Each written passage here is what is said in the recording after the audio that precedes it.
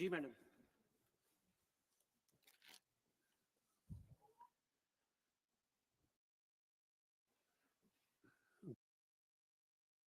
As well, and this visit here by you all, including the Consultative Committee on Departments of Atomic Energy, Space, Electronics, Ocean Development, and the Ministry of Science and Technology, the Committee on Estimates, the Committee on Government Assurances, and the Committee on Finance.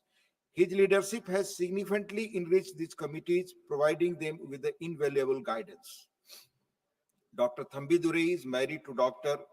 Bhanumati Thambi Durai and is blessed with 2 daughters. On my own behalf and on behalf of House, I extend my heartfelt wishes to all 3 esteemed members for a long, healthy and happy life. I also take this opportunity to extend my warm greetings and best wishes for a joyous and colorful Holi to all. Papers to be laid on the table. Sri Ram Das Athaule. Sir, I lay on the table of the House papers listed against my name at serial number 1 in today's revised list of business. Thank you. Thank you. Mani Sri Nityanand Rai. Sanshodhit Karya. Sir, I lay on the table of the House papers mentioned against my name at serial number 2B in today's revised list of business. To permission, I rise to lay the papers listed against my name at the serial number 2C in today's list of business of Rajya Sabha. Sri Ajay Tamta. Sir, with your permission, I lay on the table of the House papers mentioned against my name at serial number 2D in today's revised list of business. D. Sanjay Kumar. Sir, I lay on the table of the House papers mentioned against my name at serial number 2E in today's revised list of business. DK. Honorable Deputy Chairman, sir, I lay on the table of the House papers mentioned against my name at serial number 2F in today's revised list of business. With your kind permission, I rise to lay on the table of the House the papers mentioned against my name at serial number 7 in today's revised list of business. Message from Lok Sabha Secretary General. Sir, with your kind permission, I rise to report that the Lok Sabha at its sitting held on 11th March 2025 passed 1.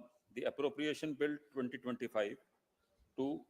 The Appropriation number 2 Bill 2025, 3. The Manipur Appropriation Bill 2025, and 4. The Manipur Appropriation Vote on Account Bill 2025. The Speaker has certified that the Appropriation Bill 2025 and the Appropriation number 2 Bill 2025 are money bills within the meaning of Article 110 of the Constitution. The Speaker has also certified that the Manipur Appropriation Bill 2025 and the Manipur Appropriation Vote on Account Bill 2025 are also money bills. I lay a copy each of the said bills on the table. Thank you. Reports of the Department-related Parliamentary Standing Committee on Health and Family Welfare. Dr. Ajit Madhav Rao Gopchade. Honorable Deputy Chairman, sir, I present a copy each of the following reports in English and Hindi of the Department-related Parliamentary Standing Committee on Health and Family Welfare. Number 1, 163rd report of the Committee on Demands for Grants 2025-26, demand number 46 of Department of Health and Family Welfare.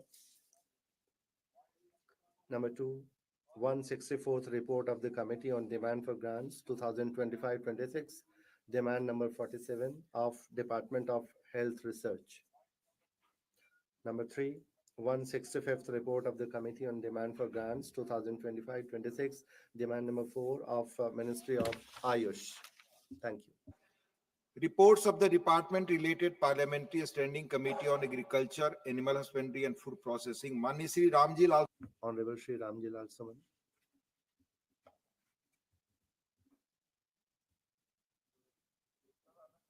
Honorable Deputy Chairman, sir, I lay on the table a copy each in English and Hindi of the following reports of the Department-related Parliamentary Standing Committee on Agriculture, Animal Husbandry and Food Processing 2024-25 as listed against my name at serial number 4. Report of the Department Related Parliamentary Standing Committee on Coal, Mines and Steel, Sri Manya Aditya Prasad. Honorable Shri Aditya Prasad. Sir, I lay on the table a copy in English and Hindi of the 4th report of the Department Related Parliamentary Standing Committee on Coal, Mines and Steel on Demands for Grants 2025-26 pertaining to the Ministry of Coal. Reports of the Department Related Parliamentary Standing Committee on Consumer Affairs, Food and Public Distribution, Manya Srimati Ranjit. Honorable Srimati Ranjit Ranjan. Honorable Deputy Chairman, A copy each of the 7th and English reports in English and Hindi version of the Standing Committee on Consumer Affairs, Food and Public Distribution as listed against my names in today's list of business. Thank you. Reports of the Department Related Parliamentary Standing Committee on Energy, Manya Sri Ghulam Ali. Respected Deputy Chairman, with your kind permission, I wish to lay a copy of each of the 3 reports, Hindi and English version of the Standing Committee on Energy as listed against my name in today's revised list of business, serial number 7. Thank you. Report of the Department Related Parliamentary Standing Committee on Housing and Urban Affairs, Manya Sri Ram Chandra Jangla. Sir, I lay with your permission on the table a copy in English and Hindi of the 3rd report of the Department Related Parliamentary Standing Committee on Housing and Urban Affairs 2024-25 on Demands for Grants 25-26 pertaining to the Ministry of Housing and Urban Affairs. Of the Department Related Parliamentary Standing Committee on Rural Development and Panchayat Raj, Manya Srimati Geeta Urf Chandra Prabha.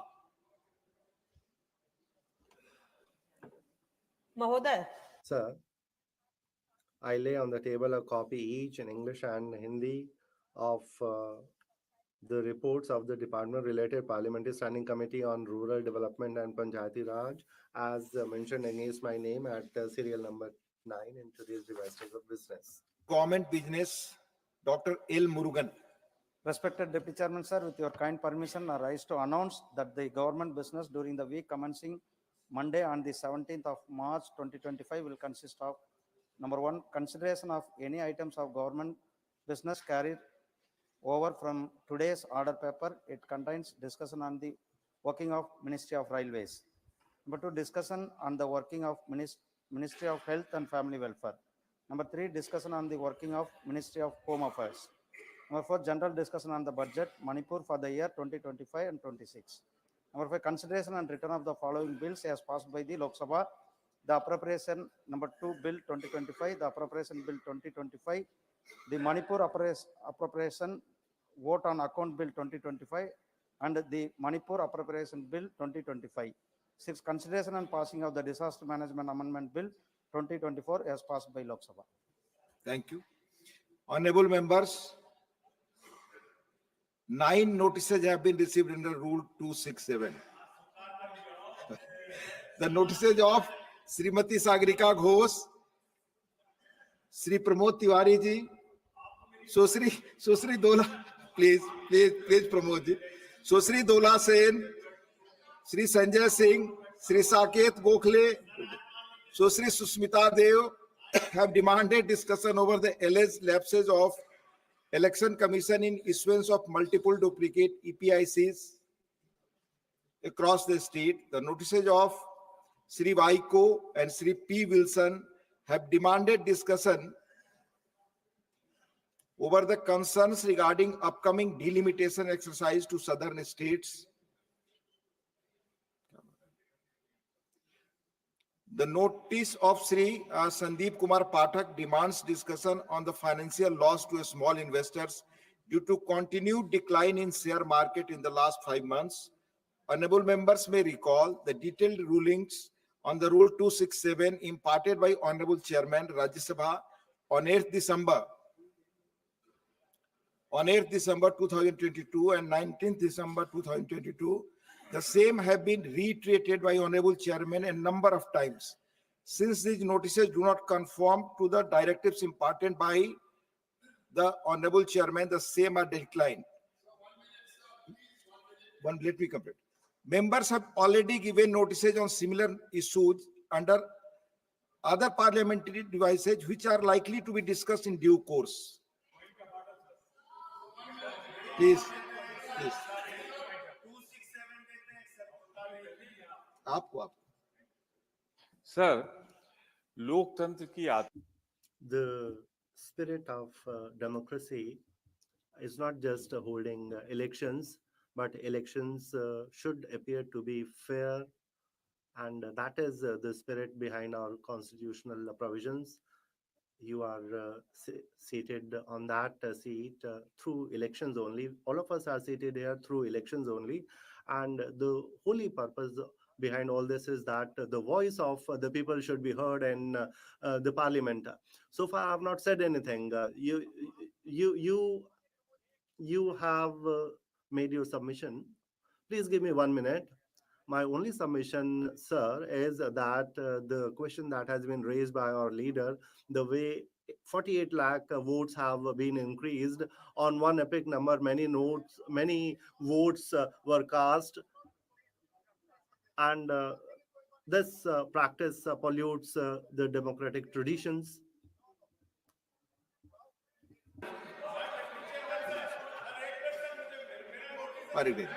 I've already explained the reasons. Derek ji, sir, आपका जन्मदिन है इसलिए आप. It is your birthday, so I think you will understand. It's not my birthday today, but we have given you our wishes today itself. More important than that is we are going to celebrate Holi. No one is questioning your ruling.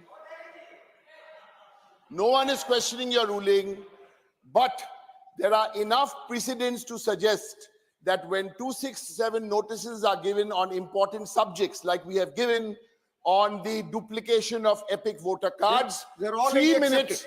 3 minutes are allowed. Accepted. 1 minute, sir. Yes. 1 minute. Yes. 1 minute, sir. Yes. Even if you do not allow us today, there are at least 7 or 8 opposition parties. 1 minute, let me finish. Please. In that spirit, sir, why don't you take up a discussion on 176 next week? Let's have an open discussion on this subject. Thank you. We are being very reasonable. Thank you. We are being very. You take up a subject on epic. We'll sit down and discuss. We are not here, sir. We are not here to. Sir, 1 minute. I'm making a positive suggestion. Yes, you have already made it. We are made not here to disrupt the House. We request you. We request the government. Next week, let us have a discussion on this very important issue of duplicate voters, sir. Thank you. माननीय सदस्यगण, Honorable members, I would like to make it clear for your information. On the first day when these notices came, there were other media, they were accepted. Your notice was accepted, but you did not avail of that. Please accept notice under Rule 176. पर यही issue. This very issue was accepted in other instruments of debate. It was accepted on the first day. It was accepted yesterday. Of this August House, please, I will come. Honorable members, it's a foreign delegation is there. Please take your seat. Honorable members, on behalf of this August House, I have great pleasure in welcoming Justin Tockley, President of the National Assembly of the Republic Madagascar, and members of the parliamentary delegation who are on a visit to India as our honored guests. We have a strong bilateral relations with Madagascar. The visit of Madagascar parliamentary delegation will further strengthen our bilateral relations. The parliamentary delegation arrived in Delhi from Madagascar on Monday, the 10th March 2025. The delegation visited Agra on Tuesday, the 11th March 2025. They are now seated in the special box. They are scheduled to meet and call on various dignitaries in Delhi. We wish them a pleasant and fruitful stay in our country. Through them, we convey our greetings and best wishes to the members of parliament, the government, and the friendly people of Madagascar. Now, Honorable A.M. Rahim, demand to safeguard employees' rights and promote a sustainable work culture. Sir, safeguard employees' right and sustainable work culture is the need of the hour, sir. Sir, I am going to speak about the work-life balance. Sir, this is a major concern in this country. Sir, as we know that the nature of the Indian job market has rapidly changed due to the neoliberal policies. Sir, the government has failed to ensure permanent employment, privatization, contractualization, and the outsourcing of the job have been creating new challenges, sir. Sir, I would like to flag some important and alarming data in this guest house, sir. Sir, International Labour Organization, ILO report titled quote, working time and work-life balance around the world, unquote, a staggering 51% of India's workforce logs more than 49 hours weekly, sir. Sir, placing the nation among the top countries with the longest working hours. Sir, also, sir, India is among the top nations with the highest number of deaths caused by overtime at work. Sir, according to the joint study by the World Health Organization and the International Labour Organization, it highlights that excessive working hours increase the risk of death by stroke by 35% and the risk of heart diseases by 17%, sir. Sir, in the light of this alarming data, I would like to mention a name, a victim's name, none other than that is Anna Sebastian, a Kerala young girl, young woman from Ernakulam who worked at the international, a multinational firm, Ernst & Young. She lost her life due to work-related stress. Sir, she is not only one victim, sir. Sir, the report completed by One to One Help, it's an organization, an employee assistance program provider, analyzed data from more than 83,000 counseling sessions, 12,000 screenings, and 42,000 assessments conducted between January and November 2024 says that, sir, 90% of corporate employees under the age of 25 struggle with anxiety, sir. Sir, this is my subject. Sir, so the government right to disconnect. So I would like to urge upon the government, right to disconnect is a right. Sir, this government should introduce legislation ensuring the right to disconnect. The above mentioned ILO report also cited a survey conducted by the Global Job Matching and Hiring Platform, which found that 88% of Indian employees are regularly contacted by their employers outside of work hours, sir. Sir, with 80%, sir. Thank you. Dr. K. Lakshman, demand to promote cultural cinema in India. धन्यवाद उपसभापति. Thank you, Mr. Deputy Chairman, sir. I rise to highlight an important issue. Thank you for the opportunity granted, sir. Across the country today, Chava film is being screened.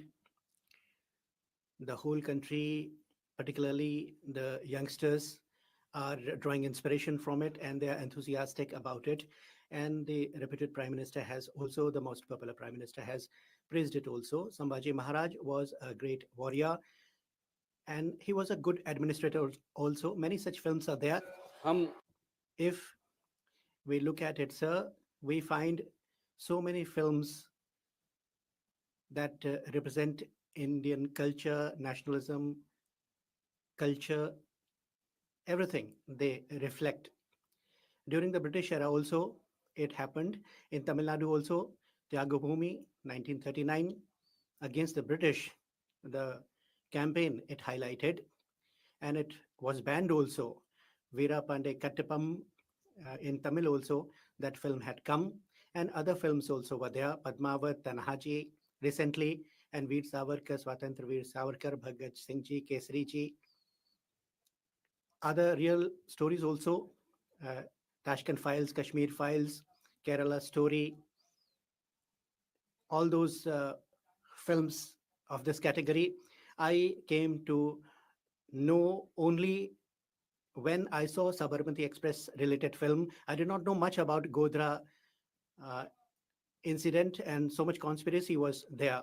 In Telugu also, Alluri Sitaram, and nationalistic movies these are producing. And from the side of the government also, such cinema has to be encouraged. I request the government and the film industry also, I urge upon to come out and support production of such films and dissemination of this information relating to our culture, our heritage, and they should join the effort. Structural policy framework should be put in place by the government, and financial support should also be given by the government. Funding mechanism should be there, tax rebate should be there, low interest rate can be given, and grants can be given, and cultural narrative, heritage related narrative can make films attractive, and it can be accorded importance, and there could be funding mechanism also put in place. OTT platform we can use, we can connect them together, converge, and Doordarshan and such like government media also we can plan it on, and at international fora also we can display and encourage these films. Thank you. Vani Sri Devasi Samant Rai need to recognize the immense contribution made by late Sri Biju Patnaik in the field of Panchayat Raj. Thank you, sir.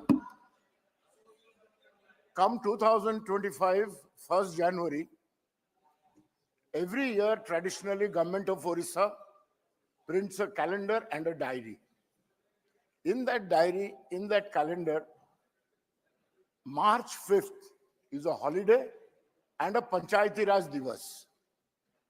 March 5th is late legendary Biju Patnaik's birth anniversary. And suddenly, first week of March, from nowhere the state government declares the Panchayat Raj Divas as April 24th and March 5th as a holiday is cancelled as a holiday. A legendary freedom fighter. This is the respect. Who's the creator of Panchayat Raj system? He is the one who reserved 33% for women. First woman empowerment starts from Biju Patnaik. Further, on the same day, March 5th, hooligans go cut off his head from the statue of Biju Patnaik. And a BJP MLA says the Bhubaneswar International, Biju Patnaik International Airport name should be changed. What is this politics?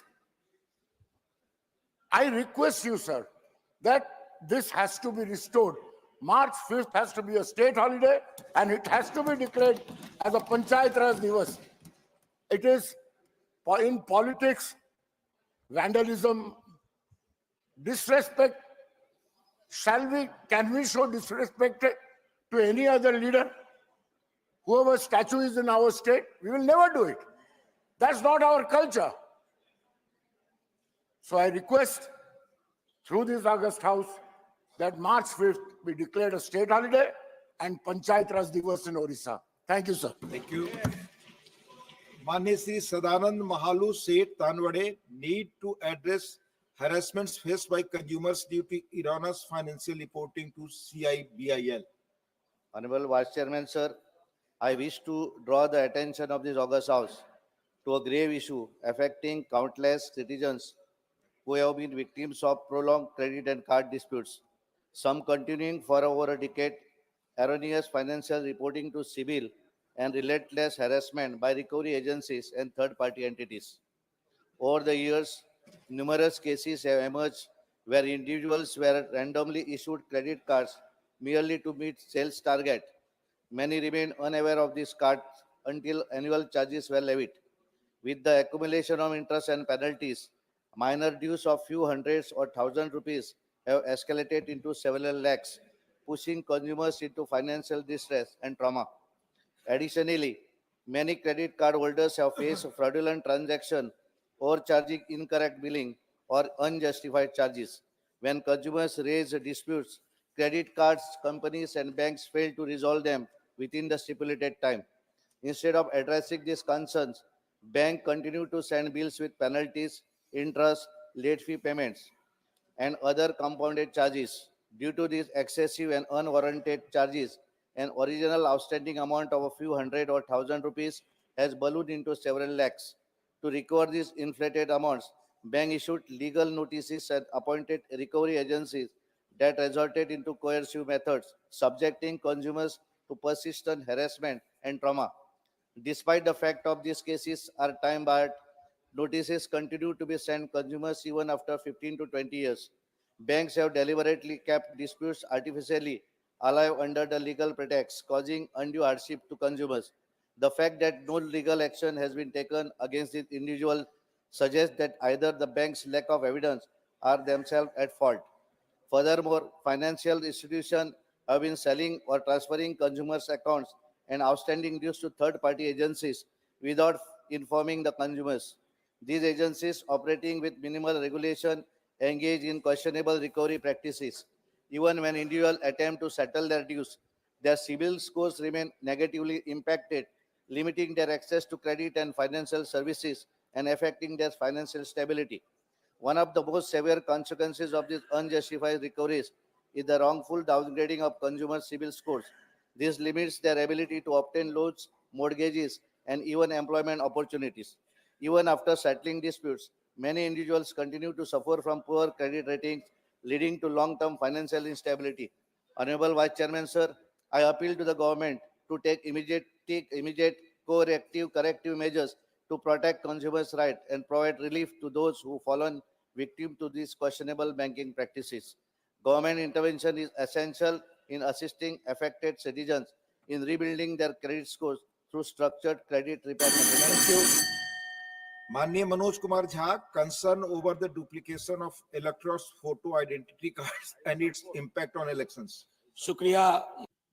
Thank you, Honorable Deputy Chairman, sir. It is an important question for the past few months, or should I say that for some years it is pending, and it is agitating not only political parties but the common citizens of the country, the common voters of the country. Honorable Deputy Chairman, sir, Article 324, when it was being drafted in the meetings of the Constituent Assemblies, many suggestions came and many apprehensions were also aired by the then members. And keeping that in view, in Article 324, two important things: conducting free and fair elections, one, and level playing field, second, they were kept. Free and fair election is not only a hollow line. It has the spirit behind it. It has philosophy behind it. Recently, sir, EPIC cards have had issues and things are happening. Duplication is there reported. It's a matter of concern for everyone. Sir, duplicate I cards are misused. Many a time what happens, the bordering states are suffering because of them. Duplication is taking place there, and in large number people are in possession of these, and in lakhs of these in lakhs of numbers they are being misused, in lakhs, I want to say. Sir, EPIC card has three first letters denoting assembly constituency, but it has been found that in the same state different assemblies are getting repeated. These three characters or these numbers are getting repeated. Now we are sitting in parliament. This is the temple of democracy, and democracy thrives because of free fair elections. If the procedure is compromised and fraud is smelt therein, nothing would be safe. So I, through you, have only this submission, that from the house it should go. It's an important, a serious question. The election commission should immediately decide what is the extent of duplication of these cards, where from it actually came, and urgent corrective measures should also be taken. Alongside, election commission should come out with a separate list about voter deletion, new addition, and modification. All should be delineated. These are very serious issues. Whenever apprehensions are aired, they have to be addressed. Cheap couplets would not do. Serious questions have to be answered and responded to in a serious manner. We don't have to cite cheap couplets. Thank you. Effective implementation of Child Marriage Act across the country. माननीय श्री बाबू भाई, जयसंग भाई, Desai. Thank you, sir. I want to raise an important and also a very sensitive issue in the August House. Okay, please, whatever you are saying is getting reported. Sir, I wanted to highlight the issue about child marriage. In our country, sir, their childhood is compromised when they are married at an early age. Education takes a hit and nutrition also suffers. Sir, development is stunted. Child marriage is not only a tradition that is not in order, but it is an evil practice in society which hampers with the rights of children and compromises their growth. Sir, across the country, we have to spread awareness against child marriages. We have to engage citizens and their associations for this purpose, and the administration also has to collaborate. We have to identify these girls who are dropping out all of a sudden from schools, and capacity building thereof has to be ensured, and assistance should be given if needed. Sir, BCMA 2006 came into force, and after that, also in 2006, it was 47. In 2018-19, it was 32.3. It has come down to, but it is still a big problem. Since then, it's not only a legal problem, but it's a social and other problem found related very big difficulty, and the health issues of girls are to be taken care of. Supreme Court has provided guidelines for checking this menace, and we have to be effectively fighting against this evil practice of child marriage, because it is impacting not only the physical well-being but the mental well-being of the girls who are underage. Sir, we have seen when she is married in early life, then education, her dreams, her desire to be self-reliant all suffer. And other than that, maternity related issues also crop up, and MMR and all those issues also we have to then encounter. Our boys also are victimized by the system. They have to sacrifice their career. They have to accordingly sacrifice the process, the steps they would take to be self-reliant. And there have been other laws also in place, but despite that, this is happening. Abdul Wahab now. Infrastructure development of existing ITIs in Kerala under hub and spoke model. Yes, first of all, I thank Government of India for allocating 60,000 crores for ITIs.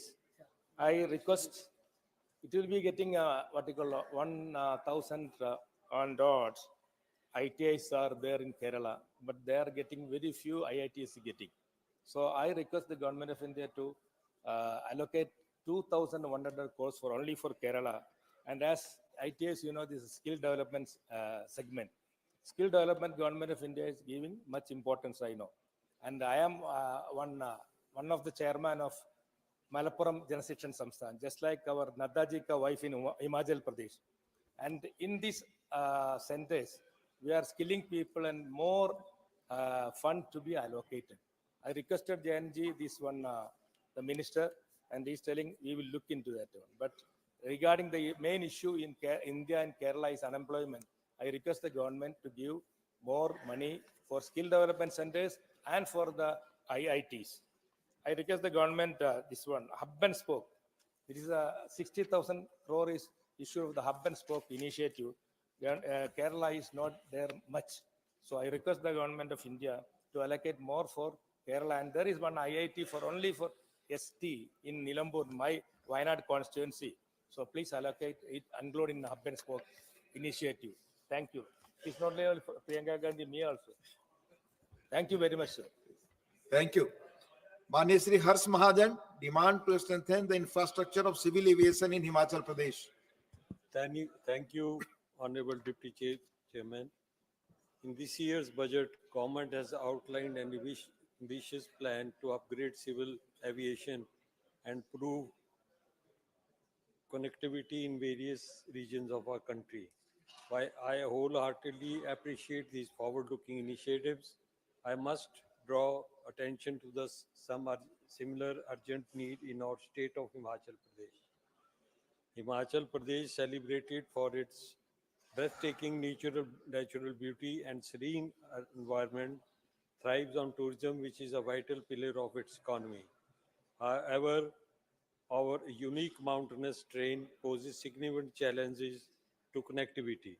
This is not an issue for influx. This is not only an issue for influx of tourists eager to experience our state's charm, but also a matter of daily life for our residents, especially those living in vast tribal areas where connectivity remains a struggle. At present, civil aviation infrastructure in Himachal Pradesh is not keeping in pace with our development needs. Our existing airports require renovations and enhanced facilities to cater to the rising demand. Furthermore, the frequency of flights needs to be increased at all operational airports to ensure both local communities and visitors can travel with ease. In addition to this measure, I strongly advocate the initiation of regular helicopter services to serve the remote and difficult to reach areas of our state. Currently, each district is equipped with a helipad. However, these facilities need to be renovated and brought up to the modern standards so that they can function as reliable lifelines for connectivity. Honorable Deputy Chairman, while we appreciate the government's proactive stance as demonstrated in the current budget, it is imperative that similar initiatives be extended to Himachal Pradesh. Strengthening of civil aviation infrastructure not only will bolster the tourism but also improve the quality of life for citizens by ensuring more efficient and widespread connectivity. I therefore respectfully urge the government to consider the proposals for immediate action so the Himachal Pradesh may fully benefit from the nation's commitment to enhance regional connectivity and sustainable development. Thank you. Thank you. Manya Shri Sanjay Kumar, Honorable Sanjay Kumar Jha ji. District Park in North Bihar. माननीय उपसभापति महोदय, Honorable Deputy Chairman, sir, Government of India under Bharatmala project, sir, multi-model projects and such parks are coming up. Government of India is doing that. One such park is being developed near Fatwa in Patna. Then, sir, North Bihar is also there. Its geographical condition is very specific. Its demands are very specific, sir. One additional multi-model logistic park is required here. And I request Honorable Minister that in North Bihar under Bharatmala project, one multi-model logistical park be constituted and that should be considered at the government level. Sir, this park should be connected with roadways, railways, and water connectivity as well. So, sir, this will come up as a hub and center of such connectivity. And then, sir, warehousing capabilities and other sorts of custom clearance facilities should also be made available at this park because this area is also connected with the international border of Nepal. And this will also encourage international business, international sort of trade with Nepal as well. So this will encourage industrial activity, business activity like anything. So this is going to be beneficial for the local zone. I request for that. Recruitment process for the posts of Postmaster and Gramin Bharat Sevak in Uttarakhand on the basis of a state level cadre. Honorable Deputy Chairman, sir, I'm thankful for this opportunity. that sir, you have given me this opportunity to speak on this important subject, sir. Recently, government of India and government of Uttarakhand has started one recruitment drive in the state of Uttarakhand. So scores of youth of Uttarakhand have been given employment under this drive. There are linguistic problems, there are other sort of terrain problems in Uttarakhand.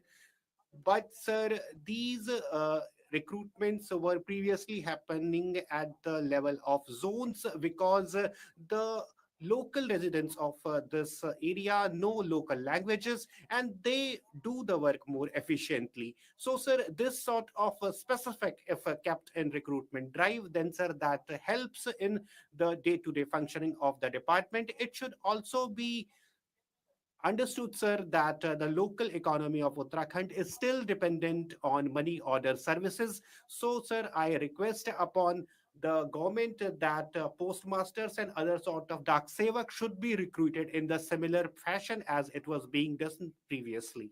Projects in Karnataka. Sir, thank you, Deputy Chairman, sir.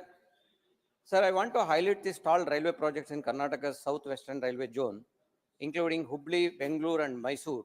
Despite of approval 13 projects, there has been very little progress. The projects which are not even started include Dharwad Yelavalagi direct line, Gadag Yelavalagi line approved in 2016-17, but it is still on the paper, sir. Hubli Ankola rail project, which could connect to Bailsime project, Shivamogga Chikaripura Ranebenur project, Hubli Sirsi Talagupa rail line, Davangere Tumkuru railway project.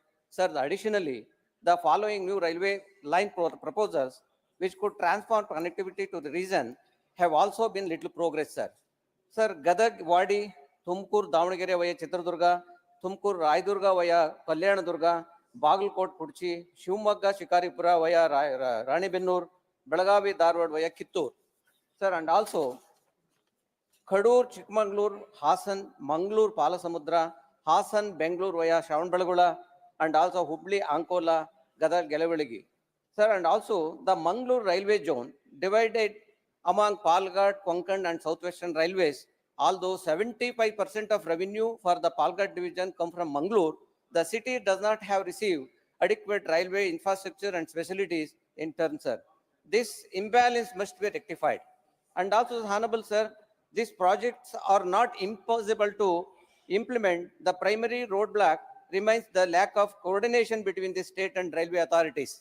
Sir, and also I urge the Railway Ministry to take immediate action on these pressing issues. The people of Karnataka deserve better connectivity, effective transport, and adequate railway development, sir. Thank you very much. Thank you, Mani GC. Thank you, GC Chandrasekhar ji. Balmik, demand for establishment of a lithium loan battery recycling research center and hub in Madhya Pradesh. माननीय उपसभापति, Honorable Deputy Chairman, sir. So through you, sir, I wish to raise this important issue because, sir, in current times, India is going through a revolution in electric vehicle regime, in electric vehicle field, sir. And sir, this is a clear reflection of foresighted leadership of our Honorable Prime Minister. Sir, lithium ion batteries are utilized in these vehicles, and these batteries are again recycled and again utilized in these vehicles. Nickel and other important minerals are there, sir, and these minerals are utilized for recycling of these batteries. If that is done, sir, then we can spare the cost which is incurred over the import of costly minerals which are mostly imported from other countries. In Madhya Pradesh, sir, Jabalpur is one such place where lithium ion battery recycling research center is much required. And if that is done, sir, then that will benefit the local people, that will benefit EV vehicles. And sir, it is also centered, it is also located in the center of state of Madhya Pradesh. So if this large scale recycling, reprocessing lithium ion battery center is established here, then, sir, the high precision, the high value minerals will be utilized here. The lithium batteries will be recycled here, and that will benefit the total economy of the country as well. So we have small working units there in state of Madhya Pradesh. These small units should be connected with the centered institution in Jabalpur. And sir, if that is done, then that will help the local MSME sector, that will also help local economy, and that will utilize the financial muscle and the mineral resource of the local community. Sir, if the battery is returned by the using customers, then sir, these batteries can be recycled, and recycling of the batteries and these recycled batteries can be reutilized in EV vehicles. So instead of laying these used batteries here and there, we can recycle them. And sir, this zone in Madhya Pradesh can come up as a potent center of lithium ion battery recycling. So, sir, that will make India's economy more robust. That will make EV ecology more functioning, more efficient. I demand that this research center be established in Madhya Pradesh, sir. Rajbansi language in 8th schedule of the Constitution. Respected sir, I would like to raise a matter of the urgent public importance of ethnical Rajbangshi language, which has been inherited from the ancient human civilization from era to era. It is found in the stone of banquet, script, banquet, and ancient religious book like the Ramayana, Mahabharata, Padma Puran, Ved Upanishad, Vishnu Puran, and Tantar Mantar. Supranational power in the Rajbangshi literally means royal dynasty. Rajbangshi language is always with the Onkar sound created from galaxy and used by the royal dynasty, denoting creation. From example, Khaisong, Gaisong, Nichong, Dichong. Rajbangshi forms in indigenous community of human civilization. It has footprints in the part of the country in it is the fondly followed in spoken by a majority of the people belonging to all castes living in the West Bengal, Odisha, Bihar, northeast of India, and some part of Uttar Pradesh.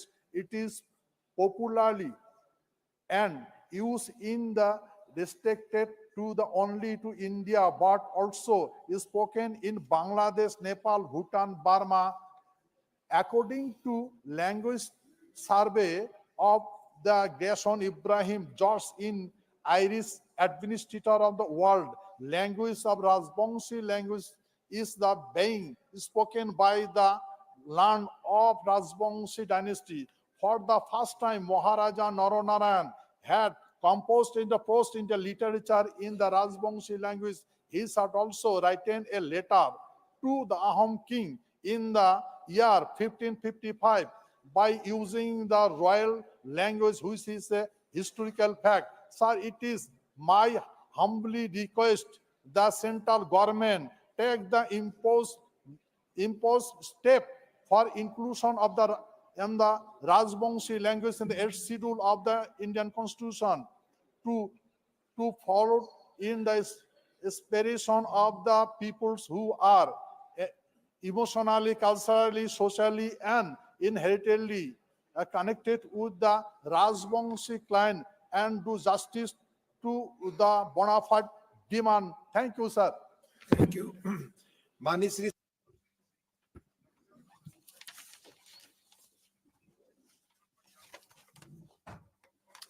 Lots of thanks, Deputy Chairman, sir.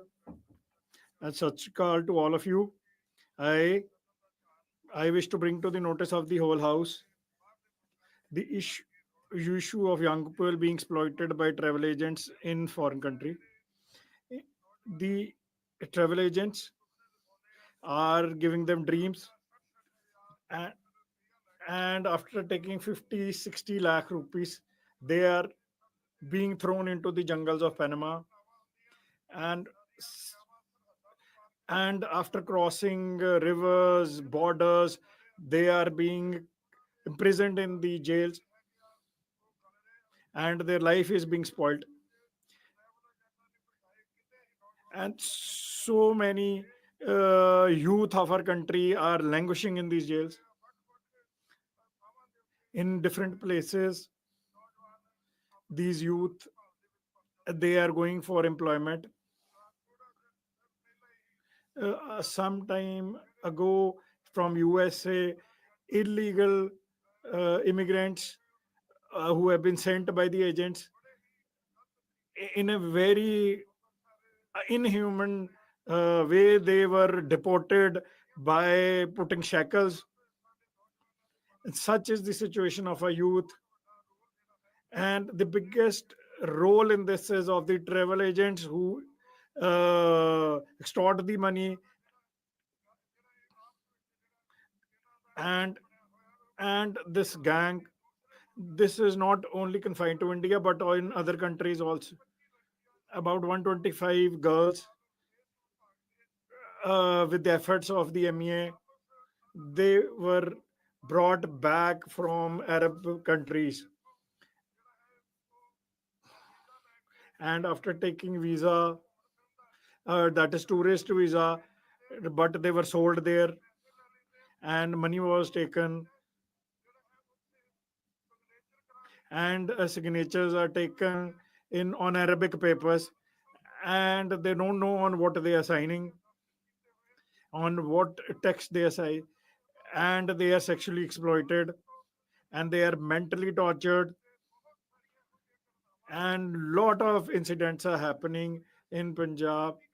I request you that the government of India, that the government of India should strict action against the travel agents so that our youth is not exploited, because the mother knows when the phone calls come from the youth and they are confined to one or the other jail in foreign country and they are not able to communicate, and nor they are able to come back. So I request that strict action be taken against the travel agents. Need for rehabilitation of displaced. Thank you. And facilitation of religious visits to Sarda Pit through LOC board corridor. धन्यवाद chairman साहब.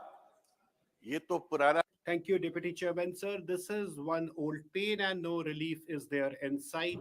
Kashmiri Pandits, sir, are being meted these injustices since time immemorial, and after 1990, sir, 80 to 90% of Pandit families have left Kashmir Valley.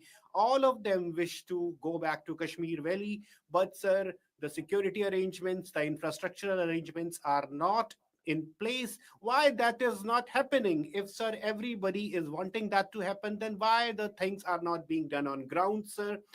Question, it's only one point of time people felt that really something is being done. That was the time of Manmohan Singh ji when he was in power. And you can ask anybody, you can ask any Kashmiri, we didn't make any movie, we didn't make any feature film over this issue, but sir, that was the reality. Then sir, Sharda Peeth is there on the other side of LOC, and sir, we want that the Sharda Peeth pilgrimage should be made possible in consultation, in negotiation with the Pakistani authorities. You have done that in Kartarpur since last 75 years. This Sharda Peeth pilgrimage is not happening. This is very age-old since the times of Shankaracharya ji. This is not a personal problem. This is historical problem. This is a problem of all Kashmiri Pandits. And sir, I humbly plead again before whole of this August House that this should be made possible and this should happen at the earliest. Of drug addiction among poor children. धन्यवाद सभापति महोदय. Thank you, Deputy Chairman. Sir,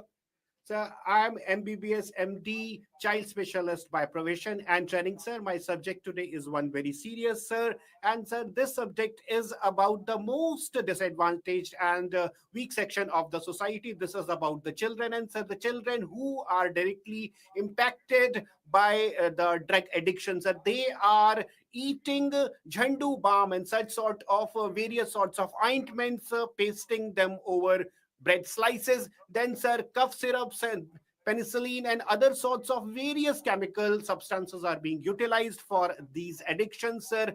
These sellings are going they are skyrocketing every day. There is no regulation, there is no control over selling of these chemical substances. Even, sir, there are children who are addicted to sniffing petrol and diesel products. So, sir, this is also one very serious problem. This is causing various and long lasting health ailments. This is being found everywhere, sir. The number of such children is increasing every day. The number is in lakhs. Then, sir, addiction is also coming up as a status symbol, and youngsters are trying to use, they are starting these addictions just to see their peer, just to seek their peer validation, sir. So regulation of the situation, control of the situation is very important. All child psychologists should be brought in, should be brought on the board, and all these addictive substances should be tackled with, sir. We should have child welfare committees everywhere, and these child welfare committees and these institutions should work for rehabilitation of these children. Some decision should be taken at the earliest, sir. Pharmacists are only and they should only be allowed selling of regulated drugs and all these chemical substances which are under 1945 act. Only such substances should be made available in the market. This is a social problem, sir. This is one health problem, and sir, this is impacting our future generations. So, sir, because of this, I urge upon the government, I urge the August House that the serious problem should be tackled with. This is a very serious problem. We should go for some very robust mechanism to deal with this situation.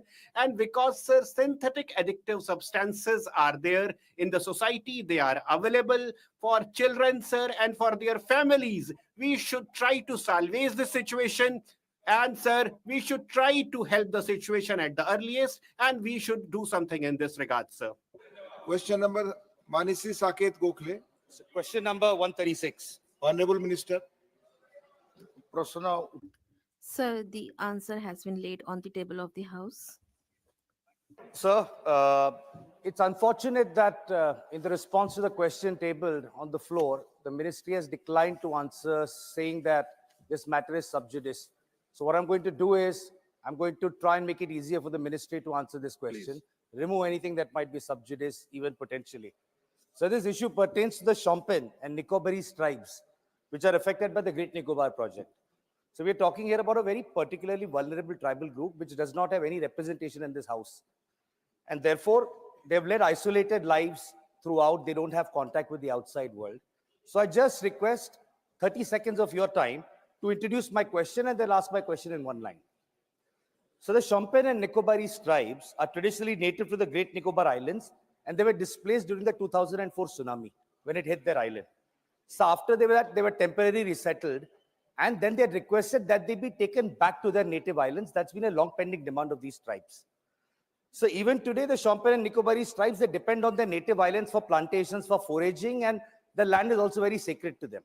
So my specific question is, can the ministry confirm that, and this is not sub judice, can the ministry confirm that the Tribal Council of Great Nicobar has constantly opposed the denotification of the village of Chingen, Kokion, Pulo Pakka, Pulo Baha, and Ihangloi for the Great Nicobar project? And what has been the action taken by the ministry on the letter of the Tribal Council of Great Nicobar dated 22nd November 2022, withdrawing the NOC given to the Great Nicobar project because they claim the NOC was obtained after giving them false information? Thank you. Manya Mantri. Honorable Minister. Sir, the Honorable learned member has asked the question and he has replied it himself. This is a low area because of tsunami and people had to face some difficulties. That is the reason they have shifted, and we do not have any information that they have any objections. After the decision of the NGT, a high power committee has been constituted, and the Forest Ministry of Tribal Affairs, etc., are a part of this. And whatever instructions have been given by the NGT, they are being followed. And First of all, I would like to say that not even one person is being displaced from this area. 7.144 square kilometers of the tribal reserve land will be used, and the other forest land is separate, and nobody is being displaced. So his objection is not right, and the Gram Sabha has also agreed to this, and the concern raised by the honorable member is something about which I can say that the demands are being made, and we have not got any information regarding any kind of objection from the public. My question, the tribal council has revoked the NOC. It doesn't matter. Based on what the honorable minister said, he said an empowered committee was appointed to examine this issue. So I have a question. So this ministry, as he said, included representatives of his ministry as well. Sir, as part of this committee's proceedings, a video report documenting the opposition and objection by the tribal communities to the Great Nicobar project was submitted by a very famous anthropologist called Dr. Vishwajit Pandya to the committee. So my question is in two parts. Part one, sir, will the minister please state whether Dr. Pandya's video report documenting the opposition of local tribes to the Great Nicobar project was taken on record by the empowered committee? If yes, and I want to request this, will the minister kindly provide a government assurance that the submissions received by the empowered committee, the detailed meetings of the committee meetings, and Dr. Pandya's video report will be tabled on the floor of the House? That's my first part, sir. My second part. So the House must know that there is only 229 members of the Chopin tribe existing in this world. That's how vulnerable they are. So in the recent Lok Sabha election that happened, only 7 of them cast their votes. So my question and my humble request, sir, is that if you want to protect the right of the Chopin tribals to vote and also for the rest of the Indians, sir, I believe this House should have a discussion on the duplicate voter ID issue at the earliest next week. Thank you. Yes. Sir, great. Sir, Great Andaman area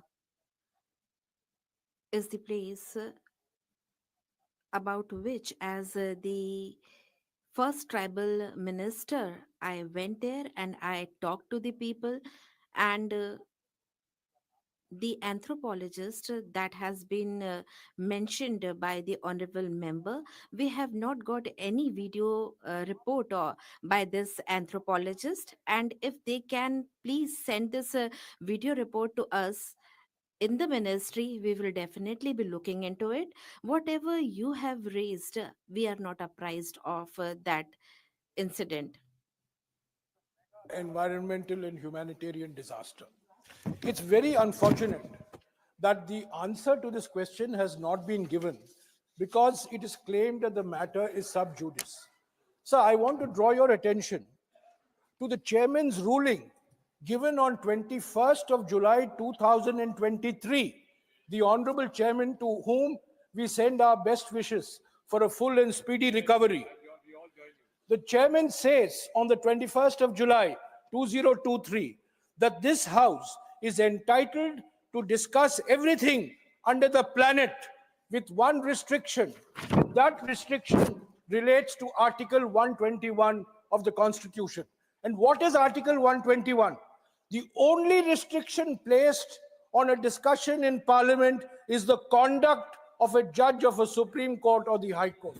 This is the only restriction. So it's very unfortunate that the answer to this question has not been given, and I request that an answer be given at a subsequent date, because this Great Nicobar project is a recipe for environmental and humanitarian disaster. Thank you. It's individual opinion, even then you can respond. Sir, you admitted this question, and for that also you should be thanked. And this is a sub judice matter. As per the rules, it should not have been admitted, but you did it, and I am thanking you for the same. And whatever information is being sought from the government of India, I am ready to provide that. I would like to tell you the background of this matter. On 11/8/2016, Department of Border Management, Ministry of Home Affairs, and 9 other ministries: Defense Ministry, Environment Ministry, Forest and Climate Ministry, Tourism, Space, Shipping, Tribal Affairs, Renewable Energy, Agriculture, Cooperation, and Environment Ministry. They all had a meeting and a decision was taken. This is a very strategic point. You should know about this. It is situated on the last point of the southern island, and the international sea route is 40 kilometers away. I have been the chairman of the defense county also, and I went to review the Andaman and Nicobar Island. And, sir, this project is very important, keeping in view the interest of the country. So, no harm is being done. Jaram Rameshji, you know that. You know, and I know you personally, and we are never against the tribals of the country. The Narendra Modi government will not do anything that is against the tribals, and no impact is going to happen with this project. And whatever decision has been taken by the NGT, we are following that, and I cannot give any additional information except this.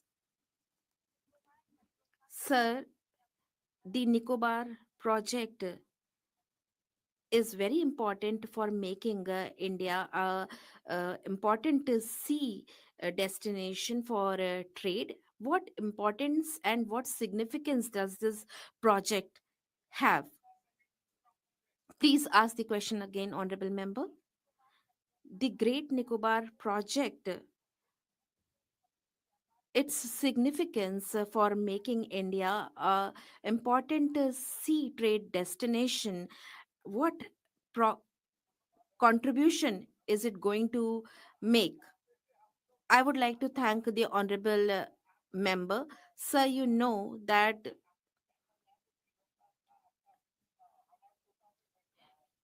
in Sri Lanka, Hamantota is there. Whether we will be leaving our points like that, I will be giving the information that is important, and this is very, very important.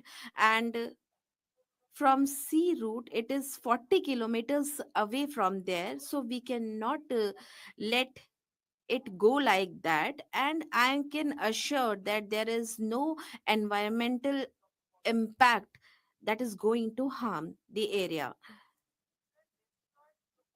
Modify habitats on Great Nicobar have raised concerns regarding their impact on the indigenous Chopin tribes.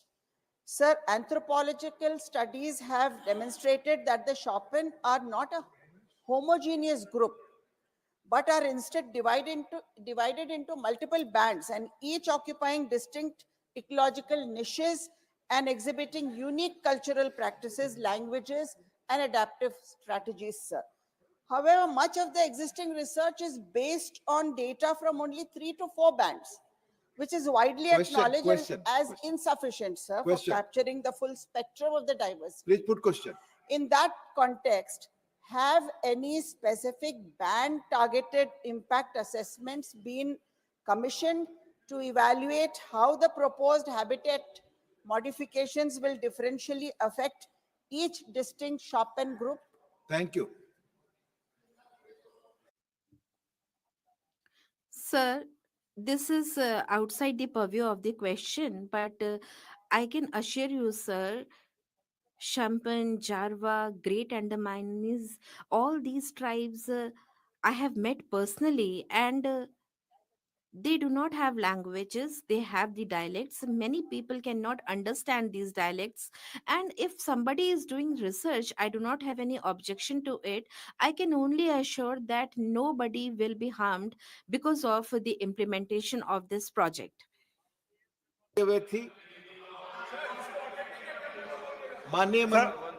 Sir, question number 137. Manya Mantri. First supplementary. Put your first supplementary. Pehla sawal. Sir, the Fortune Tracker app developed by the Government of India is designed to facilitate better monitoring and management of integrated child development services, where the Anganwadi workers are key part of it. The use of technology like the Portion Tracker app aims to improve the efficiency and the effectiveness of Anganwadi programs, ultimately benefiting the target beneficiaries. I would like to ask the Honorable Minister through you, sir, whether the Anganwadi workers have been using the smartphone facility for Fortune Tracker app in order to help manage their activities and track beneficiaries, and how effectively the Anganwadi workers update their data. Jawab. Answer. Honorable Deputy Chairman, sir, I would like to inform the honorable member that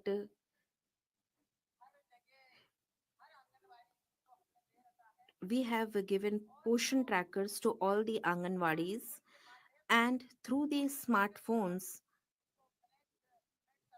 the portion trackers can be managed. It helps in providing facilities to the children, lactating mothers, adolescent girls who come to the Anganwadis.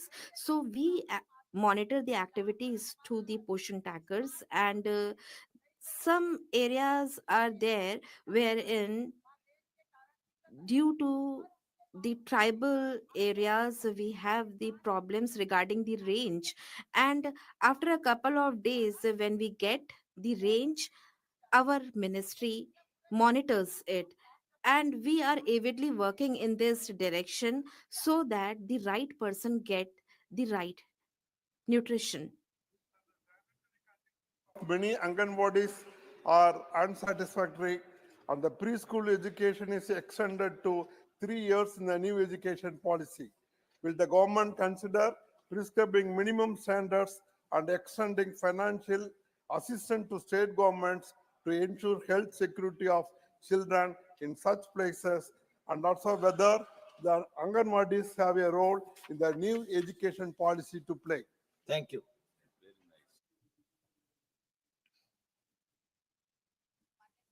Honorable Deputy Chairman, sir, I would like to inform the honorable member that now the children who come to the Anganwadi centers, we provide them with the clean drinking water, and then whatever important things are needed regarding the health, we provide them also through the Anganwadi workers. We provide clean drinking water, toilet facilities, good meals, clean water. We are installing the ROs, LEDs, and our aim is to provide good nutrition to the children and also the clean drinking water. This is our priority, and we are also providing the toilet facilities. We have not been able to provide this facility in all the Anganwadis. Earlier we had this number which was 12,000. Now we have increased this number to 36,000 Anganwadis. In the drinking water, we earlier had 10,000 Anganwadis. Now we have increased it to 17,000 Anganwadis. And we are providing clean drinking water to the children coming to Anganwadis now.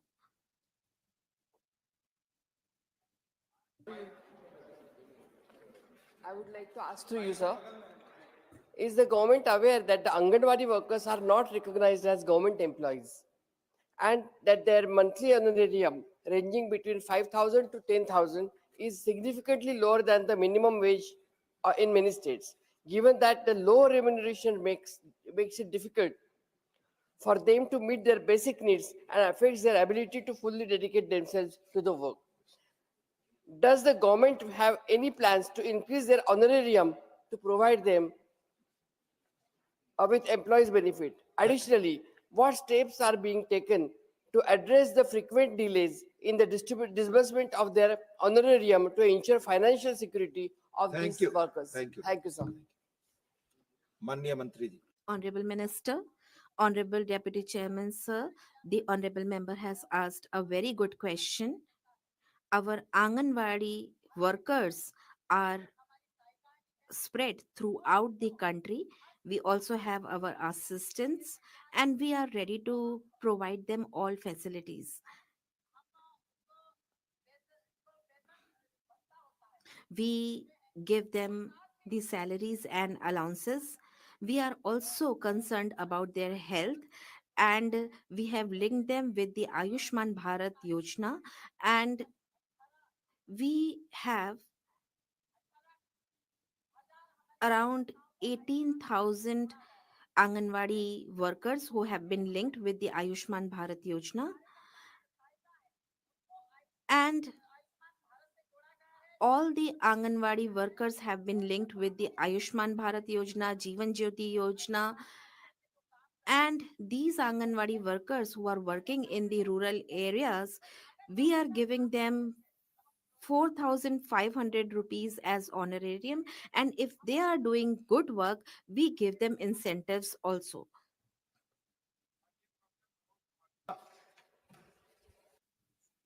Thank you, Honorable Deputy Chairman, sir. Through you, I would like to ask an important question to the Honorable Minister. As many of the colleagues said that these workers are implementing most of these schemes in the country, so definitely their honorarium should be increased. And supplementary nutrition program have been delayed in multiple states. Can the government provide a state-wise breakdown of pending payments and the reason thereof? Thank you, sir. धन्यवाद माननीय मंत्री जी Honorable Minister. माननीय अध्यक्ष महोदय मैं Will Deputy Chairman, sir, I would like to inform the member that the criteria of the central government, we provide them the remuneration, and there are certain rules of the state government and they give them remuneration according to those rules. So these are the rules of the state government, and if you want information state-wise, then I will be able to provide you with that information. Honorable Dinesh Sharma ji. माननीय उपसभापति महोदय, Honorable Deputy Chairman, sir. Anganwadi workers have done impeccable job during Corona time, and the responsibilities have increased day to day, and even in area of malnutrition, they have done good job. And I would like to ask the Honorable Minister that under the Mission Poshan 2.0, is there a grievance redressal mechanism under that? And extra remuneration has also been given to Anganwadi workers, but under Mission Poshan, whether there is any beneficiary grievance redressal mechanism or not. Deputy Chairman, sir, Honorable Member has asked a very good question. If beneficiary has a problem and under Mission Poshan 2.0, there is a Poshan tracker website and it can be accessed through mobile app in which the growth of the child and that of the mother is tracked according to that. And it has been started since 2022, and the facilities that the information of the facilities provided under Portion 2 is also available on this app under several languages. माननीय श्री बाबू भाई जयसंग भाई देसाई माननीय मंत्री जी first supplementary माननीय अध्यक्ष महोदय, Honorable Deputy Chairman, through you, I would like to ask the Honorable Minister that the prevention of sexual offences of children, whether in order to ensure the security measures, what are the steps that have been taken by the government, and if not, then what are the reasons behind that? Honorable Minister. माननीय सदस्य को मैं बताना I would like to inform the honorable member that in 2019, and the government has started new measures for women and children who are suffering from domestic violence. And the courts also provide financial assistance in this regard, and it has been applied in 30 states, and even in states 404 special POSCO Act is there, Total 745 fast track courts are there which provide them immediate justice. Honorable Deputy Chairman, the children who are suffering from sexual offense, what are the measures regarding their counseling and their psychiatric health? What are the measures taken in this regard, Honorable Minister? I would like to inform the Honorable Member that these children, by our ministry, under the Nirbhaya Fund, we provide them the offenses that have been made with them. They are being counseled and we provide them complete security. Thank you so much, Chairman, sir. Sir, my question is with regards to the marital rape incidents that we see. It's an unfortunate reality in India, the 21st century India, that marital rape is still not considered a crime in India. And we have seen several instances. So my question is, what are the voluntary measures available for victims of marital rape, including access to counseling, therapy, and healthcare? And are there any government-funded support programs specifically addressing marital rape survivors? Thank you. माननीय सदस्य ने बहुत Honorable member has raised a very good question, and the women of our country and the girls who, if if an unfortunate incident happens to them, then our ministry, there is one-stop centers have been set up, and they are also available at district level. Except for West Bengal, one-stop centers are there. And these centers are such that the women have to just dial 181, that is a toll-free number, and she can dial this number anytime, anywhere. And when she will call, right that point of time, we will provide her with assistance within 20 minutes. If she is residing in a district, if it's a rural area and there is no facility of transportation and she's alone there, then we also have a facility of a transport, a vehicle, and she is fetched through that vehicle. And these one-stop centers come under the Department of Health, and they are also given counseling sessions. And if she is a victim and she has arrived at our one-stop center, then we also give her the facility to reside there for 5 days. And if she wants to live there apart from those 5 days, and if she agrees to whatever the family is saying, and if she decides not to go, then she can reside in one of our other centers. Honorable Sulata Devji. Please. Sir mike thank you deputy chairman sir मैं आपके माध्यम से Through you, I would like to ask the Honorable Minister that the offenses that are being made to women, what is the status on that, and what is the comparison of the last 5 years, and the offenses that are being done to children and the women?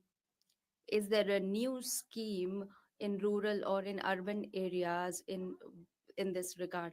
Because in our area, there have been 54 such incidents. Thank you.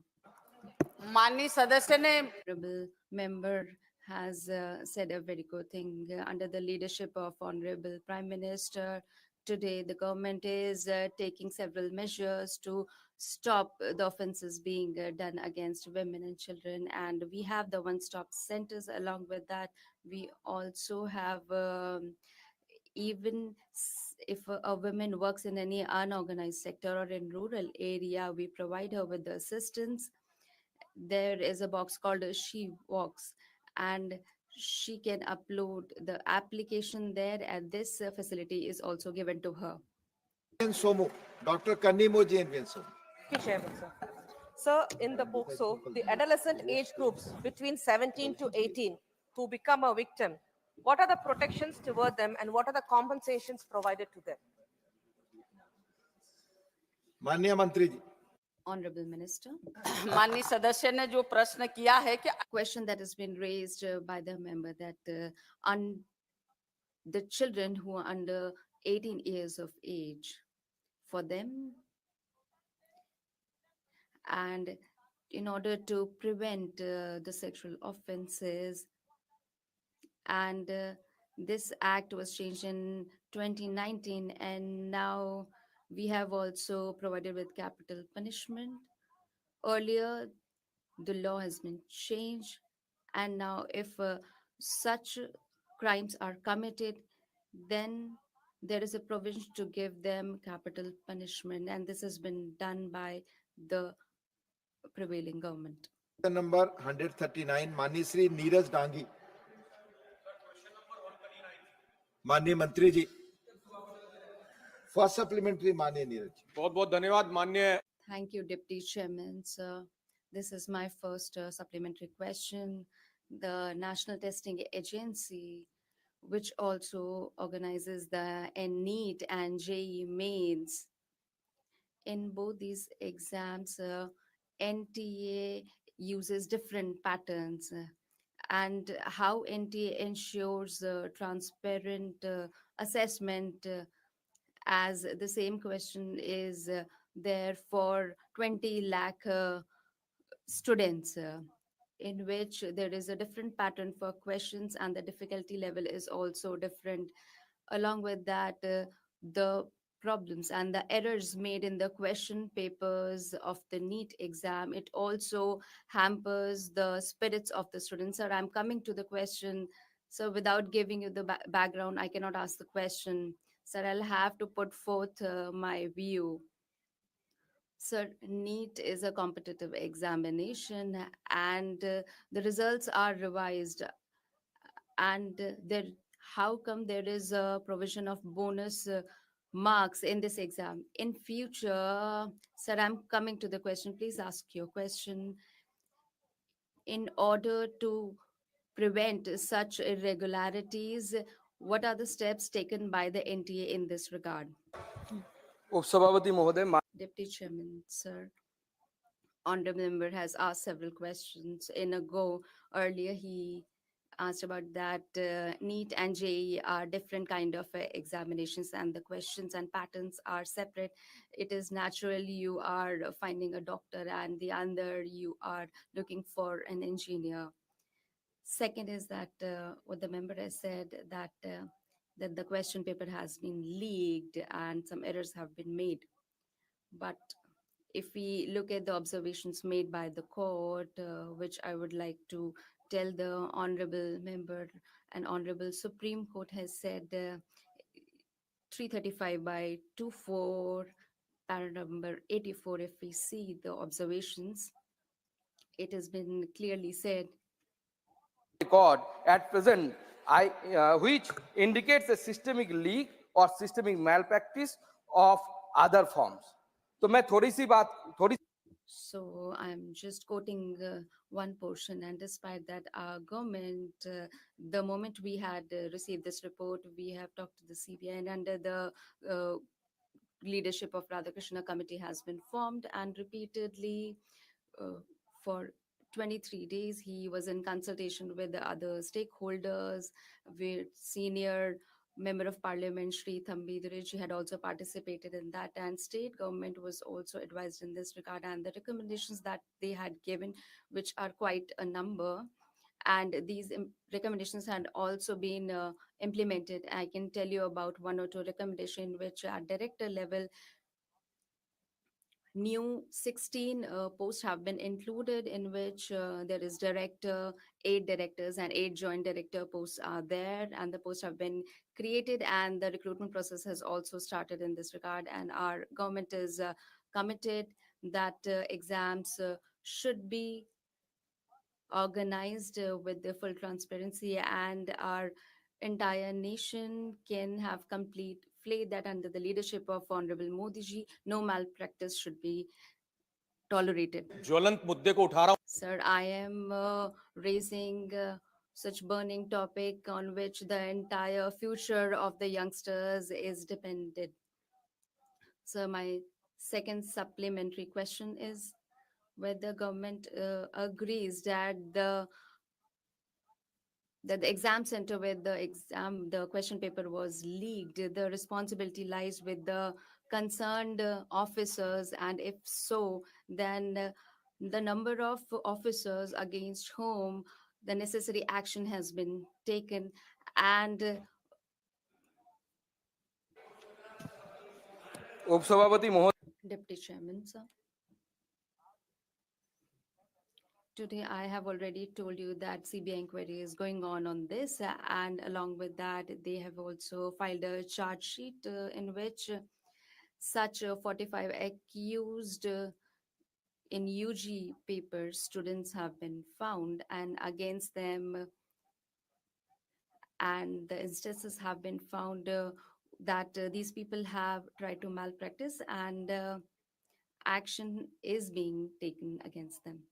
Honorable Deputy Chairman, sir, it is being reiterated that, like I said, that I have quoted the observation of the Honorable Supreme Court, but it is being trying to project that the question paper has been leaked. If you were to look at the history, AIMS PG, the exam used to be organized in 2006. The question paper was leaked and malpractice was reported. We see ICAI. Please listen to this. If you won't listen, how would you know? In 2007, there was common proficiency test CBT, and the question paper was leaked. CLAT 2009, common law admission test 2009 was postponed due to the suspected question paper. Again, there are several such instances. I will keep reading them, and it's such a long list. So I don't want to make it political, but our government is completely committed that if such small incidents happen, the two or four cases has come to the fore in terms of NEET exam, and CBI inquiry is also being going on, and charge sheet has also been filed in this regard. Thank you, sir. Sir, I want to substantiate the question which was asked by Mr. Neeraj Dangi, for which I think we didn't get the reply. The CBI has filed charge sheet in the NEET UG exam paper theft case against a total of 45 accused. First of all, it's not only a theft case, it's a leakage. We would pointedly ask how many public servants are involved in this leakage and what actions have been taken. It's a very clear question. It's not some students or someone who has appeared for the examination. Thank you. It is a leakage from the main center, how it was leaked and how many have been identified, how many cases have been booked on them, how many are accused and arrested. Thank you. उपसभापति महोदय, Deputy Chairman.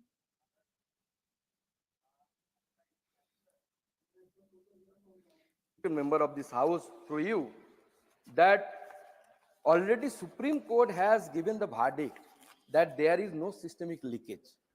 So if we call it is a leakage, then I think we are disobeying or disrespecting the verdict of the Supreme Court. Then,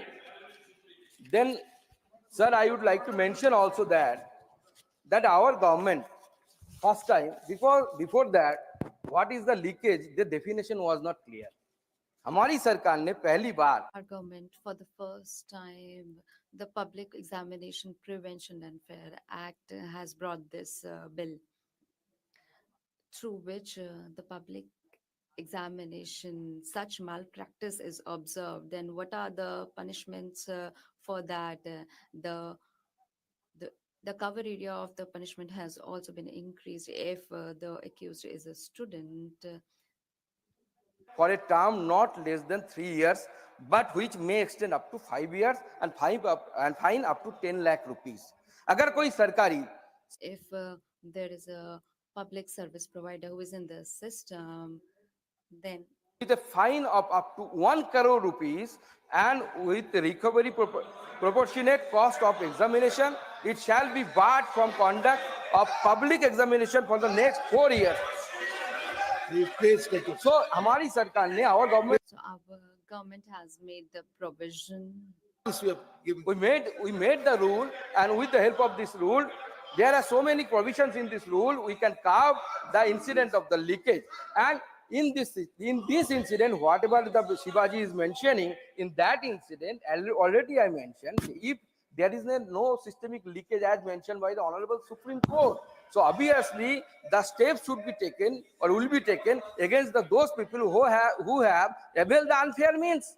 So that's why the students, those 45 students, we have informed the authority where they are studying. We have informed those authorities. The authority will take the appropriate decision. Thank you. Dr. M. Thambi Durai. Dr. M. Thambi Durai. Thank you very much, sir. Honorable Minister mentioned my name. I appeared before the Radhakrishnan Committee. That's a fact.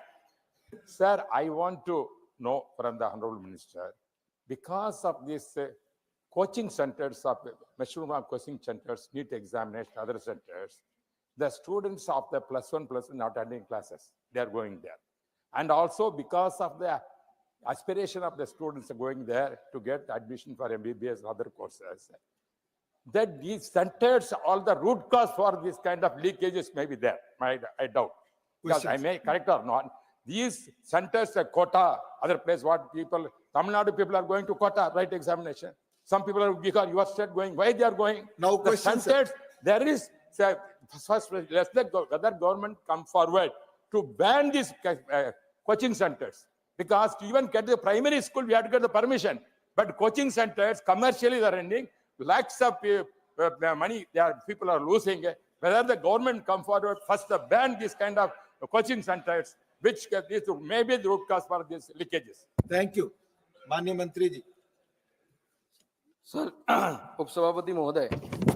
The Chairman, sir.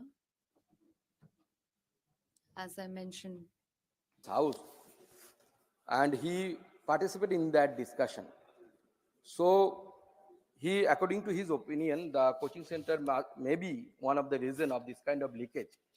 So we have made some, as I mentioned in my previous answer, that in the Act, the Public Examination Prevention and Unfair Means Act, we have made some, act through which we can punish those people who will try to breach in the system. And we are trying to strengthen our system so that no one can breach into our system of examination. And we are, even NTA is using CCTV. They use the metal detector for the students, for the searching of the students. And they are taking several steps. And the Radhakrishnan Committee also, they have recommended that there should be a relationship between the state government and as well as the central government for conduction of this kind of examination. Even to implement this recommendation of Radhakrishnan Committee, we made one steering committee with 4 members. That steering committee is looking after the recommendation, how they are getting implemented. And they are observing, they have already conducted 3 meetings within this period, and they are looking after the implementation of all these recommendations of Radhakrishnan Committee. And I feel that if the recommendation of, if we implement the recommendation of Radhakrishnan Committee fully, then I think this type of incident will be carved. Thank you. Mane Rita Brat Banerjee. Thank you, Deputy Chairman, sir. Sir, despite recommendation for online examinations by the Radhakrishnan Committee, the government has decided to continue with the pen and paper mode for any NEET UG 2025. I want to know from the government through you, sir, could the ministry elaborate on the rationale behind this decision and outline any interim measures being adopted to safeguard the examination process against potential malpractices? Thank you. Thank you. Sir, so there are several recommendations made by the Radhakrishnan Committee. Some are long-term recommendation that need some time to implement, and some can be done very easily or very in a swift manner. So I would like to share the action taken by the government to the Honorable Minister Ritabrata Da. The immediate action points that recommended. Honorable member. Oh, sorry, honorable member. Sorry, sir. And he's known to me personally, so that's why maybe my emotion came out. So the immediate action points that those have been recommended by the committee, the strengthening of NTA, as I mentioned, that we have created 16 posts there, 8 directors and the 8 joint directors. Out of those posts, 3 already have joined there. And involvement of the test indenting agencies as the knowledge as the examination partner. So the high level committee also, they have recommended that the NTA should develop the institutional linkage with the state and the district authorities. Already I have mentioned, and government has taken, as I mentioned, the several steps. We have convened one national workshop by the Ministry of Education on the 12th and the 13th November of 2024 with the state additional chief secretaries, principal secretaries, and involvement of to ensure the involvement of the state government and the district administration. Ministry of Education has written the letters to all the state government and UTs for establishment of the institutional mechanism between NTA and the states, and meeting under the chairmanship of the Union Home Secretary with the chief secretaries of and the DGPs already happened. So these are the steps we are taking now. For the other recommendations are obviously there, and in the near future, the government is trying to implement the recommendation of the Radhakrishnan Committee. Thank you. Question number 1400, Manisi Dorji Tesring Lepcha. Not present. Mani Sri Honorable Shri Dorji Tesring Lepcha. Mani Mantri ji. Honorable Minister. Sir, Sabha Patel. So answer is laid on the table of the House. Okay.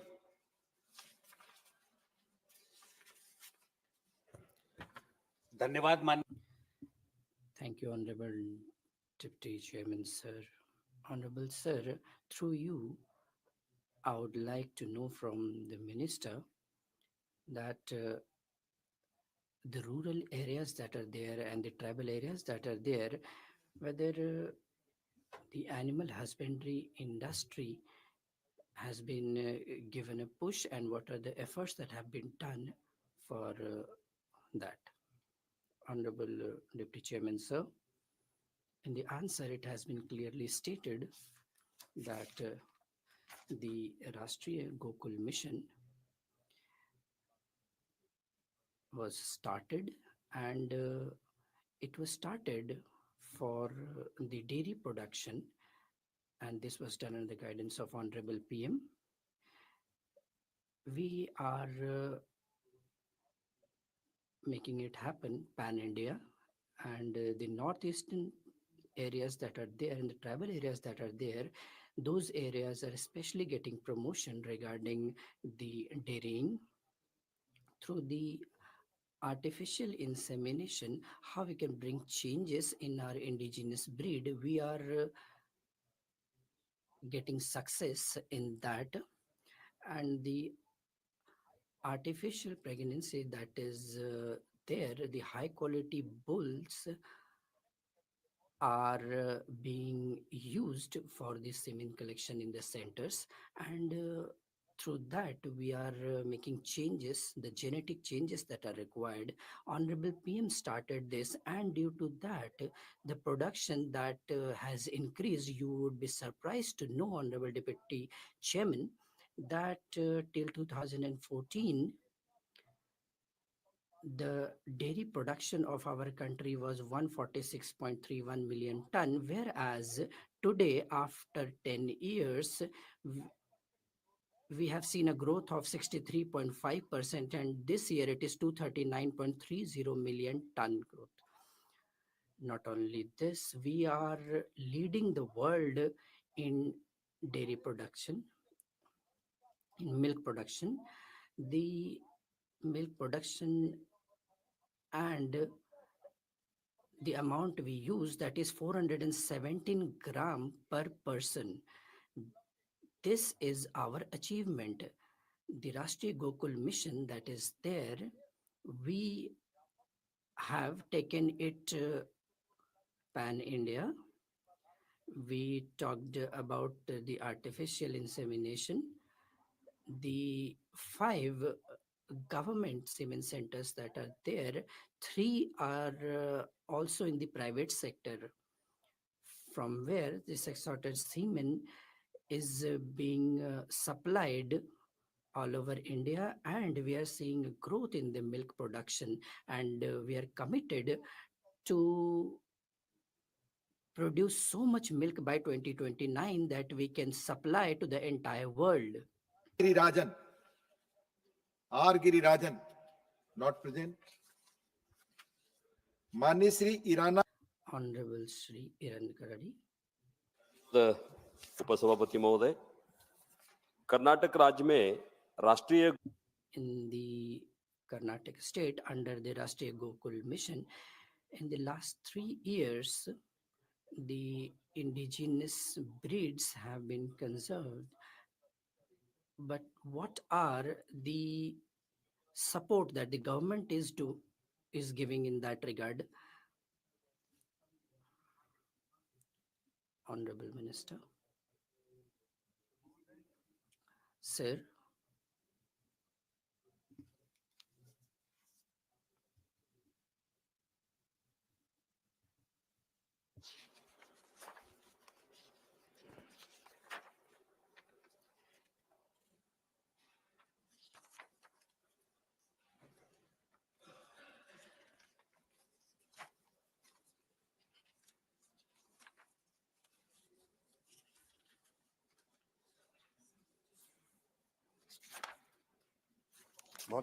Sir, the main question was regarding Sikkim of Northeast. So we do not have the data regarding Karnataka. We will provide the details to honorable member later on. Mother. Sir, honorable member apprised us regarding the subject.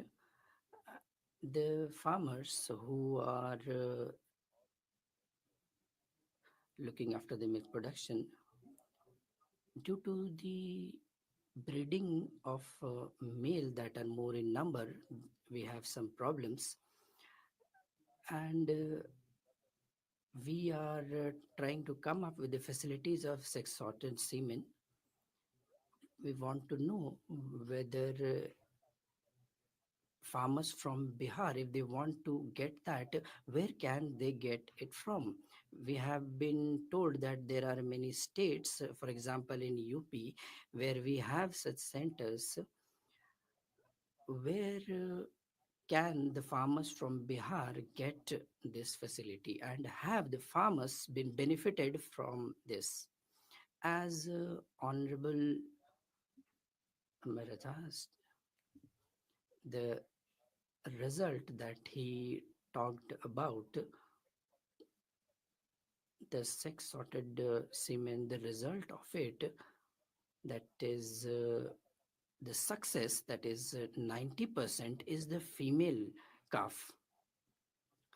In Bihar, there is no such center, but through the state where we see production of semen, through that we are making that available to the state governments, and through the state government we are taking it to the doorstep of the farmers. We have come up with a facility that is Maitri, that is sex sorted semen are taken to the farmer's doorstep, and artificial insemination is carried out. Honorable Deputy Chairman, sir, through you, I want to ask Honorable Minister, there are different indigenous cow breeds in our country.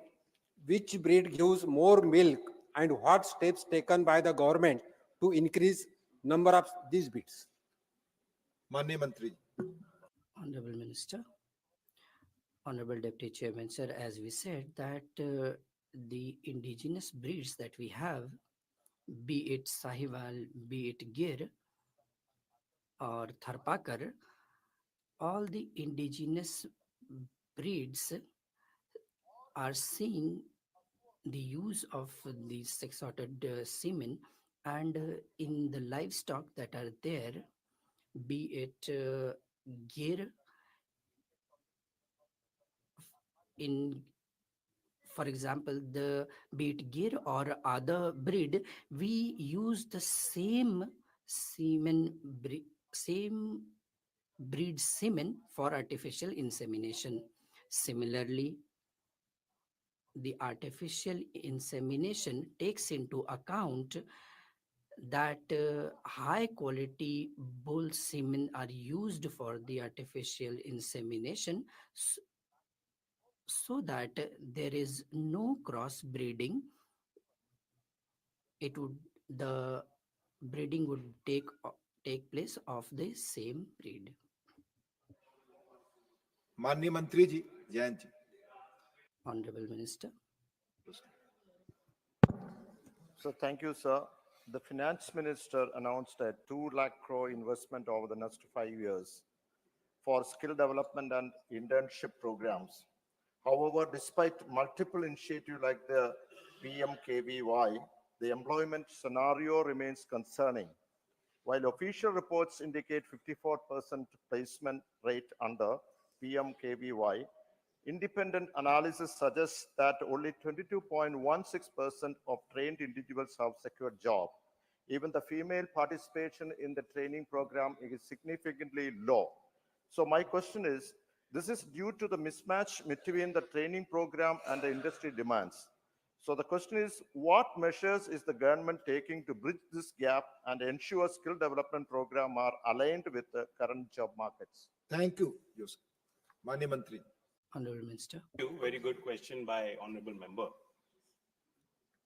Scaling programs are designed to be aligned with what industry requirements are. And as the House, all members know that today's industry 4.0, is well concerned with what are the future skills that are going to be coming up. It's a very dynamic space, and we are constantly revising, reiterating our programs, working in close consultation with industry so that the target interventions are actually effective. I would like to point out a specific instrument which we use under PMKVY, because honorable members spoke about it, which is where we do MOUs and flexi MOUs with industry partners. So I'd like to take a few names. As recently as October, we signed an MOU with a company, sir, and I have the information here. We have a total of 11 MOUs. So Subro's company, we just did an MOU in October. And in a flexi MOU, the intervention is designed that the curriculum will be created by the industry partner. Sometimes the training is done at the facility of the company, but the assessment is carried out in our ecosystem. Subro's ke saath jo humne kiya hai, for instance.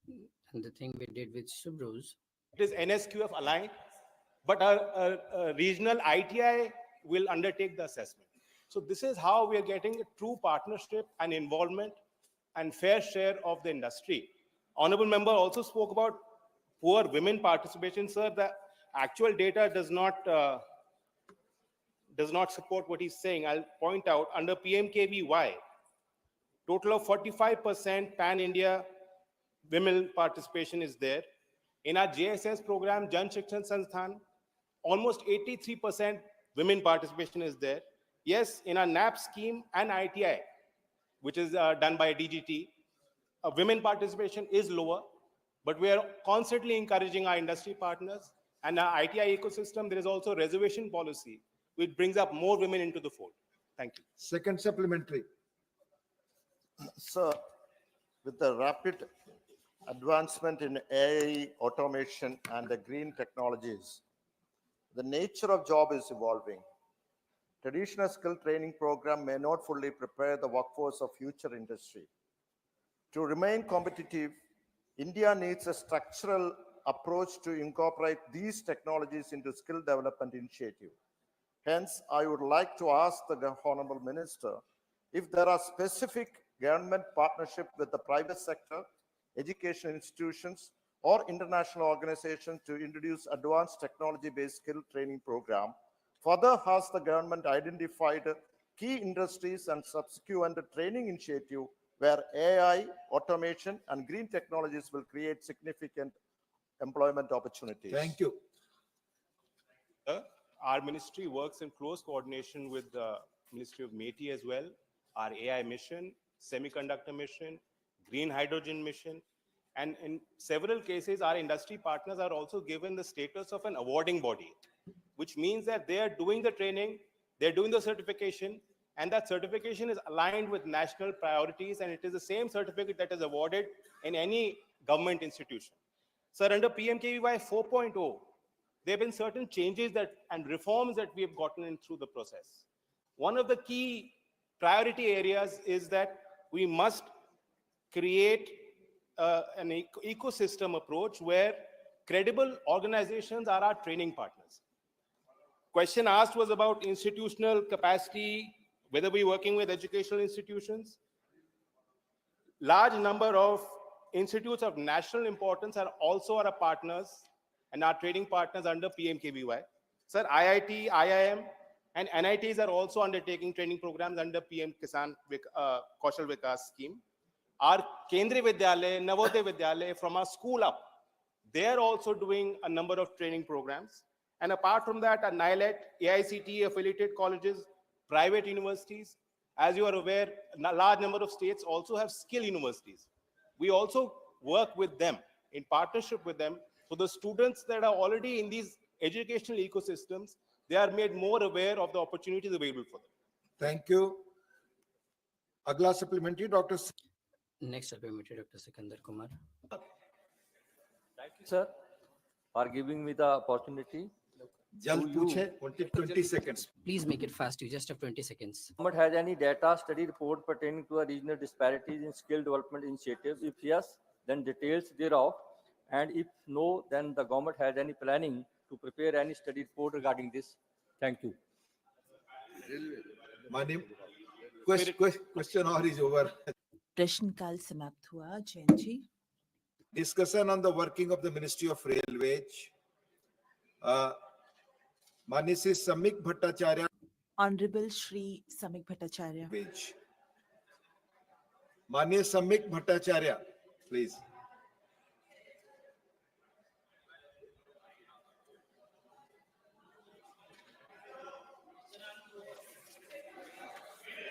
आप बोले please. You speak, please. Samik Bhattacharya ji. You speak, please.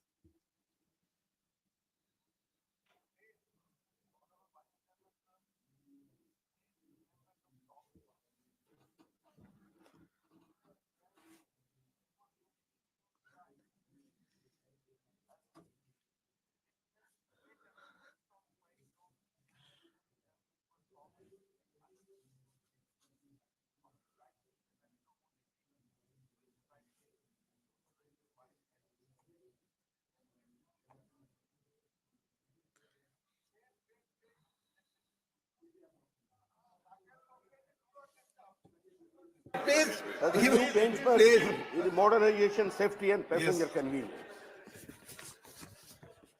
I extend my heartfelt gratitude to Railway Minister Ashwini Vaishnav ji and entire leadership for their tireless efforts in releasing the grand vision. This is not just a budget.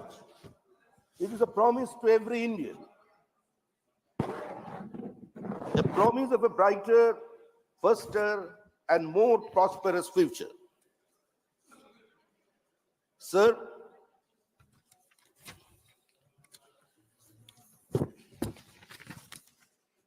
with the record allocation, our government has reaffirmed its unwavering commitment to the transforming Indian Railways into a world-class network.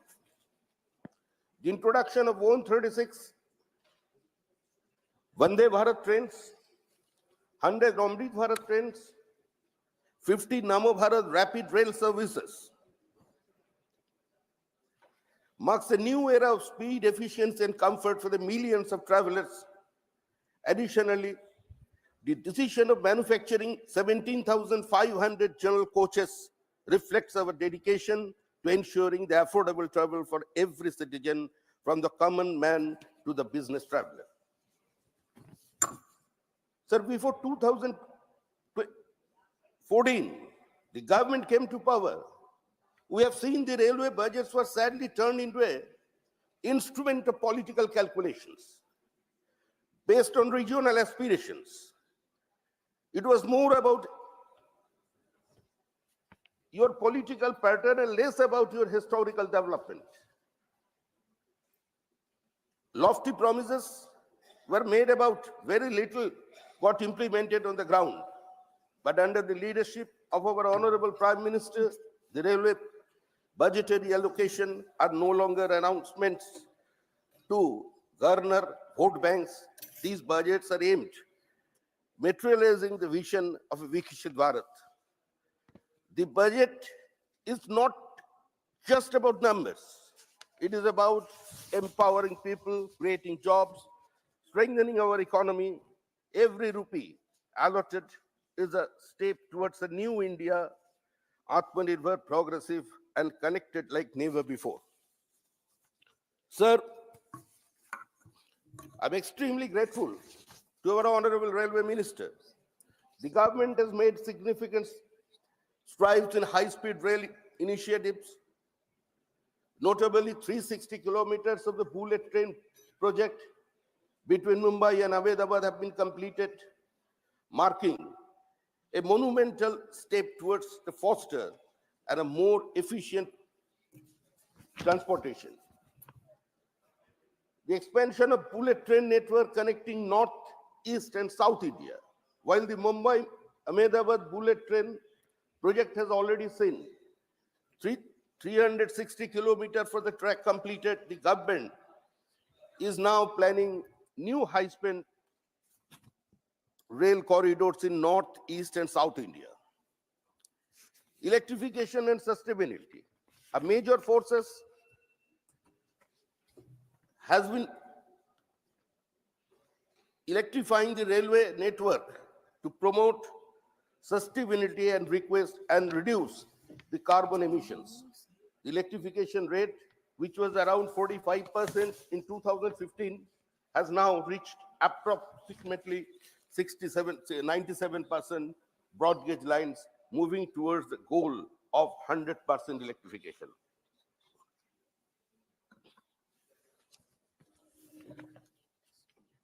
The introduction of 136 Vande Bharat trains has revolutionized passenger travel with enhanced speed and comfort. The electric locomotive factory in Madhepura, a joint venture with Alstom, has produced 300 high-power locomotives as of March 2023, bolstering the freight capabilities.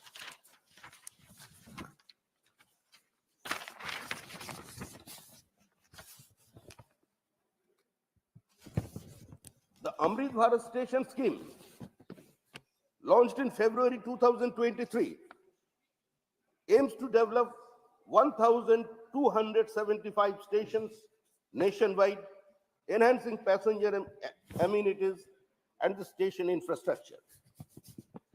In the current financial year, over 1.92 lakh crore has been invested in modernizing railway infrastructure, focusing on the capacity expansion and safety improvements. The merger of railway budget with the union budget has streamlined the financial planning and resource allocation, leading to more efficient project execution. Sir, in 2014, India recorded an average of 170 railway accidents per year due to the outdated infrastructure and the lack of safety measures.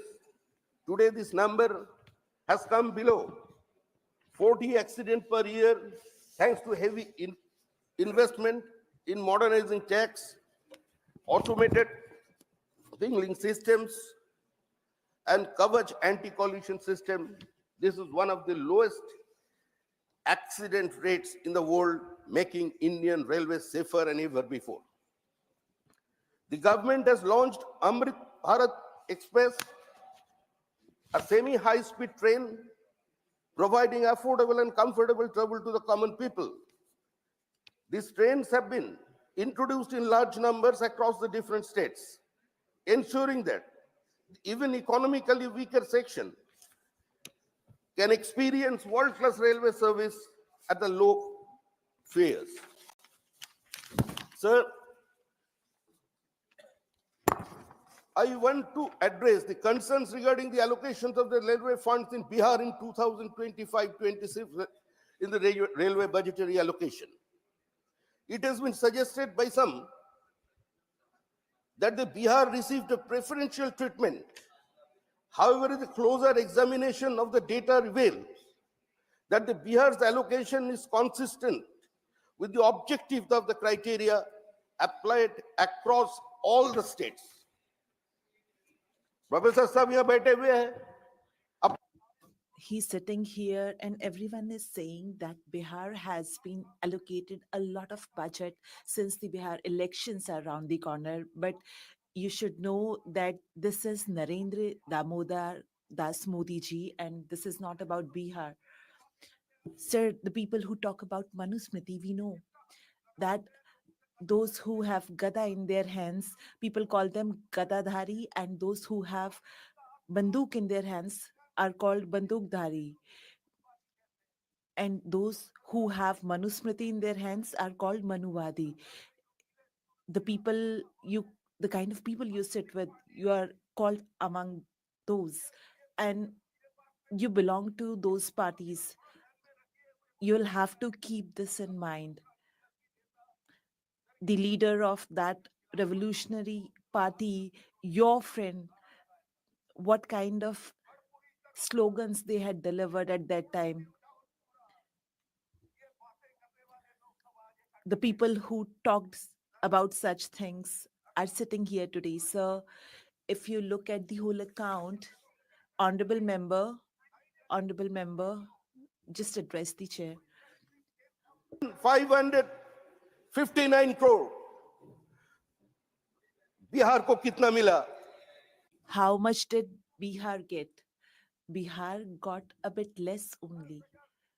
10,066 crores were allocated to Bihar in railways allocation, and Bihar is being targeted that it's an election-driven budget. For how long can you make this work? BJP has a holistic approach, a cohesiveness is there. We look at India in a different way, with a different perspective. We do believe that unity manifested itself into diversity, and we celebrate the diversity within the ambit of unity. There is no centralization here. Whatever is happening for the whole of the country, for every area, for every district. The connection of all other states, if that is done nicely, only then Bihar is getting this allocation. But sir, those who are criticizing this budgetary allocation today, those who are saying that this is all politics, this is divisive politics, state motherly attitude is there. Sir, on this, I would like to present some data here in front of you. UPA regime. Madam, sorry, ma'am. Sorry, ma'am. Sorry. Sir, in 12th March, hopefully, if my memory serves me the right,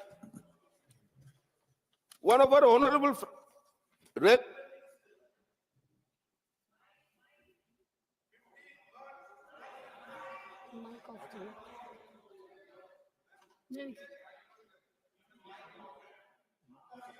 उधर से in 15 March 2012,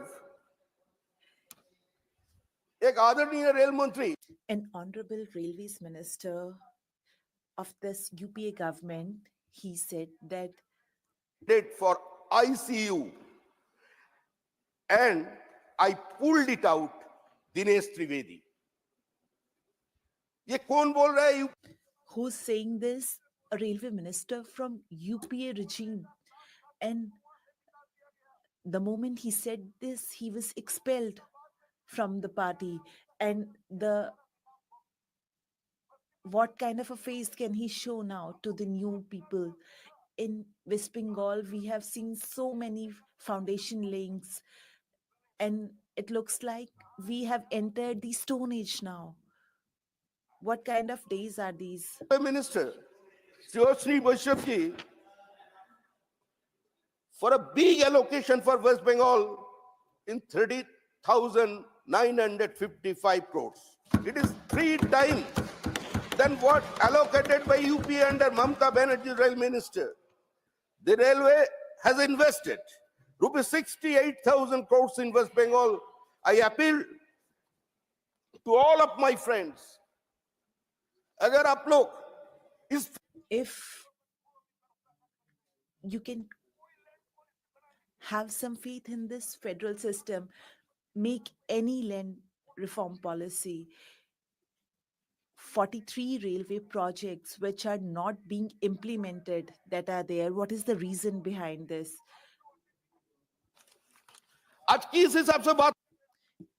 On what basis are you talking today, sir?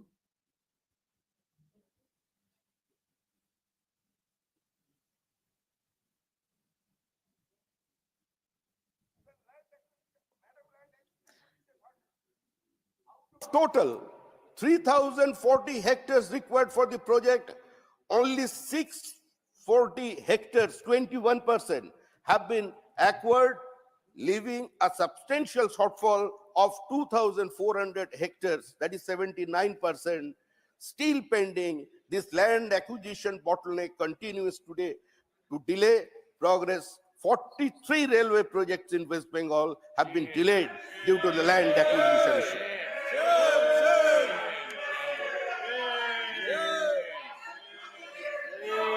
The projects,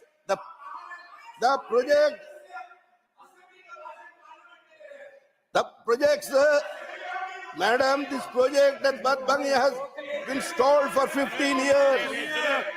15 साल के लिए project बंद हो. It was stalled for 15 years. For 15 years. This project is stalled right now.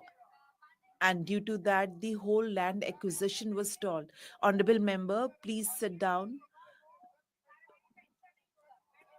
The proceedings will go as per the rules. Please sit down.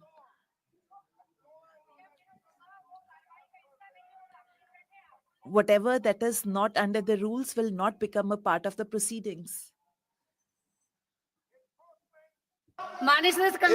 Honorable member, please conclude.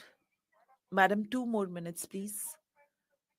Problem on railway properties in West Bengal, especially in and around the urban center.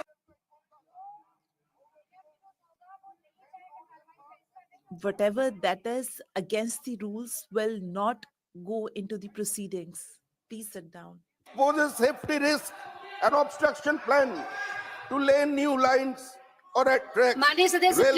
Honorable member, please conclude. Ma'am, just 1 minute. I have another issue to raise. Encroachment has become a major problem, the project. Madam, ho gaya, khatam. Ma'am, I have concluded. I would conclude by saying one word. Let the honorable member conclude first. Look, I have already told you that whatever that is against the rules will not part a form of the proceedings. Across from the party lines, across from the party belief, hum sabhi sadasya. All the members that are sitting here, be it Rita Brita, Saket Gokhale or Jairamji, we all bow down to you and are thankful to you. Please, but please let the speaker speak. Please let the member who has been given an opportunity to speak. You'll also get an opportunity. Please sit down. Sir, Please, madam, I want Please conclude, honorable member.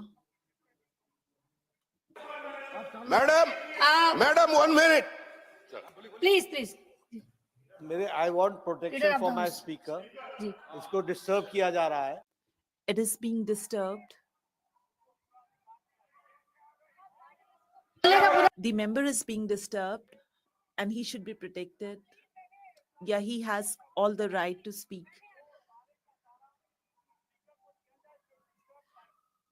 The disturbed time should all be given back to the speaker. अभी आप माननीय सदस्य Honorable member, please sit down. Please. Yes. हो गया. Yes, ma'am, I'll conclude in a minute. There is no opposition, sir. All the members and to all the party leaders, please let the honorable member speak. Please let him speak. Honorable member, please let him speak. You will also be heard. Sir, I have nothing to do with others, but all the people, those who are sitting here, I bow down to everyone and offer my gratitude to everyone, be it anyone from any party. I witnessed the elections of Delhi. It doesn't matter what were the results. There were no lives lost, no disturbances, no violence. Nobody's house was razed with a JCB machine. And such kind of election, I bow down, I thank you. Nobody shed their bloods.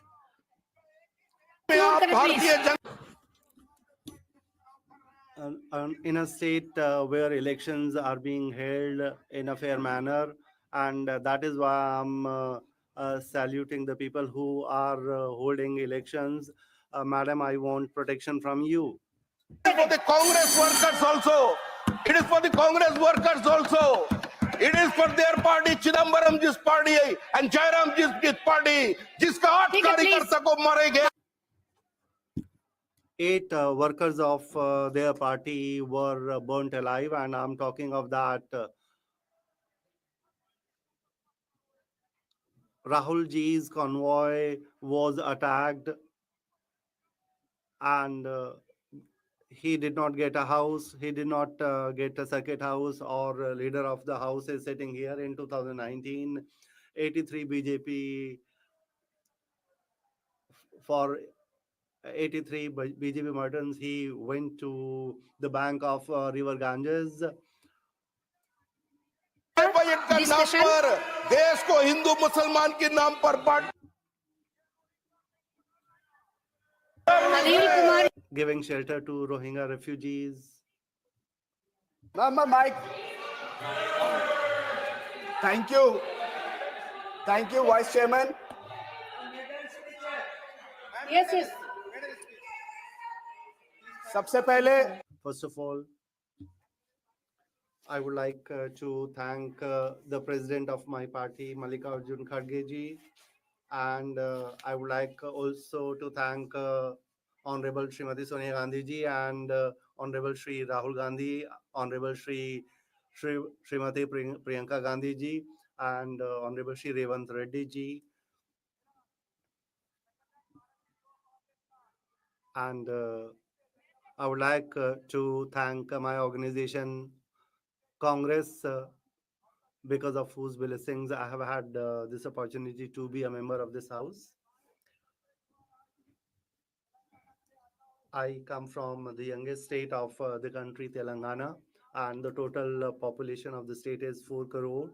And on behalf of all these 4 crore people, I would like to thank my party leader, Srimati Sonia Gandhi ji, who ensured that the dream of our state, Telangana, was realized, and the people who sacrificed their lives for the formation of Telangana. I bow before all those people Today, my party has given me an opportunity to speak on the functioning of Ministry of Railways. I want to go back into history.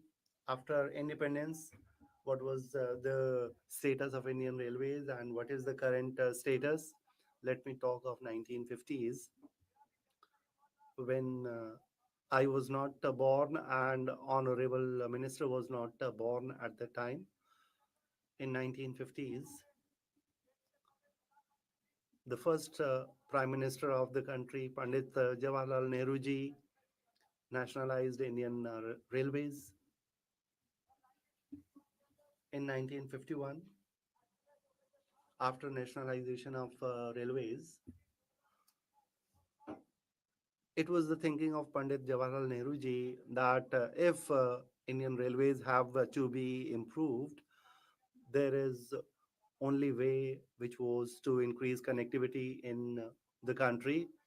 And in those times, the Congress government established Southern Zone and Northern Zone was established.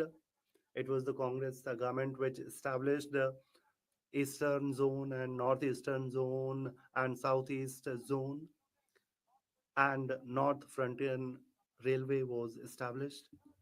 So, in 1957, Research, Design and Standard Organization was also established. RDSO is a research and development organization. Advisory and consult to Railway Board as well as other organizations. केवल वहां तक ही नहीं. Not only that, in the regime of our leader Indraji, first Rajdhani train was inaugurated, and it was our leader Indira Gandhi ji who in Calcutta inaugurated the first metro railway. I would also like to tell the House about Rajiv Gandhi ji, who always wanted that in India there should be computerization and computer system should be introduced in India. That was his vision. And we know how BJP leaders opposed that. It was Rajiv Gandhi ji who introduced computerized reservation system in railways, and Shatabdi trains were also introduced in Rajiv Gandhi's tenure. Madam, which has also succeeded in Konkan Railways establishment, sir. केवल वही नहीं. Not only that, in the time of our PV Narasimha Rao ji, in the states where there was no connectivity was ensured, and in the time of Manmohan Singh ji, the government introduced bio toilets in trains, and Kavach was also introduced in 2011.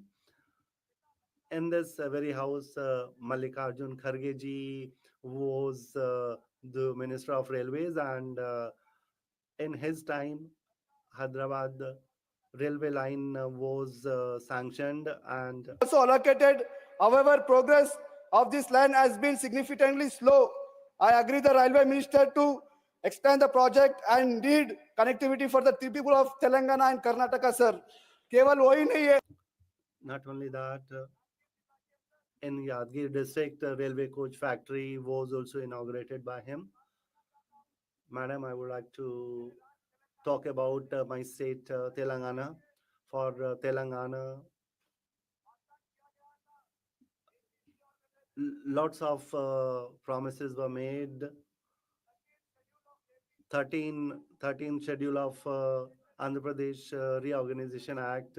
6 months from the appointment date shall examine the feasibility of establishing a rail coach factory in the successor state of Telangana and improve railway connectivity in the state. इसके बारे में भी कोई We don't have any information about this, how in our state Telangana, which is the youngest state, which should be given the maximum support by the central government, but we are not getting any support. That is not the only thing. We have made various demands with regard to our state, that there should be a dedicated railway line from Machilipatnam The demand of Telangana landlocked state rail link between enhanced connectivity to the coast, facilitated industrial growth through the establishment of dry ports within the Telangana state. Sir, ये सब हमारे Telangana All these promises were made for our state Telangana, but no discussion has taken place on all these demands so far. There was a tradition in railways that railway budget would be presented as a separate budget, but that tradition has been done away with the present government. When we were following that tradition in all the corners of the country, the state governments, the young people of the country, and all the sections of the Indian population thought as to what would be given to them, to those states, what benefits would be given in the budget. I would also like to say that in those railway budgets, it was thought that it would provide facilities and more benefits to the people of the middle class, because they always had plans to move around during vacations. But the way railway budget has been merged with general budget, I think their hopes are not being fulfilled.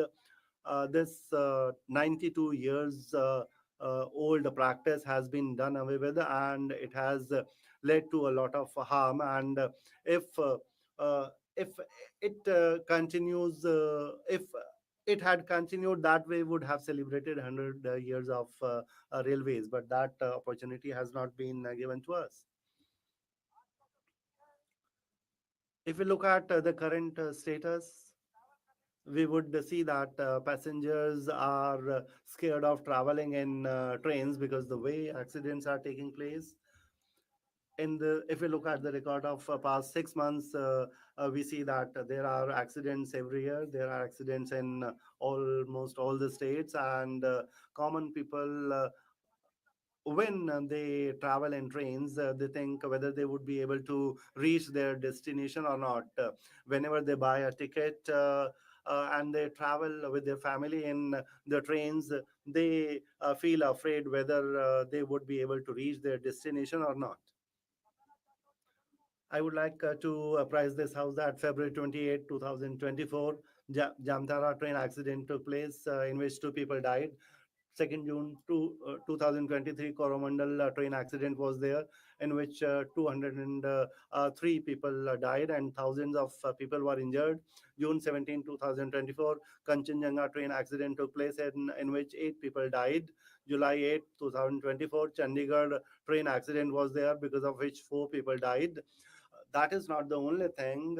I would like to make one more submission. What kind of a condition is prevailing today? February 25, 2024, Katwa Hoshiarpur train was plying, which had no driver, and it had to be stopped after it had traveled 7 kilometers. So there are trains which do not have any driver at all.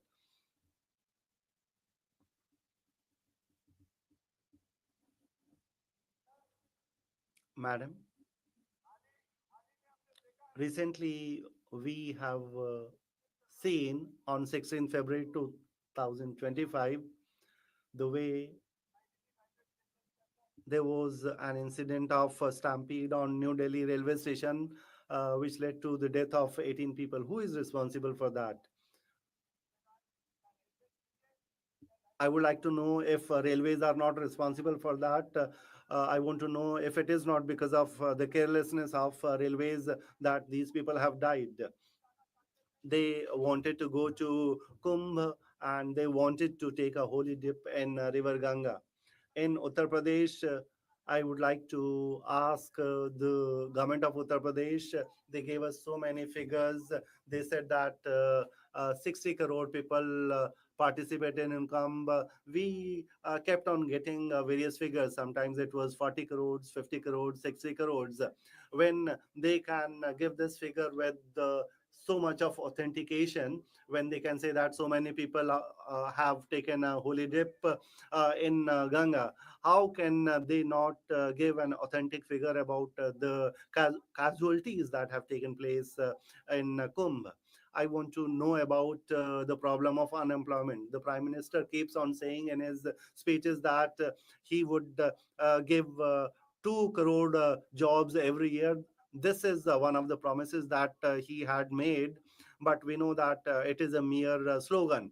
I would like to know from the Honorable Railway Minister, 3,15,718 vacancies are there across various groups in Indian Railways, and the government is not filling up these vacancies. I would like to know this from the government as to how many posts have been filled. As we know about women safety also, about women also, so many promises are made, but I would like to narrate one incident. In this very house, one honorable member asked the Honorable Railway Minister,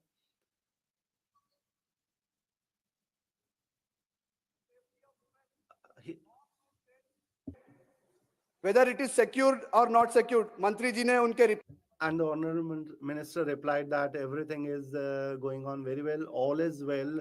But the same day, an incident takes place. Running between Coimbatore and Tirupati, a pregnant woman was sexually abused. Not only sexually abused, she was even thrown out of the train. इस तरह का संगठन So such incidents are taking place in Indian railways and Indian trains. I would like to ask Honorable Minister, a pregnant woman wants to go to her family. I would like to make a demand that pregnant women should be given free tickets in Indian trains. And in the same way, senior citizens should also be taken care of. Without a valid reason, withdraw the concessions in the train fare given to senior citizens of the country. This government had not done during the COVID period in March 2020. The government is not restoring the concession of senior citizens. When members raise the issue in Parliament, the minister is saying that government is already given subsidy in the train fare and do not want to extend further concession. Sir, senior citizen concession is a token of respect towards the elderly people of the society. I demand the same may be restored again, sir. Good, Anil, good.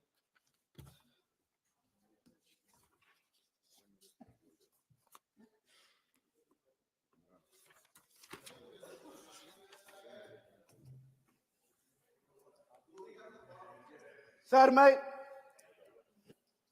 Vande Bharat की बात करना I would like to talk about Vande Bharat trains. Vande Bharat trains were launched because we wanted high-speed trains to be there. We wanted the time of the journey to be reduced. We want the passengers to reach their destination on time, but the way things are happening, Vande Bharat trains whose speed can be from 180 to 200 kilometers, but they are running at a speed of 80 kilometers only. And the reason is that to run Vande Bharat trains, we don't have fast tracks and the required infrastructure. I would like to narrate one incident here. The way railway employees function, the incident that has taken place in Bihar, Amar Kumar Rao in Bihar. A railway employee, Amar Kumar Rao in Bihar was lost his life. This type of loss of life while doing duty has to be avoided. It is high time that we shift the manual coupling to mechanical coupling, sir. Sir, maintenance of tracks. The Public Account Committee of 17th Lok Sabha, in one of its report, has stated that there is a need of strict checking on tracks, overall safety and security of passengers in the Indian Railways, sir. There is a need of strict precautions regarding the derailment of trains. The maintenance of tracks are very important to ensure the safety and security of passengers traveling in Indian Railways, sir. An RTA inquiry has revealed that Vande Bharat train has been running 83 kilometers despite of capable of hitting 180 kilometers per hour, sir.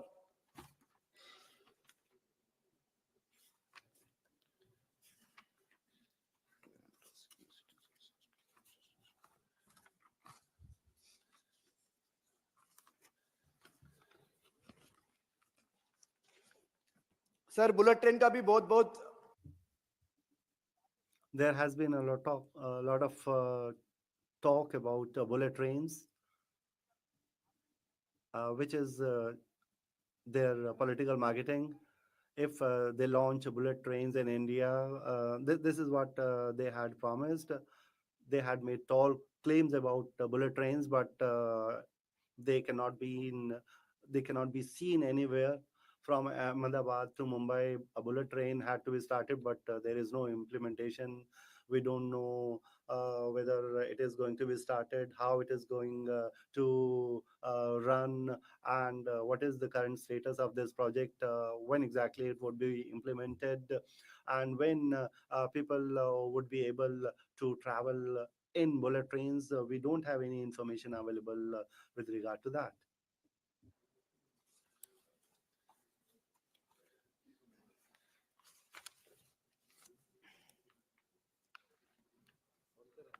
Sir, there is a shortage of workforce shortage in the Indian Railways.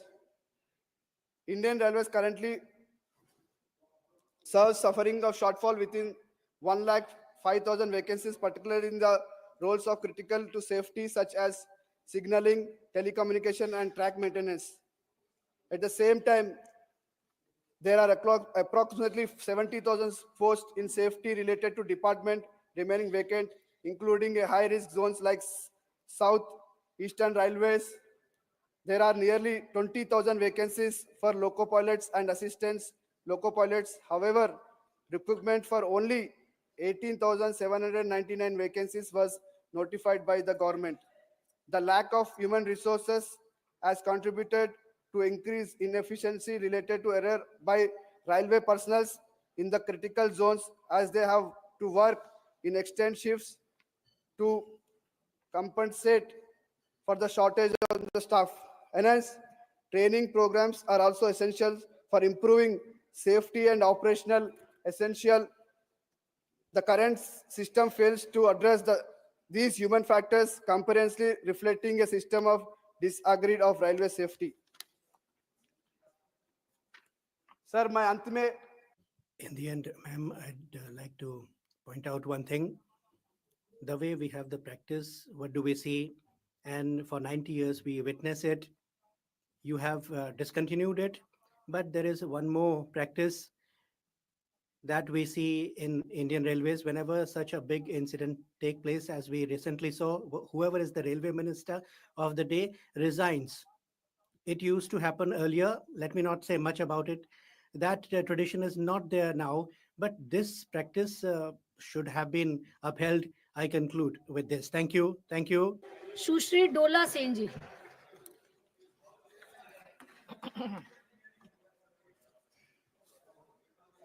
Thank you, Vice Chairman, Madam, for giving me chance to speak. Thanks and deep regards to my party, All India Trinamool Congress, and our leader, Honorable Mamata Banerjee ji, to give me opportunity to speak on Indian Railways. I will try to speak in my mother language, Bangla. In fact, India and we, the people of India, will always remember the long tradition of Indian Railways, the lifeline of our country and of our 140 crore population. We fondly recall the contributions made by former Railway Minister Abu Barkat Atar Ghani Khan Chaudhary, Shri Lal Prasad Yadav, Shri Mallikarjun Kharge, and other important railway ministers, and also the contributions made by Madam Mamata Banerjee. Now, the tradition of the railway has gone down the line. And the most important reason behind this is because the railway, the lifeline of the country is being privatized.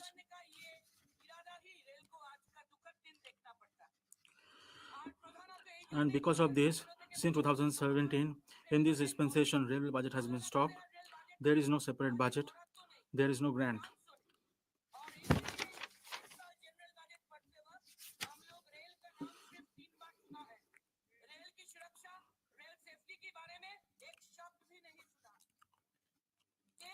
Who was that rail minister who made initiatives towards making the railway self-reliant and increasing its revenue earning?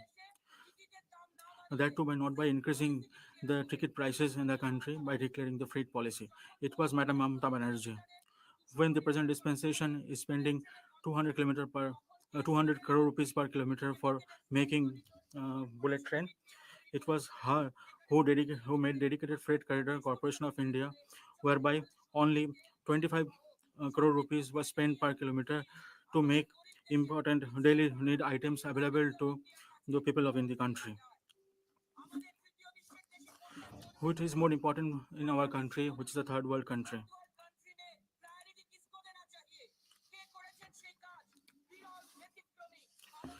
Who has done this work? It is the exceptional Madam Mamata Banerjee. Let bullet train happen, we have no objection to it. All the people want to live with dignity. Who was the rail minister? Who was the rail minister who allowed the people of our country to travel in railway with dignity, and as a result introduced 25 rupees Ijjat monthly? It was the leader of the public, Madam Mamata Banerjee. Who was the rail minister who introduced non-stop railway train, Duranta Express, where people could travel in AC and non-AC. All the strata, people from all strata of the society could travel by these classes fast towards. It was our leader, Madam Mamata Banerjee. Who was the rail minister who tried to revitalize the wagon factory of the railways, Barnstandard, Braithwaite, revitalize the PSUs of the railways, JSUP. It was the constructive administrator, Madam Mamata Banerjee. When on the opposite side, in terms of privatization, the present dispensation is privatizing the railway engine making factory, Chittaranjan Locomotive Works, starting from CLW to workshops in Lilua and Kachrapara. All are being privatized, all are being destroyed. Who was the rail minister who introduced a scheme for group railway workers so that they could travel with their family once in a year and introduce free pass towards this purpose? Who did this work?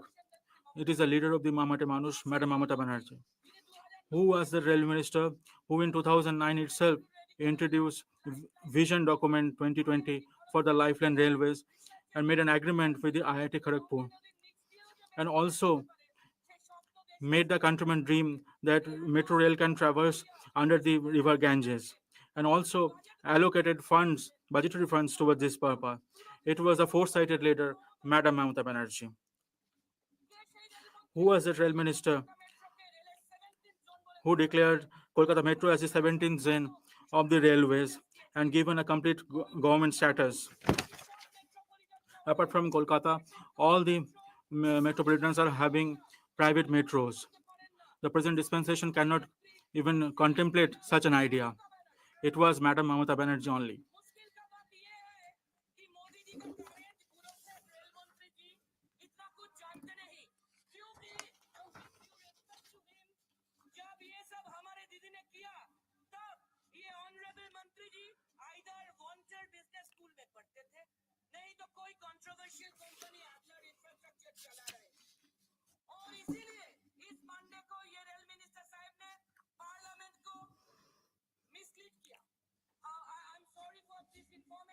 But इन्होंने demand किया non-BJP state government should have thousands of crores in the house to say these things is not proper. I'll try to share with you some figures. Simple arithmetic, ma'am. the UPA, Kerala received 1.43% of the funds given by the Parliament for railways, which has dropped to 1.17% under the NDA. Under the UPA, Tamil Nadu received 3.38% of the funds given by the parliament for railways, which has now dropped to 2.59% under the NDA.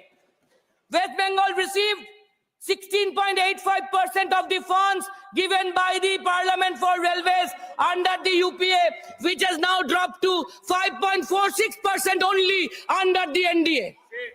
সম্মানীয় rail I would like to challenge the Honorable Railway Minister. If you want to prove me wrong, please authenticate the data. Only mayor's speeches, false promises won't work.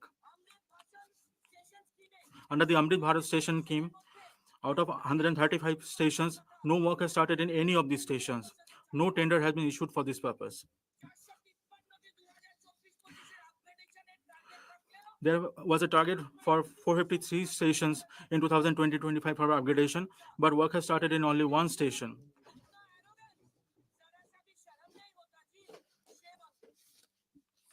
कहां से आएगा? Where from safety will be there? Loco pilot. थोड़ा उदाहरण देंगे. I'll cite an example. Loco pilot. The loco pilots are being made to work 36 hours at a stretch. It is not only a risk to their lives, but also a risk to the lives of the crores of normal travelers. The female loco pilots do not have any basic rights because there is no washroom in the cabin of the pilots. It has been declared that there are 58,000 Group C vacancies, most of which are related to safety and security-related work. There has been a budget cut by 22% in customer amenities and passenger amenities. What was 15,500 crore has now been reduced to 12,000 crore. How will the common passengers get the basic facilities like bedroll, clean toilet? Revenue even. Railway net earnings also have remained marginal in 22-23, 23-24. For the current financial year, budget estimate was revised. Budget estimate was revised downward by 52%. Durbhagya. What is more unfortunate is that Vishwagurus and Mahagurus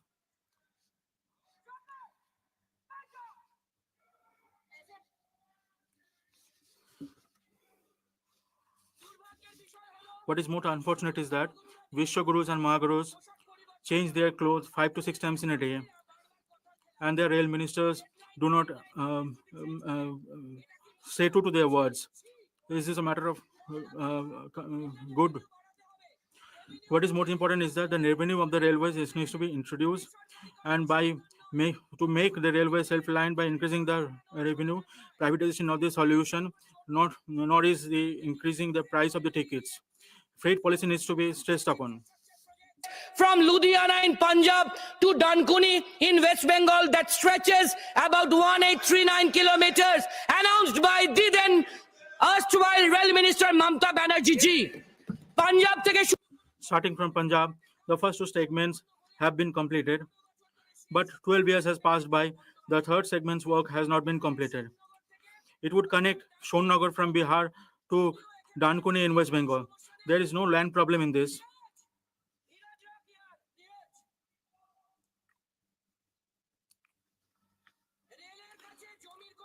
Railway does have the land with them.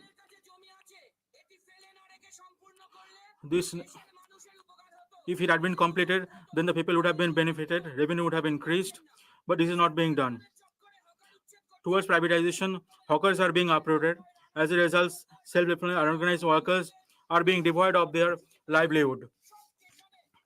All the stations are having large shops in corporate style. Will this increase the revenues? 80 to 90% of the regular travelers are poor and middle class. They cannot afford such expensive items. The contractual workers are being made to sit out through GEM portal. Their central minimum wage has been stopped. ESI and gratuity has been stopped. Arrogance is to be sure to increase the revenues of the railway, and the policies of Madam Mamata Banerjee needs to be followed. The unutilized land and airspace needs to be commercially utilized so that the asset becomes a liability. Tourist spots across the country and religious spots needs to be connected by IRCTC services, and new packages needs to be introduced. Optic fiber needs to be laid across the railway lines and commercially utilized. This will increase the revenue, and IT will reach the nook and corner of the country. The ports needs to be connected through railways. Gujarat, Karnataka, and several other states who are having ports needs to be connected with the railways. As a result, freight movement will increase, revenue earning would increase. Again, I am saying that some measures. Don't have pride. You should have these measures put in place and railway become self-reliant. Please. Come on. the Honorable Railway Minister, please stay to your deadlines.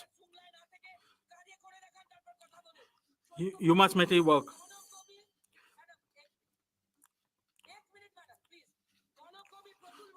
I would like to cite a line of Pratul Mukherjee. When this lad would come in our country, who would be greater in his work, not in his words. You should follow the work of your predecessors. You must learn from them. You must increase the revenue of the railway, make it self-reliant. You should make the railway as a real lifeline of the country. I have been witness to many discussions in the parliament for long. The attitude that I'm witnessing in the television, this is not right. I condemn it. You want to win Bengal? Come. You must win politically. You must fight, compete Mamata Banerjee politically. But rigging the voter list and increasing voters like Delhi and Maharashtra and stopping legitimate due would not do this. You cannot defame Bengal in the floor of the parliament. This is not right. From Nirmala Sitharaman to Annapurna Madam, from Dharmendra Pradhanji to Ashwini Vaishnavji, all are giving misrepresented facts about Bengal. They are not even authenticating it. We have all the documents with us. We have all the relevant documents.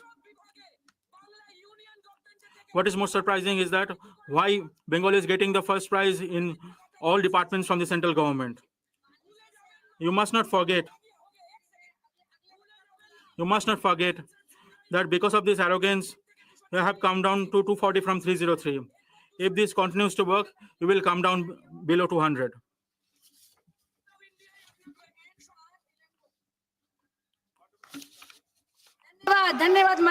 Thank you.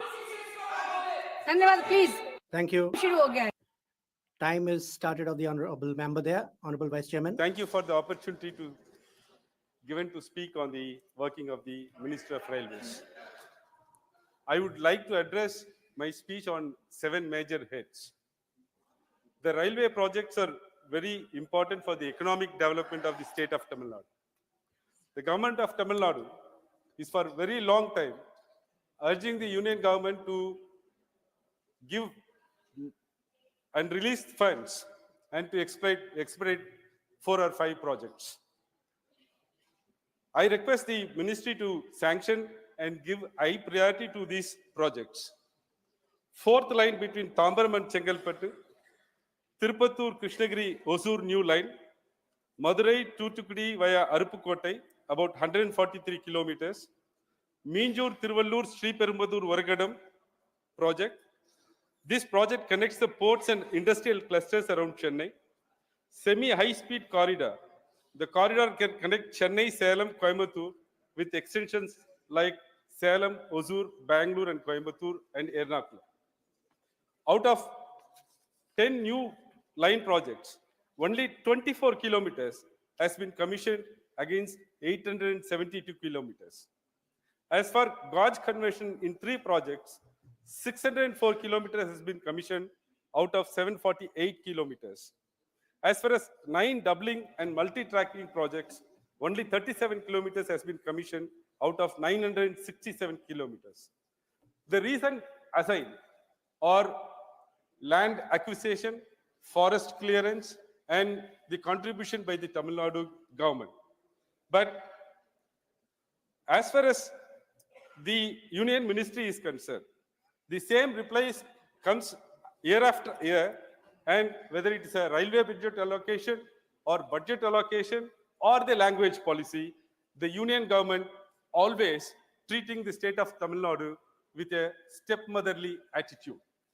Because the people of Tamil Nadu have not chosen to vote BJP, the union government shall not adopt this attitude.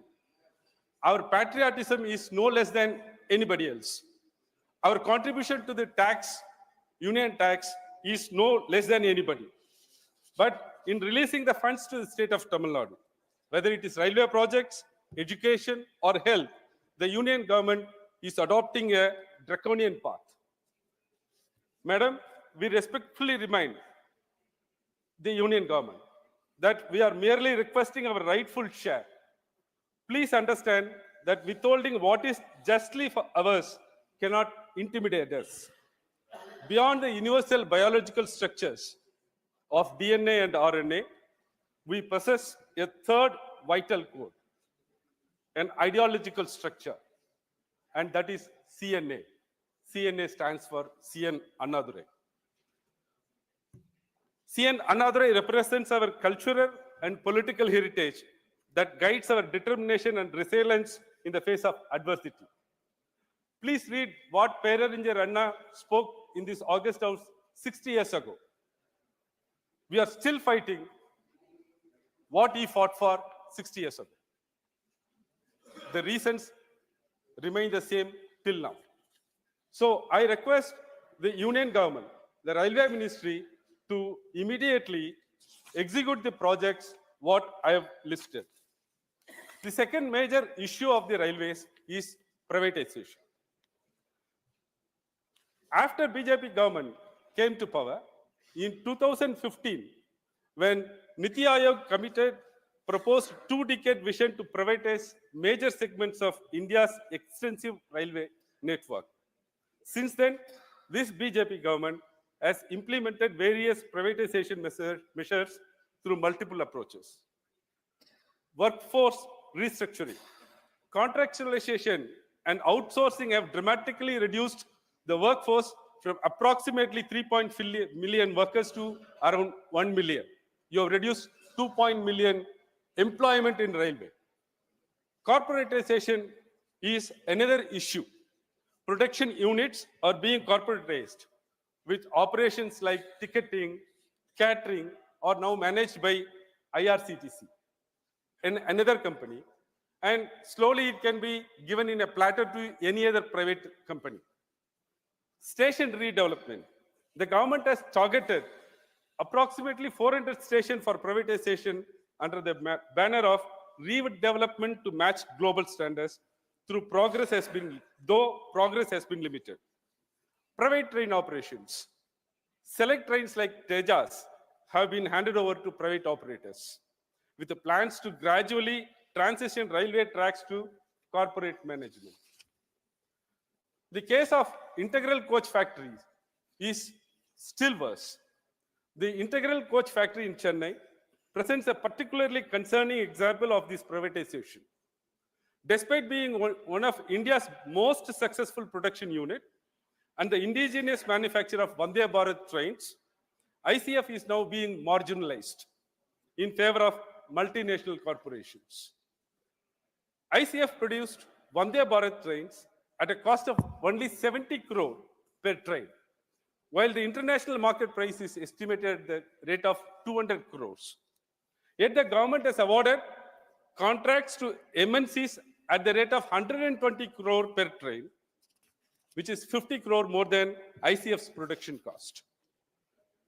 Recent agreements of Indian Railways entered with TRSL, an Italian company, in collaboration with Bell, and TMH, a Russian company, in collaboration with Railway Vikas Nigam Limited, are cause of concern.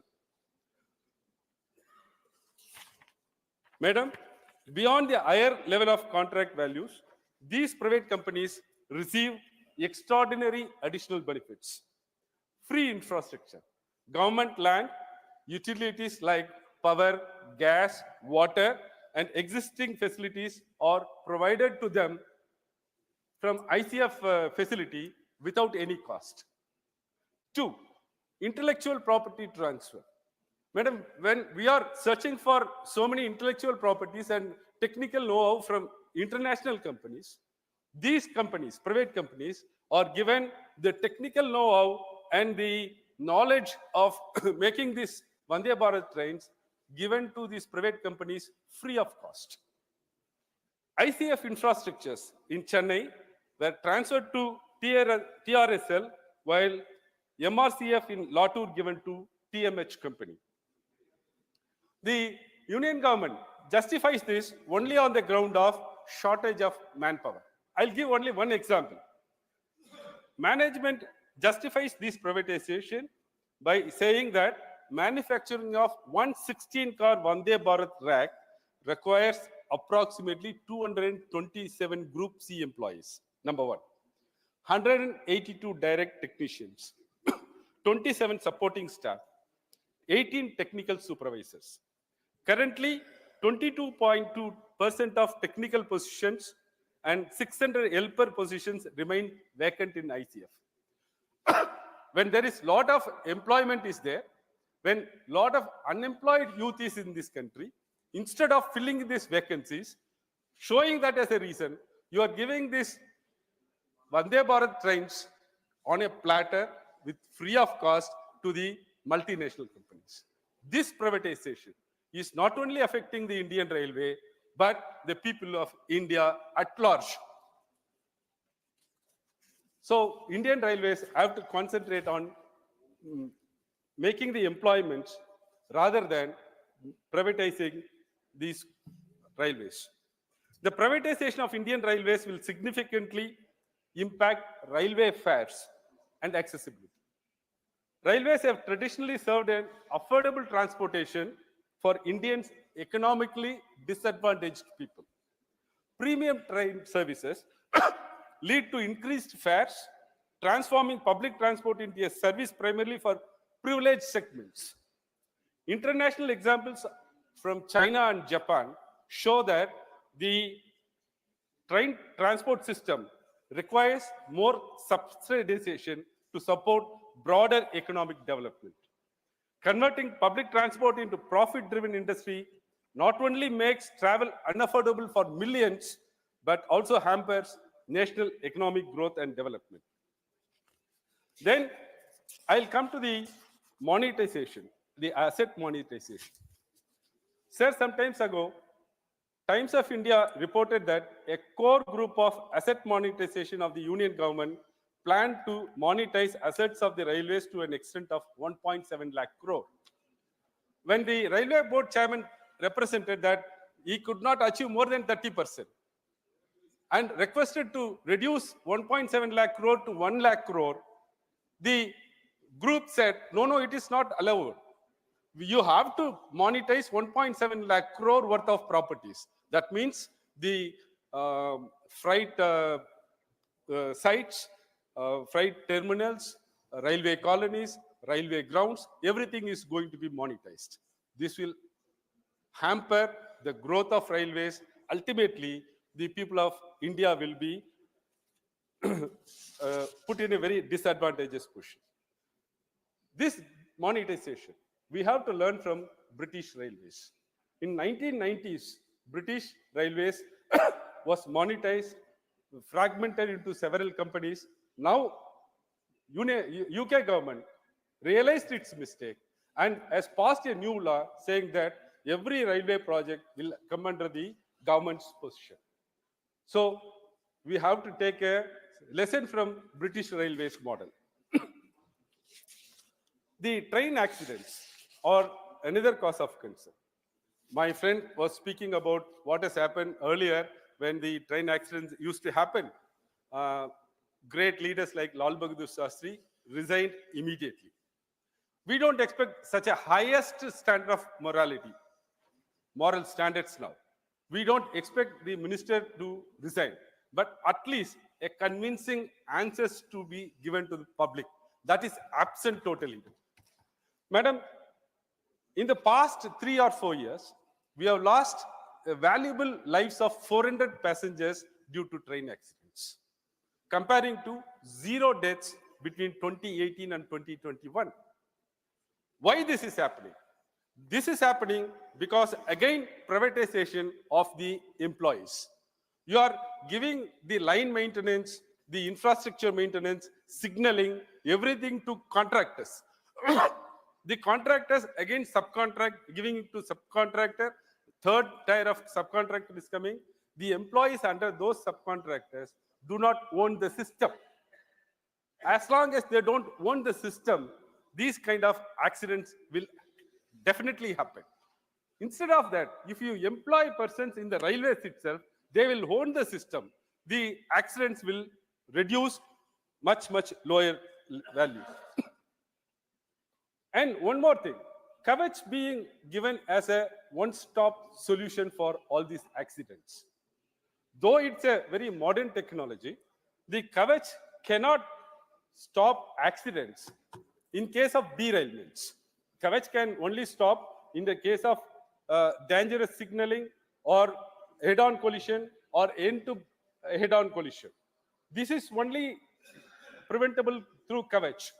But Union government is spending 70,000 crores on this project and saying that Kavach will stop every train accident.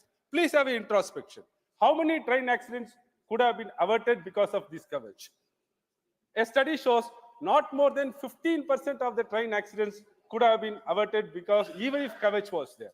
For instance, the recent train accident of Archandpur in 2018, Balasar accident in 2023, Visakhapatnam collision in 2023, Kanchenjunga Express collision in 2023, Vizag Rayagada Pass accident. Totally about 360 deaths have happened in this. These train accidents could not have been stopped even if Kavach is there. So the railways have to consider, 1 minute, madam, I'll finish. Two other things where railway have to consider is cleanliness. Even the first AC compartments are having very worst kind of restrooms. We cannot mention about the second class sleeper coaches. So that has to be concentrated by the railways. More special coaches for women have to be provided by the railways. That's the most important thing which has to be addressed by the railways. Madam, in this background, I urge the Ministry of Railways to stop privatization, enhance number of trains and its facilities for the greater benefit of the common man of the country. I also urge the ministry to realize that the Southern Railways is part of Indian Railways, and please don't neglect the South. Thank you. धन्यवाद माननीय सदस्य. Thank you, Honorable Member. Honorable H.T. Devagowda ji now.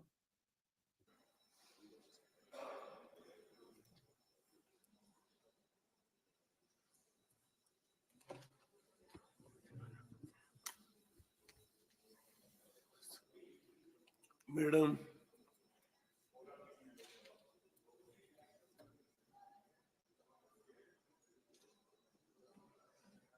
I would like to express my sincere thanks for having permitted me to speak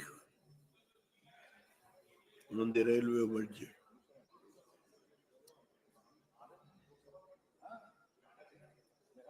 In my humble opinion,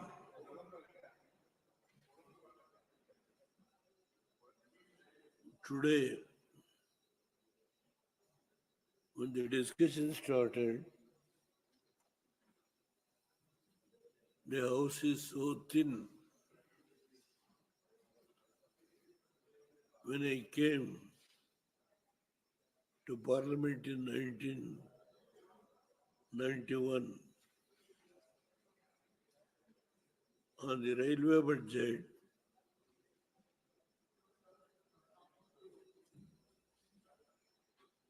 one and a half days, one full day, and early morning next day, the discussion used to go. Everybody wants to speak on the railway budget. Today, if I say the number of my colleagues in the house is very thin. Why? That means the railway development all over the country is more than satisfactory, and the members are really happy about the progress that has been made by this 10 years. I am not going to criticize anybody. My own eyes, whole night to get an opportunity for 5 minutes to speak on the railway budget, early morning to lunch, dinner is to be served during the period of railway debate. That was the situation. Now, entire house, our senior colleagues, I have seen those days, I am seeing the present day. This is the position. Sir, it is not a question of praise anybody, because the situation was such during those periods, the financial condition to give necessary allotment was difficult. I must be very frank. I think Kargeji is sitting here to complete that Chikmagalur one small length. Your good self has to, Kargeji has to take the decision. It was sanctioned during my period when B.L. Shankar was a member of the Lok Sabha. That was the situation. One more instance, just for not to criticize her. Situation was like that. I will give one more example. Jafar Sharif was a railway minister. From Mysore to Hassan, it is a meter gauge. I first time came, it is my area, I made a request. In his reply, he says, it is not feasible, it is not worthwhile to take that railway line. And they removed actually, because he was there for 5 years, even the railway track, entire thing was removed.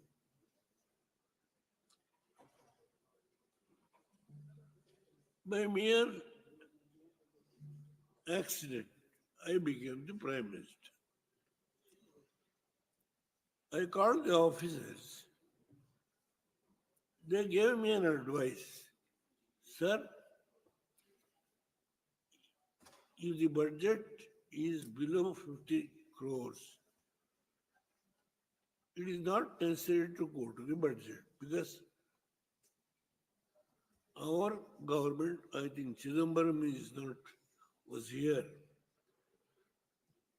Our budget proposal was 19th July. My government was got the clearance by vote of confidence on 11th June. I asked the officer to take up this work because the budget, particularly to that length, is hardly below 50 crores. The officer started the work. In 13 months, they completed. 18 trains are running today.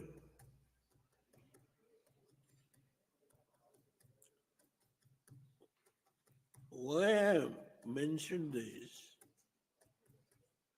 See, today, the people prefer to travel more in train because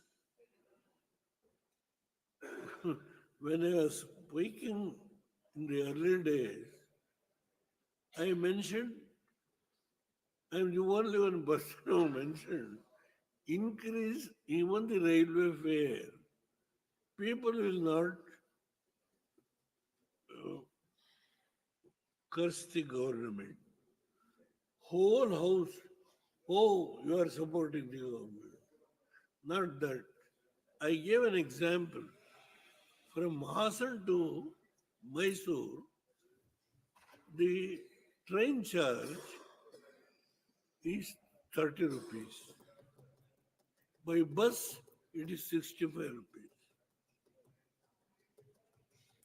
I gave the comparison. So I am not irresponsibly spoke even on that day. It is in the proceedings. Now today, sir, if I say a few words about the present government, they would have come here only to praise. There is nothing for me. I have not asked any favor from anybody. From last 10 years, no favor has been taken by this government, except some development works.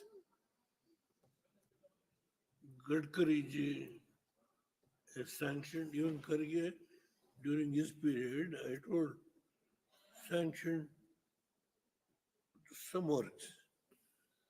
Gadkari ji has given little more preference to Karnataka, but unfortunately, even that Mangalore, Hassan, that track,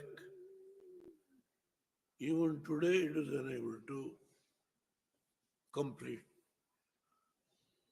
Several debate, tunnel, all these things, nothing has happened.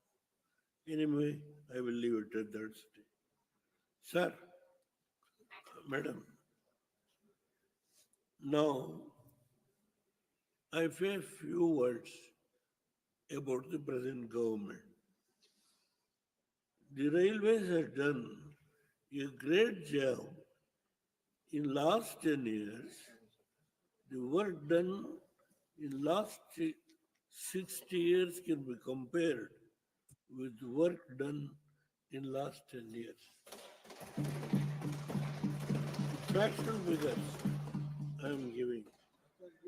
This was only possible because the clear vision of the Honorable Prime Minister Narendra Modi and the sankalp to make India a developed nation. This is Viksit Bharat. Mani Sadasya, please. Honorable member, please conclude. How many railway ministers in UPA period, in NDA period, what are all happened? I can give instances after instances, not to criticize, but facts. But it hurt. That's please. I have not, madam, please permit me. Now, the transportation of any country, whether in China, Russia, Canada, Australia, Europe, was possible because the clarity of vision of development infrastructure, railway, road, ports, airbase. This is the background. The present government, led by Narendra Modi ji, has given prominence, and he is the railway minister. He is appointed. He is sitting by the side of me, who is an honest man, who is working very honestly with all sincerity, and that is why the progress, the achievement, what has been done in last 10 years, and during his period, what is the achievement, what exactly the accidents has come down, railway accident, with facts and figures I can quote. Now, I would like to just mention about Karnataka. Sir, I must be happy. Please. 2 minutes, madam. Karnataka, which was being southern state, or some friends have referred, southern states have been neglected. It was neglected earlier. Now it is not like that. 800 crores has been spent only in Karnataka. Earlier, I was begging. Now this government, 7,800 crores was allocated for Karnataka. And various works have been taken, but not, madam is, I don't want to disobey. Please give me another 2-3 minutes. And I would like to tell you, a small piece of railway line was sanctioned by me in Kashmir. Now, to complete one railway overbridge, I must quote that. It is, I think, world famous railway overbridge. World famous. I must compliment, congratulate the government of the present government. That is, if I say that, not to praise. Facts are facts. So, madam, another point is, the budget is 68,600. The railway budget has been included in the general budget. At that time, we are all a little bit perturbed. I think railways are going to be neglected. Now it is not so. 68,600. Mani Sadasya, please. Honorable member. In the current year budget. I can't disagree. If 3-4 times your good self rang the bell, only 3 demands. 3 demands. One is from Bombay to Chennai, I mentioned, via Sringeri. Chikmagaluru up to railway line is there, from Bangalore to Chikmagaluru.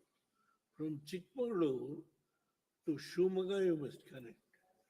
Shumaga to Davangere and to Bombay, the line is there. If you connect that, Sringeri is one of the most important place where pilgrims all over the country, from Chennai, Madhya Pradesh, Maharashtra, all over the country will come. Such an important place. Sir, I demand, I ordered when I was the railway prime minister for a survey. With all sincerity, I request your good self to see that the officers are all competent officers. They can certainly take steps. That's one thing. Ramnagar, which I was elected, first when I became the chief minister, that the one train stop, I'm going to write the letter to your good self. Please consider, I don't want to disobey the chair. Sir, Thank you, I have Devgowdaji. to speak.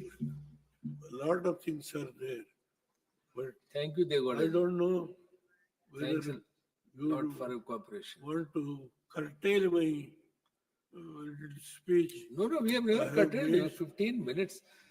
No, so since Thank you are you. the former Prime Thank you Minister very and we much, all sir.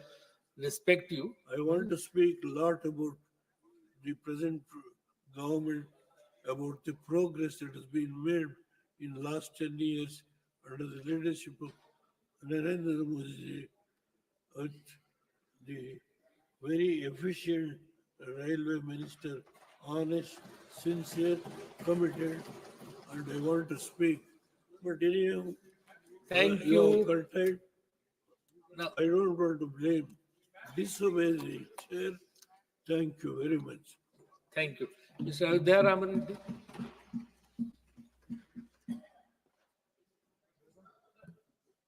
Thank you for giving me the opportunity to participate on the working of the Ministry of Railways. First of all, for the last 75 years in India, if you look at the way railways have performed, I think they have done a decent job. Especially in the last 10 years, if you look at, as I understand, the entire strategy, the government tried to revisit the strategy of railways to keep in mind the future needs and the demands. And also the structuring of the entire railways, starting from the railway board up to the small railway station. I think there are some changes that have been started, and we are able to see the result of that on the ground. But sir, I want to tell, our Honorable Prime Minister has given a vision to this country that by 2047, we have to become a developed nation. That means a lot of work we all have to do. Especially coming to the railways. And this government actually, third time it is back in power. I think they should now not run, they should just go beyond running. Railways per se needs to really catch up. On the strategic side, first we need to understand railways is a commercial organization of Government of India. So we have to keep that in mind always. And also it is run through the railway board, a strong board. The deliverables around the government, keeping in mind the vision plans of 2047, and also the board that needs to come, taking the input from Government of India what sort of a strategy, vision, and structuring that need to come must be finalized. We should know, sir, that the earnings that railway is making is almost equal to their operational expenditure. Capex के लिए, capital expenditure के लिए पैसा नहीं हो पा रही है. Government of India is supporting the entire capital needs. Almost 3 lakh crore का budget है. The budget is worth 3 lakh crore and we have the revenue expenditure of 3 lakh crore. Certainly, we have to see that the expenditures are brought down and the revenue models have to go up. For that, my suggestion to this government is that bring in the best of the consultants, global consultants, Indian consultants, and put a clear roadmap on how we are going to make the railways, in terms of reaching the goals, yearly goals and 5-year goals. And also the best of teams that they need to identify. I see some gap there. In line with the expectations, around 5 M's, I call this, and manpower. There's a lot of money that we are losing out in railways around the salaries and the pensions, etc. So we need to come out with a clear vision on how do we address the manpower issue and also the materials that railways is procuring, how they can be self-sufficient on their own. The entire machinery that need to be put in has to be worked out around a strategic structure that government believes that it is going to strengthen the railway system. Especially the money. The money that we need to raise, it has to be long-term funding that we need to plan out, and it's not just from central government pool. We have to also bring in participation from private, especially areas where the core technical and core mobility, I think, areas where, the track and other sides, where safety and quality is of highest priority, that should be kept with government railways. But I think the rest of the areas can be privatized. So, and a very strong management plans they need to bring in at every level to bring the accountability. So I think if we can work out, the government can work out a structured plan on this, I'm very confident in line with the Viksit Bharat plans, I think railway also be ready to face those plans. Then at the management level, I see that while the strategy they fix at every level, I feel that government of India must look at north, south, east, west, and central as 5 zones, and in each of the zones, how the P&Ls have to be set right, how the business models have to be brought in, all those things need to be worked out. And then at the management level, right people have to be brought in, right projects need to be identified, and then implementation at the operational level. Operational level, I personally feel quality. If you see, we are always proud of railways quality. So that need to be sustained. Today, in the current situations, quality is thoda bigad raha hai, sahab. Quality ke... Sir, the quality is deteriorating. It is very important to give priority to quality and safety. I think time bahut bad gaya, acha ho raha hai. Good times are here, sir. I think from my point of view, I can say the Indian railway charges, etc., are one of the best in the world. What we need to do is health and environmental point of view and clean operations and green operations, especially green operations, keeping our carbon emissions into control. We need to work out on the improvement of the entire railway system. So these are all the things that they must see, that the money comes from outside the system. Government money should come down. Quality can be improved. some of the new things like bullet train. Everybody was talking why bullet train, etc. No, we have to be ready. Our mobility in the system, we have to increase, almost 250 kilometer per hour types, 160, 180 kilometer per hour types. We have to really increase our speed. And also some proof of concepts we need to bring in for next generation. What are we talking? If we have to become a developed nation, we certainly need bullet trains across the country.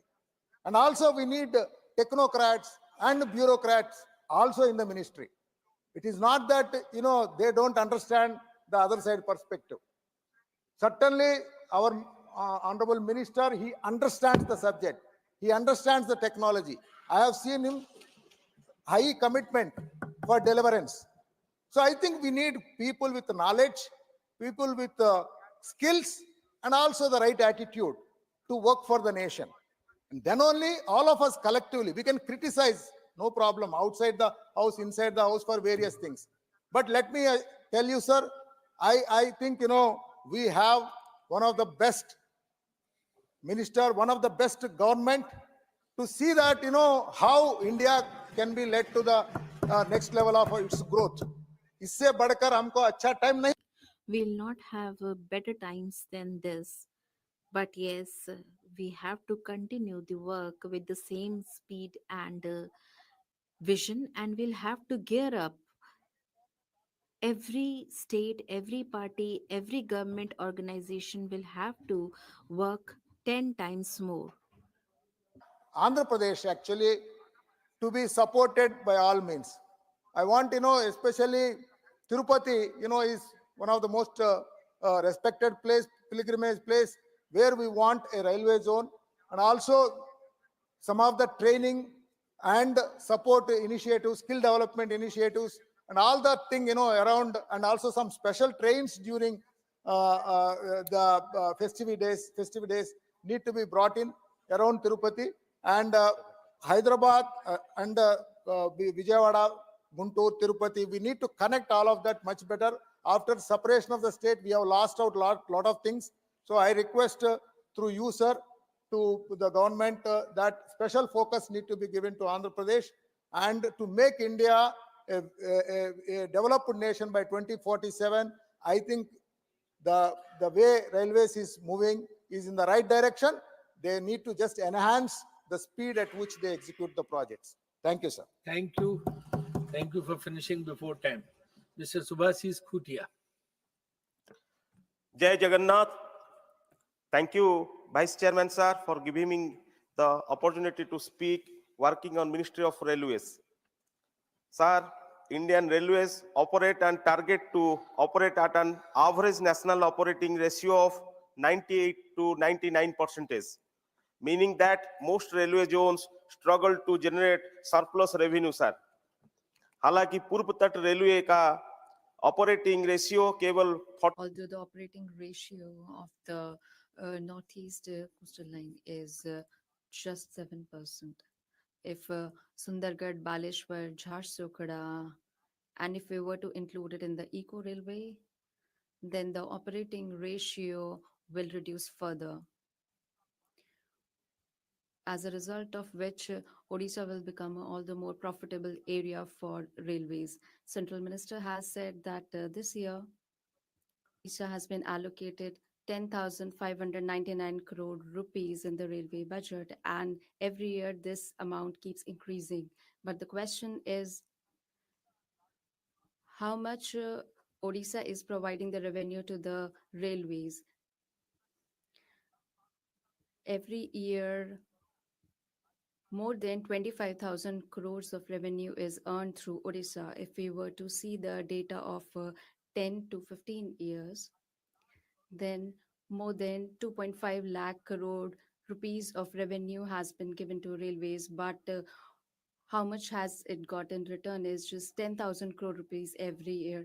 And the revenue earned through freight railways has been invested in passenger transportation and a freight railway, because those zones are incurring losses.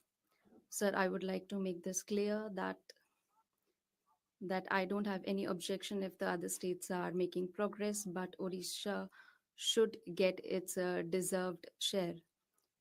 And it should at least get 70% of the revenue earned from Odisha, and it should be invested in the development of infrastructure of Odisha Railway. And the revenue earned from our state is being used on other states. Otherwise, the infrastructure of Odisha Railway is being weakened. It is just 18.5 kilometers long stretch, which is the most less in the entire country. If we were to compare it to 45% 0.43 in West Bengal, and if we compare it to the track density, which is quite more, and they are getting more investment in the area of railway, although their freight revenue is quite less. If we leave the hilly areas, then the Odisha railway infrastructure, Odisha is lagging behind in terms of infrastructure, and this is a serious question in spending the railway resources in our state. Introducing Vande Bharat train in Odisha, but let's be practical, sir. Odisha ki prati vyakti aay Every person earnings are quite less in the Odisha state, and we will need more passenger trains in our state, not just the premium services of the railway board. If you really want to develop our state, then you'll have to develop freight corridor in Odisha, because Odisha will provide you the maximum with freight corridor revenue. As despite earning revenue from the freight corridor, even then priority has not been given to our state. Industrial area and seaports in Odisha, and it is necessary to build a dedicated freight corridor so that there is less congestion, and the infrastructure in Odisha can be invested in right direction on the infrastructure. passenger affordability and connectivity within Odisha. Sir, मैं यह कहना चाह Sir, I want to say that in Odisha, leave about the old projects, but the old projects which were sanctioned, they are not even being completed. In 1994, the Balangir line is still developing, and possibly it was supposed to be completed by 25-26, but is still incomplete. After all, when it will be completed? Shitapalli is still under construction, and it has been transferred to Maharashtra, and Odisha has to let go of this opportunity. And the workshop for which 100 acres of land was acquired, it is still pending. This project is not moving forward. What is the reason behind that? Sir, there are certain districts of the state of Odisha wherein there is no railway line. Why you don't want to place railway lines in the tribal areas, Devgarh, Kendrapada, Malganagiri, Navrangpur, and Jagatsinghpur? These are the districts when they will be connected through railway network. Sir, Odisha is full of opportunities, and with better railway connectivity, we can develop attractive tourist destination, and I will propose that to provide railway network for pilgrimages. Jalasvadirga railway line will connect Digha and will also attract tourists. Bhubaneswar Rajdhani Express should be expanded, and for pilgrims, we have to ensure direct connectivity. And in order to connect various connectivity lines between pilgrimage destinations. In the end, I would like to say, we are asking for our rightful share, sir, our due share, sir. India Railways has flourished on the backbone of Odisha's mineral wealth. It is time the central government stops treating Odisha as just a profit-making zone and starts treating it as a state that deserves real development. Jai Jagannath, Bande Utkal Janani. Thank you, Kutia ji, for finishing in before time. Mr. Sanjay Yadav. Thank you, Sabhapati Mohoday. Thank you, Deputy Chairman. So, we are discussing on the functioning of Ministry of Railways, and thank you for giving me the opportunity to speak on that. Sir, before I begin, I would like to thank the former railway ministers and their contribution in making the ministry prosper. Remembering all of them, I would like to begin my speech. So, as we were listening the discussion on Ministry of Railways, and most of the topics regarding to the Ministry of Railway, it is always seen that there is always a comparative analysis that what happened before 2014 and what was the data after 2014. But we forget that before 2014, and the government forgets to mention that before 2014, what was the fare? What were the facilities given to the passengers? And after 2014, the fare have been increased. In that ratio, the facilities, the protection, has the government been able to work on that? This is the main question. I was looking at the data of NCRP in 2023, and according to the data in our country, the railway accidents, more than 260,000 people have died, whether it's because of derailment or there are 5 categories under which these railway accidents fall. We used to see in fare that there was a motorcycle that was run in a dangerous condition, and that's what I'm saying, that in the present scenario, the government is making the ministry run in that dangerous fashion. In order to reduce the railway accidents, a system called Kavach was introduced, but it has not been completely implemented, and in its wait, so many people have died waiting for that, but the government is not bothered about it. How many routes are there wherein Kavach needs to be implemented? It was mentioned in the budget. Second, when we talk about derailment, it is not just the rail that gets derailed, but the entire ministry, the entire system gets derailed.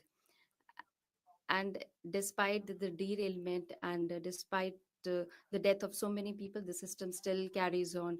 What action is taken against them, that is entirely different matter. But despite derailment of the railway, that means that the government is not thinking about them. And if you visit any platform and the passenger that deboards the train, and if you ask them about their journey, they will tell you that it was terrible. And you ask them the reason why, and they will tell you about that the toilets were in so much poor condition that they didn't want to go for the lubric. And in that very platform, please be silent and listen to the speech. And there was a huge advertisement on the very platform. When the government is not able to take care of the 8 to 10 coaches, is not able to maintain, then how can it can take care of the city? So please, speak when your turn will come. So you talk about the journey of the train. You have made it the suffer of the English language, SUFFER. And like I said, that these data that I'm talking about will tell the government that please put up an advertisement of the number of people who have died, and say that that if they are in power, this is possible. Sir? No, sir. Mohoday, The minister wants to speak. इनको शायद पता नहीं Mm, I think they are not aware of the fact that when Sri Lalu Prasad ji was the Minister of Railways, then there was so much overloading in the railways that the life of the track had reduced and the security of the passengers was compromised. And this is what you call railway.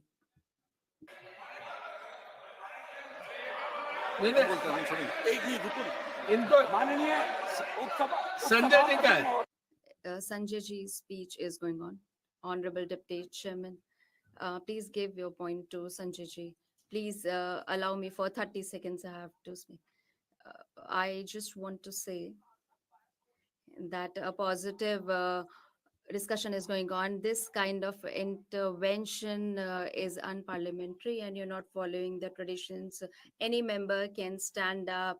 If they will do like this, then we will do the derailment. मैं ऐसा है Manoj ji. Manoj ji, Neeraj ji, please.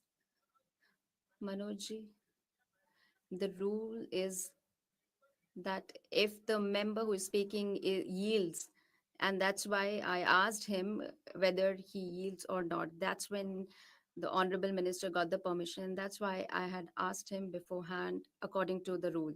महोदय So, as far as the tenure of the Sri Laluji is concerned, then it is the facts.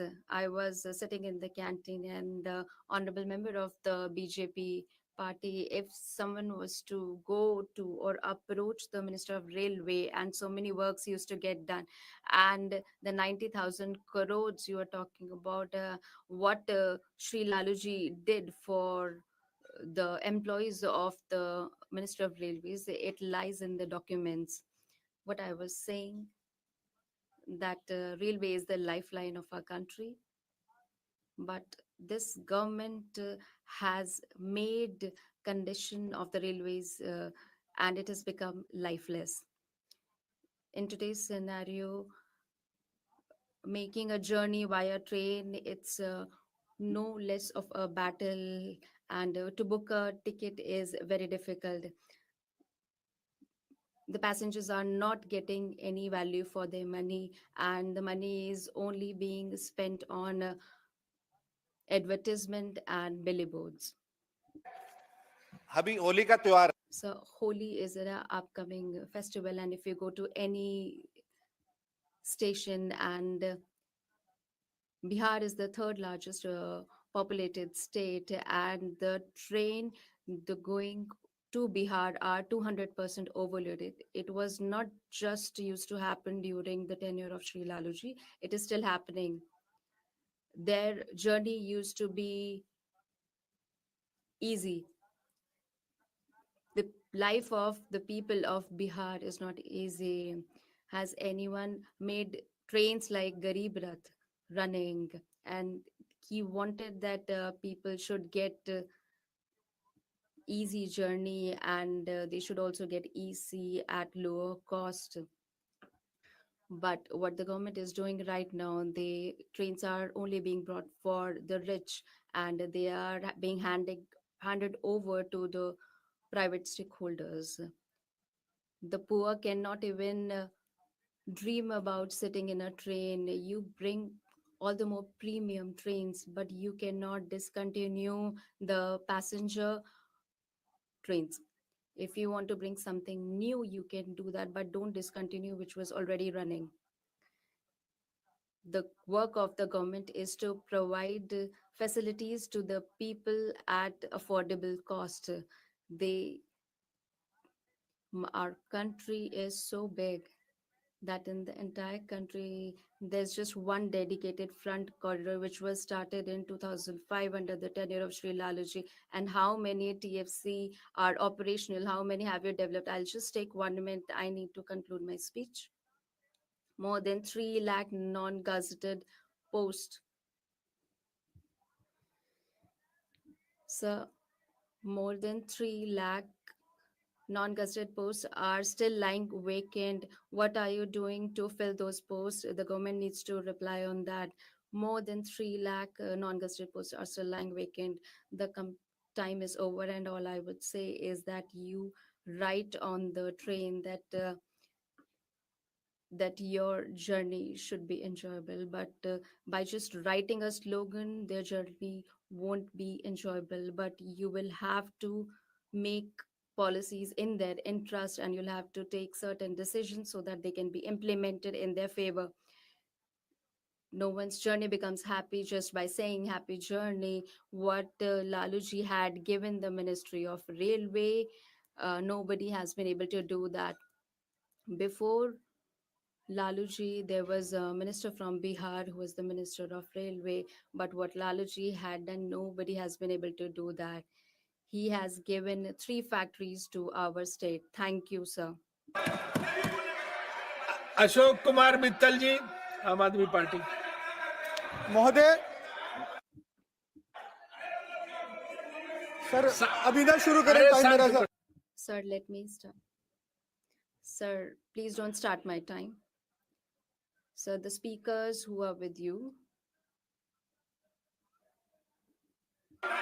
आपके अरे अरे, आप बोलिए sir मेरा please speak. Your time has started. Sir, please start. Sir, Indian Railways. So what should I say? कोई बात record Nothing shall go on record. बढ़ जाइए Please sit down. If you are going to do like this, then nobody's speech will go on record. So there's no point. So let Mittalji speak in his turn, and those who want to speak, they can give their points to the upcoming speakers so that they can speak for them. Mittal ji Mittalji, are you yielding? Are you yielding? Sir, I haven't even started. Are you yielding? No, I haven't even started. हाँ जी, yes. he is not yielding sir Manoj ji बैठिए Manojji, please sit down. No, please do not argue.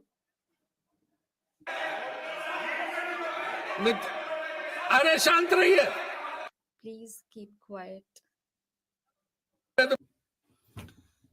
Okay, now let him speak. Sir, please extend my time.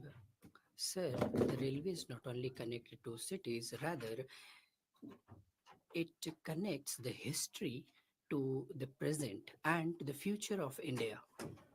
This is the railways wherein Mahatma Gandhi traveled and came up with the movement.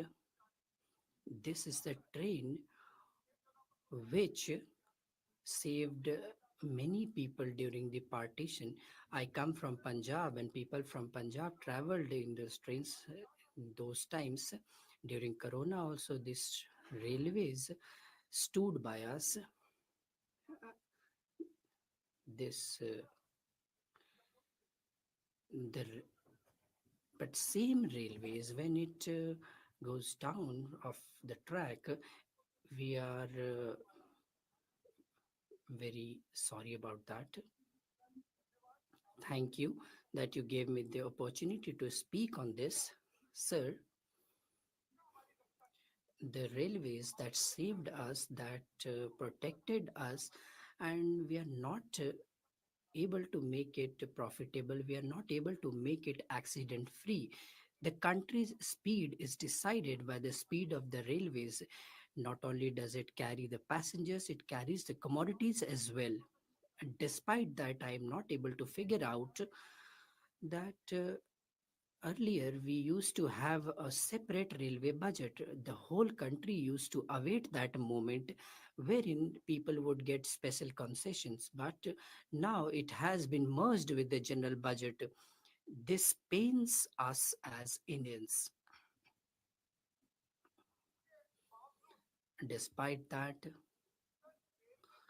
sir, in the budget of the railways, since it is not presented differently by the ministry. The budget is not increased to that extent, and the utilization is also much. Uh, have our priorities changed? This is the heart of our country. On this only, people go to their homes during festivals. Students travel by this. The trains carried people to Kumbh also, but when we see that people are uh, people are made to go into the coaches which are overcrowded, it makes us sad. We used to have proud on our heritage, but when this is going awry, it is a very sad state of affairs. First of all, I would like to talk about the ticketing system. Sir, a few months back, a scientist from NASA came to India, and he went to the portal to book a ticket on IRCTC. He then commented that if I have to launch a rocket, I need to give only one command. But when I have to get a ticket booked in the railways, then I have to enter four captchas, two OTP, and the patience I needed to have while pursuing my PhD, I need to have the same amount of patience here. Our minister is also from IIT. If he goes to book a ticket, maybe he would find the entrance exam for IIT easier than this. He is also an IAS. So the chance that you have of passing in the IAS exams, lesser percentage of that is there in getting a ticket in the railways. Rajdhani is a very good train of ours. It's a big train, but bigger than that is the wait list, the queue for the wait list. Sir, the website of IRCTC is so sensitive that it crashes down more often than the Sensex. Not only this, there is an advantage to this effect also. No hacker can even try to hack the IRCTC website. On the other hand, we talk about the prices of the tickets.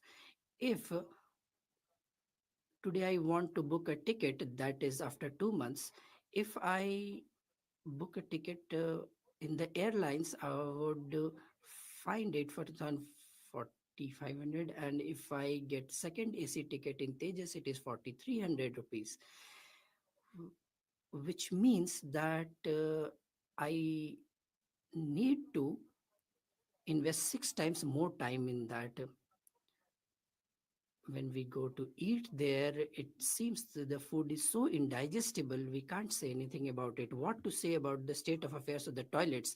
I would like to request Honorable Minister that as we are doing ease of doing business, the railways should also have operations on similar lines. Secondly, I would like to talk about the travel. The New Delhi railway station is 4 kilometers from this place. And when I go to Jalandhar, I do board train.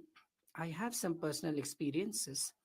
When I had to take Shatabdi, there was no elevators or escalators working on the platform, but there were old people, there were children who had to carry the bags they had, the luggage they had on their backs. When we find the New Delhi as the world class station, how do we corroborate this? When we violate section 89, there is a punishment or provision for penalty, and the government itself has accepted that 73,025 railway stations that are there, it's only the 597 stations which are friendly for the handicapped. Will these people not go to the other trains? Honorable Minister said that 13,000 trains did ply on the Kumbh route.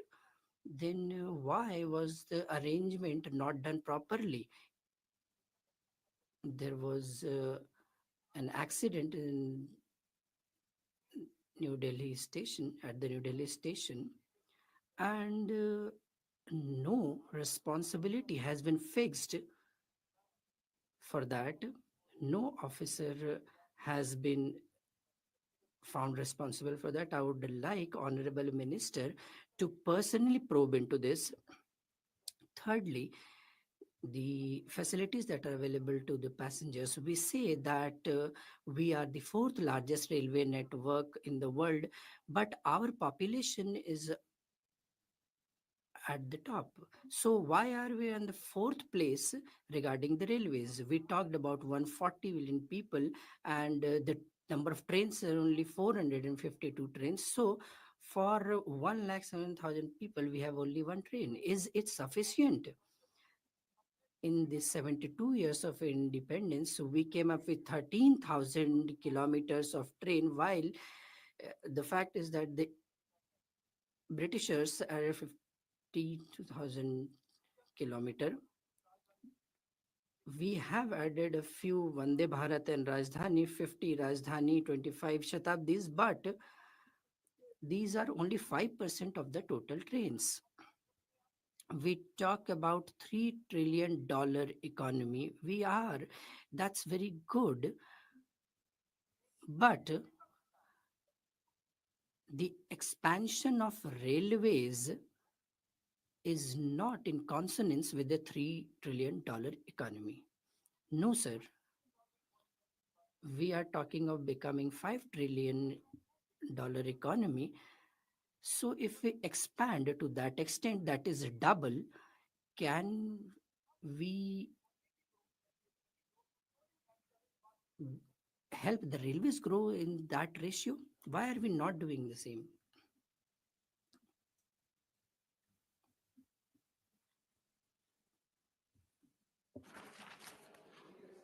Sir, Sir,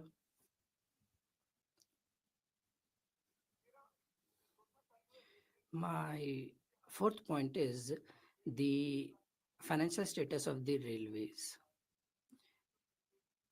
Ministry of Railways is only entitled to run the railways, and it is our lifeline. But when we see it, it seems as if it is in the ICU, it is on the ventilator. It has the amount that it earns, it spends more. The earning of railways is only 3,000 crore rupees. With such a huge network, it is only this much. I gave you 1 minute, 10 seconds extra. Sir, I would like to talk about some accidents in 2018. 313 passengers were killed in accidents. We talk about modern technology, we talk about Kavach system. The 3,000 crore rupee profit that the railways have, will it move on the same way as the BSNL moved? Lastly, I would say a few lines. We are proud of railways, but the truth is covered. Trains have not multiplied, and crowds are increasing. America and China are laying tracks, and we are only counting the deceased. The system is destroyed, but we are made to fabricate dreams. Is it your original poetry? Sir, you are a poet. You can very well understand. You can very well judge, sir. Shri Ramji Lal Suman ji.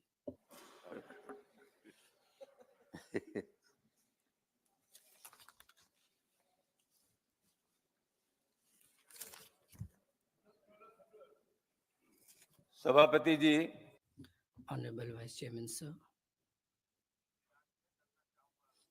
I would like to request that The land that are the railways, people have encroached them unauthorized manner. The railway should come up with a policy. If railway can come up with residential colonies there, then this could be a better use of the land. Secondly, I would like to say that the children of the railway employees, there is no system in place for their higher education. The children who are of the railway employees, they should get better facilities. The quota of the sportsmen that is there is 5%. Through you, sir, I would like to request Honorable Minister that it should go up to 10%. The hospitals that are there, the railways, they are in a pitiable condition. As we see new diseases coming up, these are very serious, and the experts that are needed for them, those experts are not there in the hospitals, and the doctors that are appointed, they are being done on contractual basis. So it's indeed a matter of concern.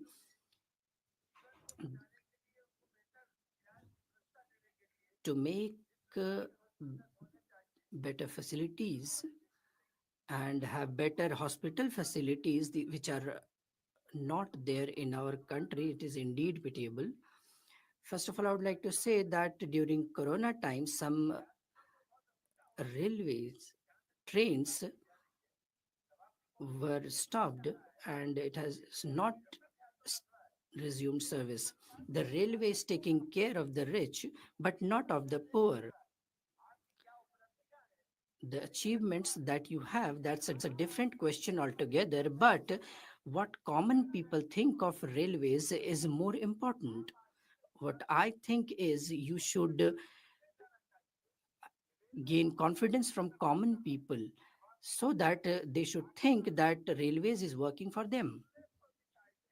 Agra is a UNESCO site, and you know that due to Taj Mahal, there is a huge influx of foreigners. Tundla Junction is one of the biggest stations of Asia. It's a very important place. There is no proper system in place for the movement of trains there.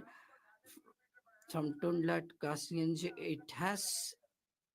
it was to be made, the 18 kilometers was to be made, but it has not been done yet. The 4 lines that should have been constructed should be done. The Shatabdi New Delhi Express should have a halt there. The Aligarh Mathura should have a better seamless flow. Agra has a recognition in the world. So Sampurn Kranti should have a halt there. Vande Bharat train runs on this route. It should have a halt in Lucknow. Hadrapuri Express should be run on a daily basis. Before Corona, the trains that used to run on Telesa Road were stopped. They should resume service. Honorable Sir, the Bareilly Bandikui passenger trains that run on that, it should run till Tundla. The other train should run till Tundla. I would also like to request that the trains that used to run during Corona times, most of them have stopped. Those trains were related to the common people, and I would like to request Honorable Minister that these should resume service as fast as possible. 3 minutes. Oh, thank you. I got only a few points to make about Kerala. You already know in all aspects. But I am asking the railway minister to see the projects were sanctioned decades ago but remain incomplete is ROB for LC number 8, Pattikad in Shornur, Nilambur line was sanctioned 6 to 7 years ago, but work has not commenced. I request the authorities to expedite the completion of this critical infrastructure project. Nilambur Nanjangad Railway, this project is a dream of millions and will reduce travel time to Bangalore, between Bangalore and Kochi, minimum 5 hours, reducing a 629 kilometers to 450 kilometers. The final location survey has been completed. The ministry has to consider this rail line under project of national importance and sanction it. Allocation of MEMU trains to Shornur, Nilambur sections. Section has been recently electrified. MEMU trail run was highly successful. MEMU trains are the best model for traffic in this isolated single line section. Two demands in this regard are extending the MEMU service between Ernakulam and Shornur to Nilambur and converting existing passenger trains to MEMU trains. The delay in implementation is due to the unavailability of MEMU rakes. I request the authorities to allot MEMU trains on priority to this section, ensuring high connectivity. Introduction of a new 8-car Vande Bharat train. Both Vande Bharat trains in Kerala are highly successful. That connects northern Malabar to Trivandrum. We are demanding for a third Vande Bharat with 8 cars that connect Trivandrum to Nilambur. Some demand. Third and fourth rail lines are essential for operating more trains in Kerala for future development. The union government should allocate funds to build this done. The Anganwadi Sabari line, Sabarimala. This project which has potential to accelerate the development of interland regions of 6 districts of Kerala has been in pipeline for decades. Kerala had also agreed to share the cost of project, but the contributing to the escalated project cost is something the state cannot financially bear now. The cut down of sleeper coaches for AC coaches has significantly affected the passengers. More special trains on festival calendar has to be introduced. State government have already handed over the festival calendar to Union Ministry. The railways should operate more special trains from Chennai, Bangalore, Hyderabad, Bombay, and New Delhi during the festival season and school or college vacations. Demand for new rail route, Nilambur, Nanjangod, and Kanjangad, Panathur, Kaniyur rail lines. Please consider this. Thank you very much. Thank you. Mrs. Maya Narolia. Honorable Sir, all the members of this August House, today I'm going to talk about the transformation of Indian Railways in this House. This transformation has been brought by the able and far-sighted leadership of our Honorable Prime Minister Modi ji and our hard-working Railways Minister, and his effective efforts have brought this the modernization that has been very praiseworthy. And so the mentionable achievements of the government that has been there are praiseworthy. In the last 1 decade, the Indian Railways has witnessed a very important transformation. There are some datas to corroborate that. Till 2023, the broad gauge networks, 85% of it has been electrified, whereas in 2014, it was only 45%. This is a historical achievement, sir, which has made Indian Railways network reach the green railway network. The list of that it has reached. Besides that, new railway lines have been laid down, and on more than 15,000 routes doubling has been completed, which has reduced the congestion. Also, it has improved the efficiency of Indian Railways. Honorable Sir, Vande Bharat trains till 2024, 51 Vande Bharat trains have been introduced, which are less with world-class facilities and which can run at the speed of 160 to 180 kilometers and are taking it to another level of speed. Freight corridors, 2,800 kilometers long, north and western corridors are about to be completed, which will reduce the congestion of the railway lines and also boost our economy. So, Madhya Pradesh is my home state and it has been a beneficiary of this change. The Itarsi Nagpur line, the doubling of it, and Habibganj Rani Kamlapati railway station, its redevelopment and connecting Bhopal and Jabalpur, the Vande Bharat trains have benefited the people of the state a lot.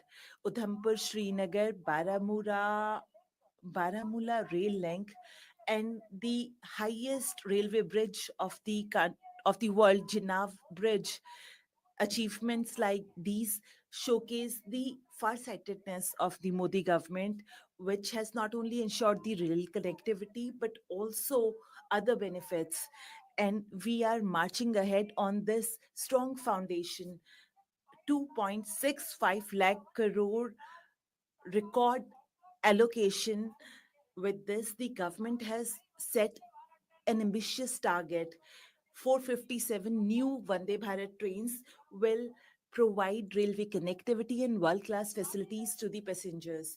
Anti-collision system and the expansion of this indigenous technology will be expanded to high density areas.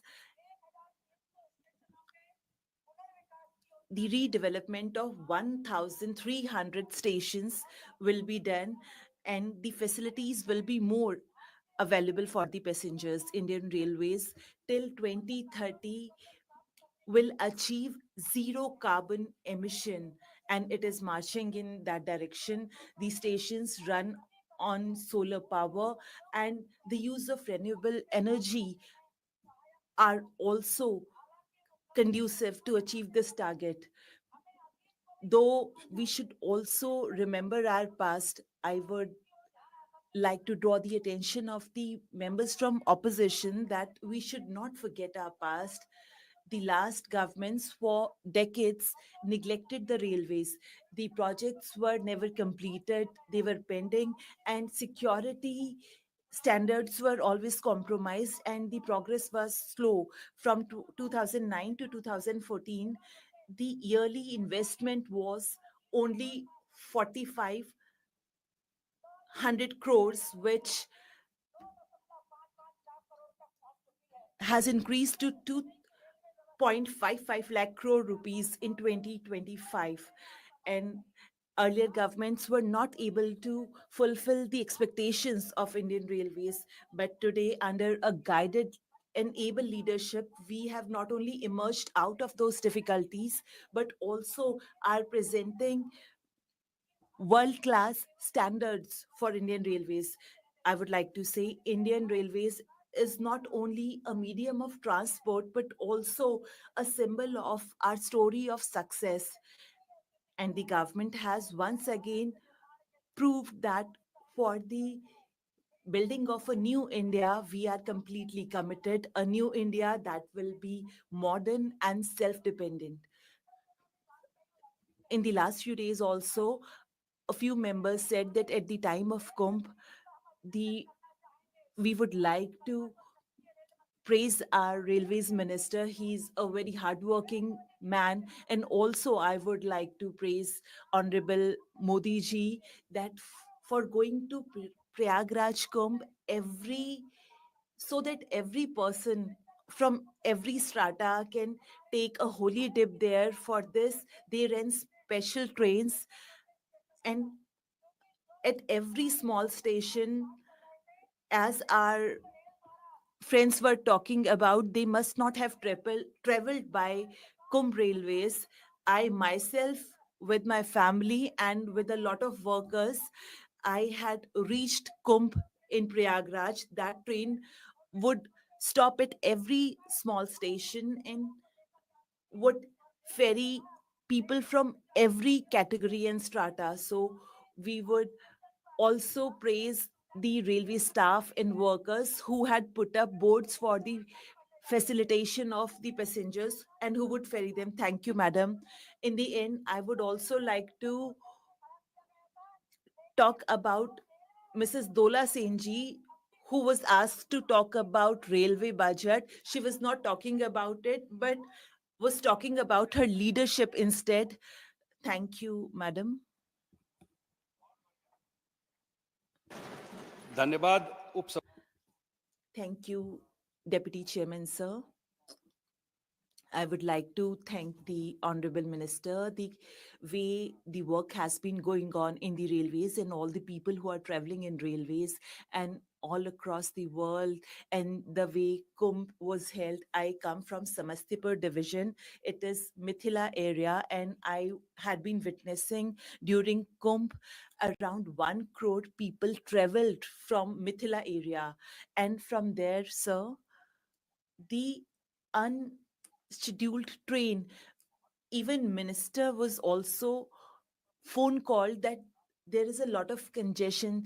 So such 50 trains were also run which were not planned earlier. So we would like to thank the staff also.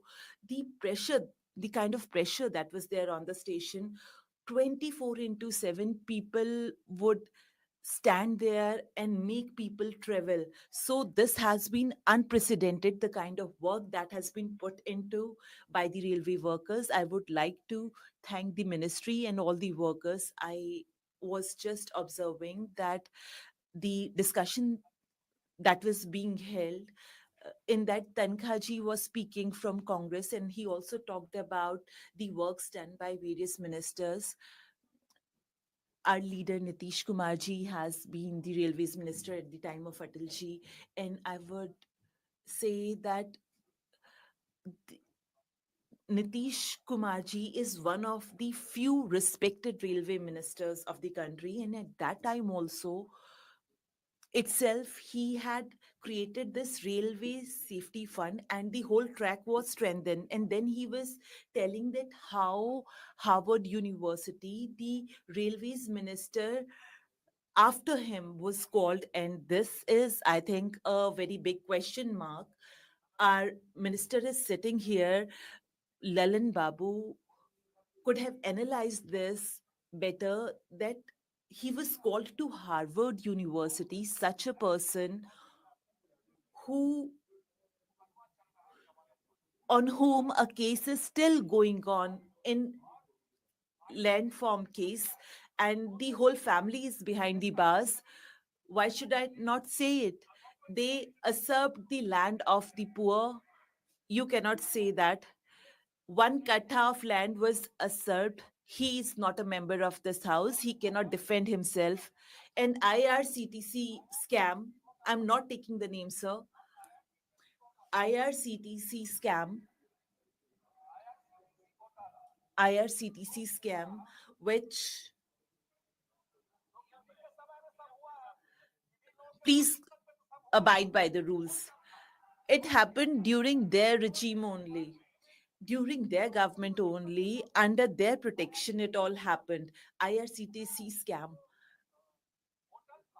The whole hotel in Puri, that hotel was given to one person, and that whole scam was going on. And the case is still going on, and Harvard University is calling them and praising them for their work. So I would like to bring it to your notice that we cannot think that this must have happened in railways, that 1 kattha of land was taken on account of gift. This is the case, sir. And these documents Mr. Lalan has submitted. He has hold of all the documents. the then Prime Minister, he had submitted that too. And after that, the inquiry had begun. So I am discussing this because both of them have been railways minister from Bihar. One did such great things, the strengthening of tracks, etc. And yes, the other one also did big things. So we benefited out of it. So I would also thank the minister for this reason also, that from 2014, from 2009 to 2014, 1,332 crores were given for 5 years of period. And this year, in the budget of 25-26, Railways Minister has given 10,066 crores to Bihar, which is 9 times more.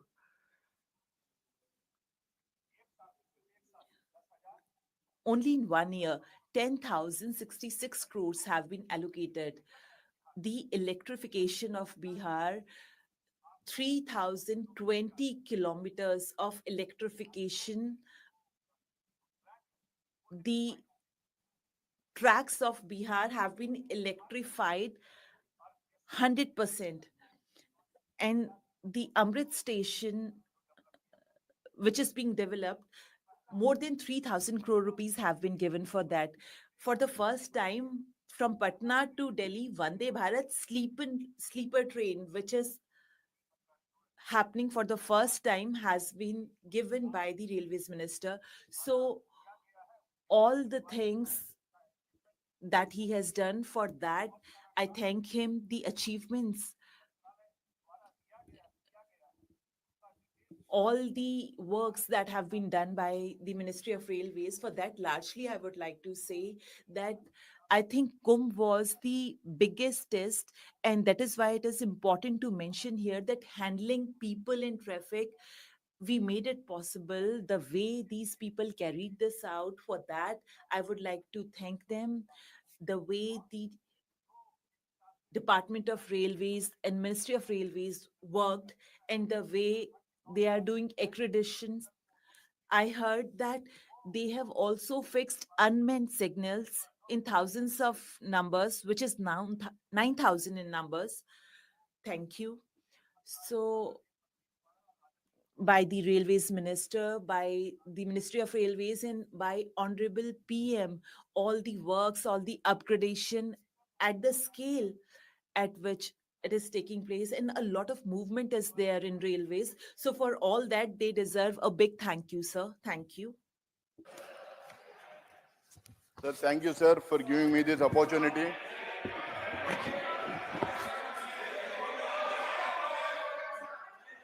क्या क्या व्यवस्था का प्रश्न है आपका? What is your point of order? What is that? Under Rule 245, limitation of the debate. Rule 245, limitation of the debate. Whenever the debate on any motion in connection with a bill or any other motion becomes unduly protected, the chairman, अब इनकी पूरे भाषण को देखिए. Now look at his whole speech. No discussion on contemporary issues and what kind of things he's talking about. Sir, in railways, sitting here, you are making a comment on Laluji, and there is no mention of railways. This should be expunged, sir. This should be expunged. It should be examined and expunged. And ask railways what kind of complaints they have handled.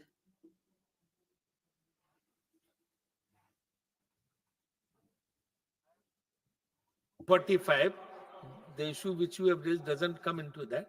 But I have already said that you cannot mention the name if the person is not member of the house. So that they will scrutinize and come back to you. इसलिए point out order नहीं. So no point of order on this. That's settled. I've said that earlier itself. Whatever you said, I've said that earlier itself.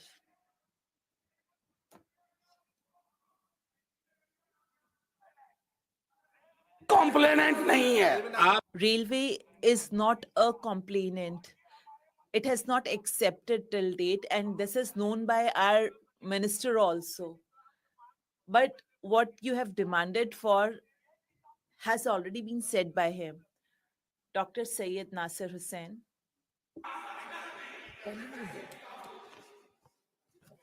Sir मैं आपका और Sir, I am thankful to you and to my party that I have been given this opportunity. Sir, Indian Railways is considered to be the lifeline of the country.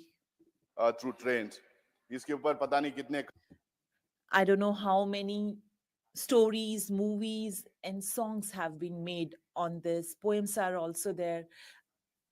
I also, being a political activist, have traveled through trains and I have known them personally. है तो railway से If the poor people have any mode of transportation, it is the railways. On Holi, on Ramzan, during the month of Ramzan, many people will be traveling to their hometowns by railways. But whenever a festival comes, special trains are there to address the needs of the population of our country. I would like to know whether, as per the population of our country, a strategy is being made to cater to their needs and to provide them with those facilities, sir. For the past 11 years, sir, continuously this government has been marketing a lot the old works that started during the UPA regime. They are being glorified and being told that this government has done them. Poor, the middle class, railway is becoming out of their reach. No confirmed tickets are there. Railway accidents are on a rise. There is no attention to the safety and security of the poor and middle class. Some premium trains have become a way of advertisement by the government, and the whole railway network is suffering at the hands of that, and a lot of money is also being spent. I think instead of IT projects, the government needs to address the fundamental issues that are being faced by the railways today, sir. आपको पता होगा sir You must be aware that on 2nd June 2023 at Balasore in Odisha, there was an accident and more than 275 people died in that accident. Earlier, it was heard that if there is a railway accident, the concerned minister resigns, but there are so many cases of train accidents, but there is no resignation. And the sanction posts and railways are 14.74 lakhs. Out of them, more than 3 lakh posts are vacant. And out of these, more than 1.5 lakh belong to special and critically significant posts at New Delhi railway station, which is considered the most modern station. On 15th of February 2015, what happened, everybody is aware. 18 people died, and the responsible officers of railways kept on tweeting and said it was a rumor, but the coolies were there. There was no other rescue team, no police. The coolies who were working there, they tried to save some people.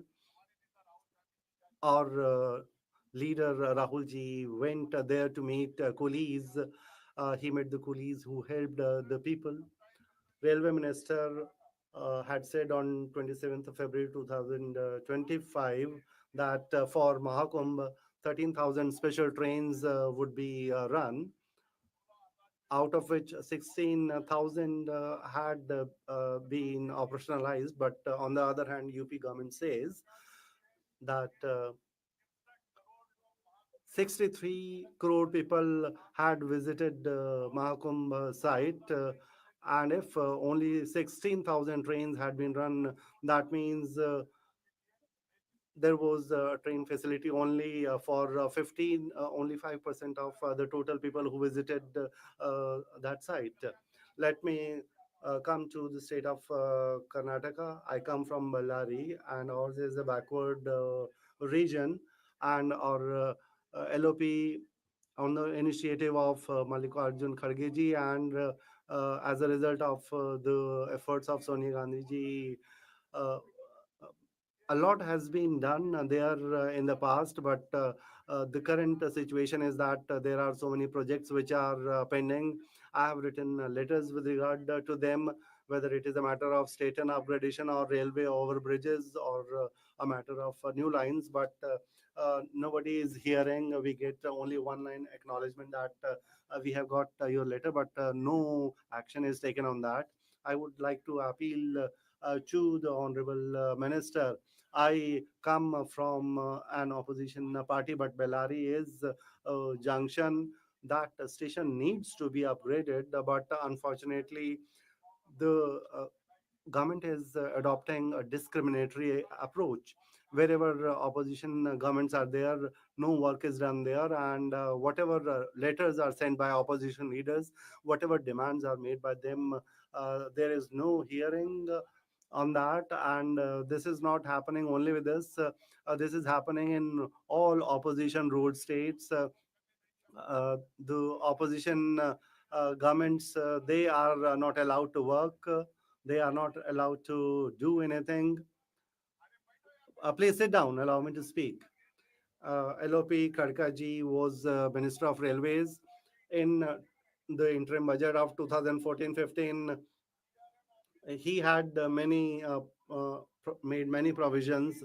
The state government had provided land for the district headquarter. LOPG Kharge was a railway minister, and for Gulbarga DRMF office, an announcement was made, and the state government had given land also. Budget allocation was also made, but the work has not yet started. And in Yadgir, bogie factory was started in his time, and a demand was made for the expansion of that factory, but no work has been done. If I talk of the whole of Karnataka, the 13 projects have been approved, but they have not been started. Hubli Ankola Rail Project, Shumaga Shikaripur Ranepur Project, Hubli Sirsi Talagopa Railway Line, Tumkur Rail Project, and along with that, Mangalore, which is in Palakkad Division,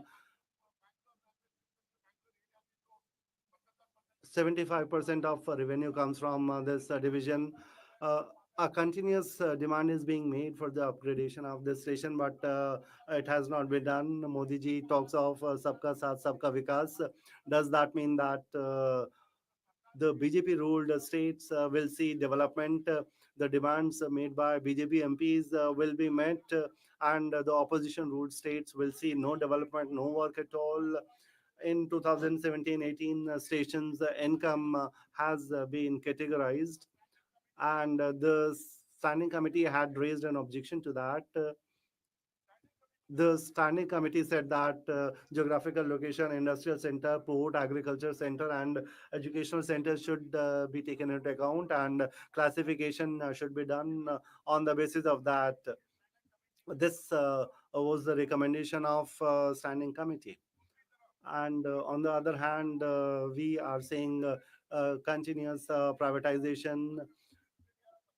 19 stations were privatized. Now 100 highest yielding stations are being privatized. You are saying that railway stations will be made airports. We are saying that don't turn them into airports. Let the railway stations be railway stations. We can see what is happening on airports and how many airports have been sold. Everybody knows that. If we talk of Amrit Bharat scheme for station upgradation, 453 stations were claimed to be modernized, but only one station has been upgraded. Out of 453, only one station has been upgraded. And I I would say that railway has a long history, and successive governments have worked in their own different ways. In UPA government, 1 metric tons of freight was carried, and we were involved in that elite club, which included countries like China and America. And in Khargeji's time, mobile tickets were provisioned, and work was completed on many projects. And in UPA government, the the most difficult Pir Panjal tunnel was made in 2013. Banihal railway line was inaugurated, and in that program, Manmohan Singh ji, Sonia Gandhi ji, and the then Chief Minister was present.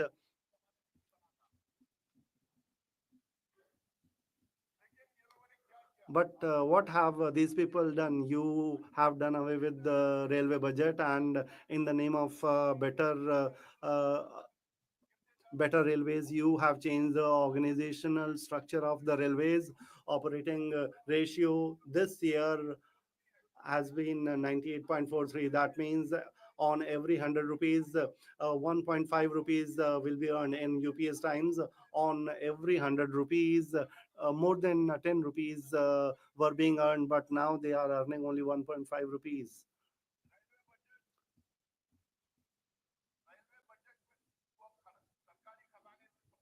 Now railway budget is being supported with the government exchequer,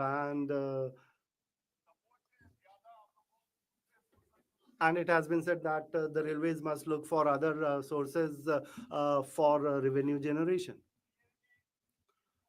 CAG in June 23, of money under the rail safety fund, sir.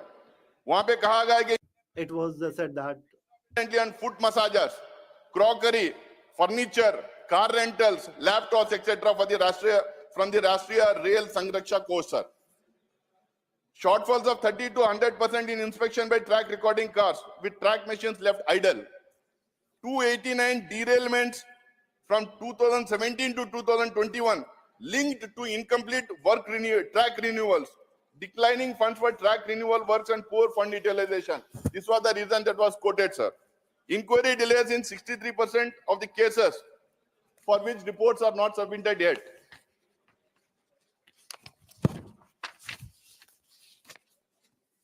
Sir, रफ्तार की अगर बात करें, if we talk of speed, sir, even today in India, Rajdhani and Shatabdi trains, their speed is talked of. These were started in Congress's regime, and they got a fame because of their speed, and they have covered a lot of distance. But after 2014, Mail Express 51 kilometers per kilometer, and passenger trains 31.5 kilometers per hour, goods rail 23.6 kilometers per hour, and much hyped Vande Bharat, about which it was said that they would run at 160 to 180 kilometers per hour, but actually they are running at a speed of 60 to 70 kilometers per hour. So that is the speed of the trains, which they are talking about so much. More than 95% of people travel in suburban trains and non-AC coaches. These 95% people have been ignored, and the people who want to travel in high-speed trains, they want to focus on them, and that is why they keep on talking about Vande Bharat trains. Around 136 Vande Bharat trains have been started, and whenever a new train starts, our Prime Minister goes there with a green flag. I would like to narrate an incident here. There is the Ministry of Railways is adjacent to the Parliament building. Jagjeevan was the railway minister then, and Pandit Nehru was told that the building is being inaugurated. Nehru ji said that I won't go there. You are the railway minister. You should go there, and you should go there with the railway officers. Pandit Nehruji did not go there for inauguration, but what we see today is that Prime Minister inaugurates every Vande Bharat train. in 2017, Modi ji had announced that by 2022, bullet train would be operationalized, and but we don't hear any news about bullet trains. The question was asked in the meetings of the committee on railways, but the railway minister did not have any reply to that. Sir, they talk a lot about China. They said, and there was a hue and cry about the ban on Chinese apps. We know how Chinese did incursions in our land. They intruded in our land. We know that many parts of railway trains are being imported from China, and this is being done for the past 3-4 years. And this year also, wheel and axle are being imported to the tune of 1,600 crores of rupees. They keep on making a claim that we have banned all the apps, but still a lot of procurement is being made from China. At the time of Congress government, for senior citizens, for media people, for farmers, for students, many concessions were given. But this government, in the name of COVID, they have done away with all these concessions. I would like to make an appeal to the government, and particularly to the concerned minister, that the senior citizens, the farmers, their concessions should be revoked. Please conclude. Indian Railways is the cheapest mode of transport for the common people. Railways are not operationalized for commercial purposes. This is for the service of the people, and it should be made self-sustainable. It must have its own vision, and it must meet the demands of our growing population, and there should be a bigger vision for its expansion. With these words, I would like to conclude, and I would like to once again make an appeal that all the projects that I have talked about various regions of Karnataka, I hope the Honorable Minister has heard all that, and I hope he would try to ensure that all these projects are completed at the earliest. With this appeal, I conclude my speech. Thank you. Srimati Mamta Thakur.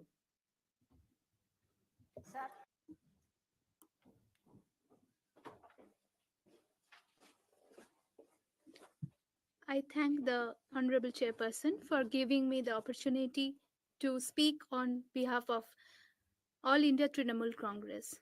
The Honorable Railway Minister had spoken in the House 2 or 3 days ago. He was not very polite. How will he solve the problem? In order to solve a problem, you must acknowledge that there is a problem.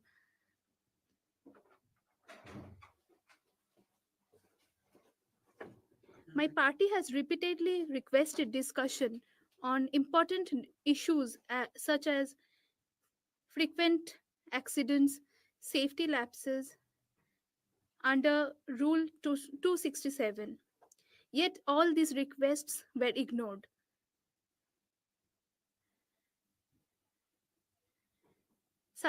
Despite repeated demands by the opposition, no steps have been taken to restore the pre-COVID subsidy. The central government has also stopped exemptions for senior citizens and recognized.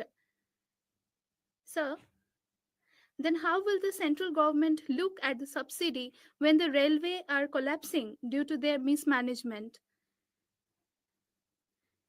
According to the CAG report, in 2019-20, passenger and other coach services incurred a loss of rupees 63,364 crore. And the entire profit of the freight carrying operation is utilized, and losses in passenger transport have been increasing year after year.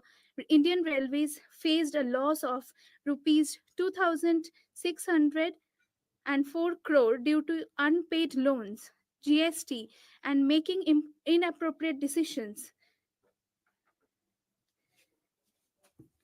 ঘটনার মধ্য দিয়ে গত দশকের train দুর্ঘটনায় যেন Only in 2023-24, 313 passengers and 4 railway workers lost their lives in 40 tragic accidents.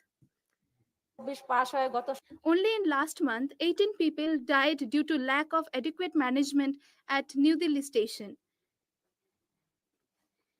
Sir, according to the CAG report, 20% of these accidents are due to railway lines exceeding their lifetime. More than 40% of the rail coaches have been in use for the past 20 years or more.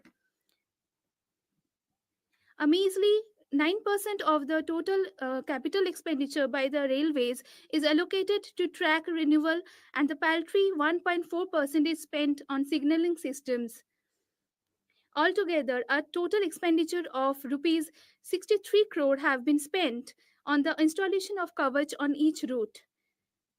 Currently, it will take at least 50 years to install it on all the routes. On the other hand, 1.6 lakh crore had been allocated to the Vande Bharat project. 9 out of 10 suburban commuters travel in either second class or sleeper class. Only 1 in 10 urban passengers travel in upper class, including air-conditioned coaches.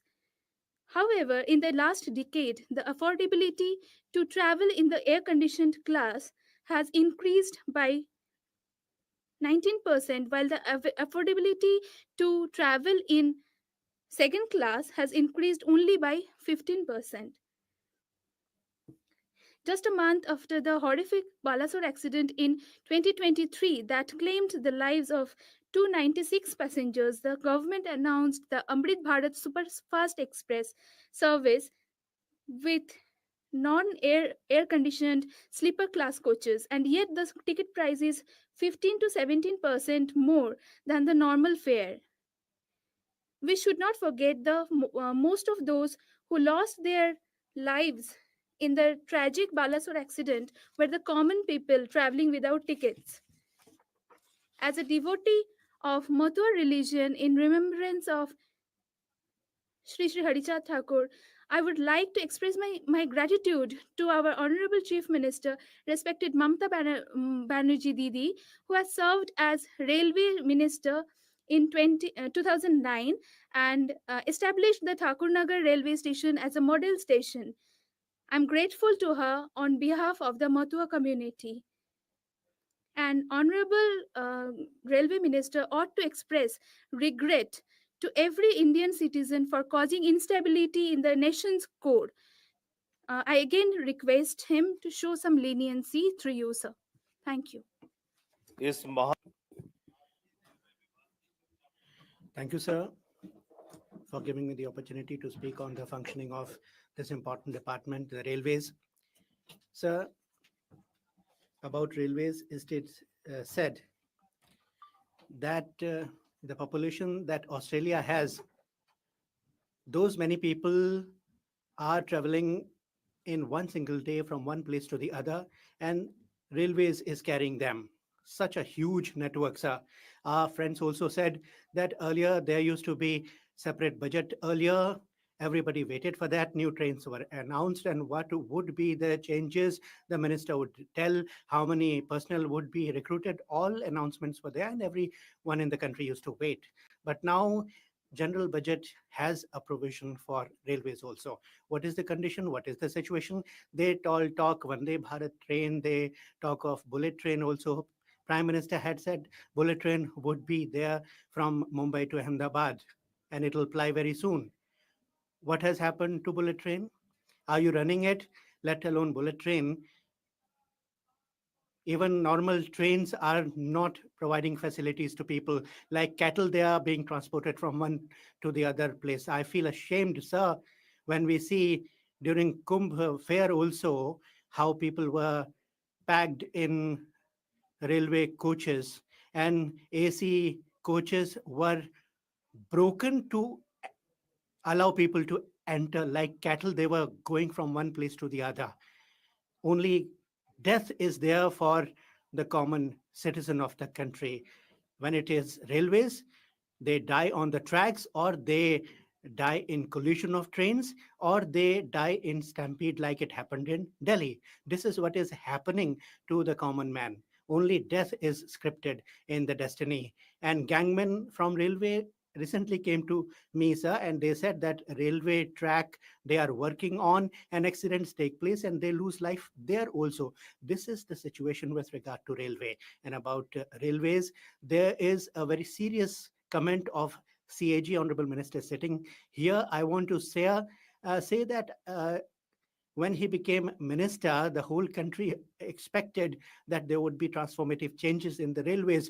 Everybody expected that one who is a technocrat, an educated person, a scholarly person, as railway minister in the ministry would bring about change for the better. But accidents after accidents are happening, and outside the track, on the track, so many things are happening. Outside the track, trains are going. This is what is happening. Stampede happened, and Honorable Minister did not have an inkling. He did not have any info post facto. His officials don't keep him updated. This happened here under his nose. CAG report I was talking about, and I'll just conclude.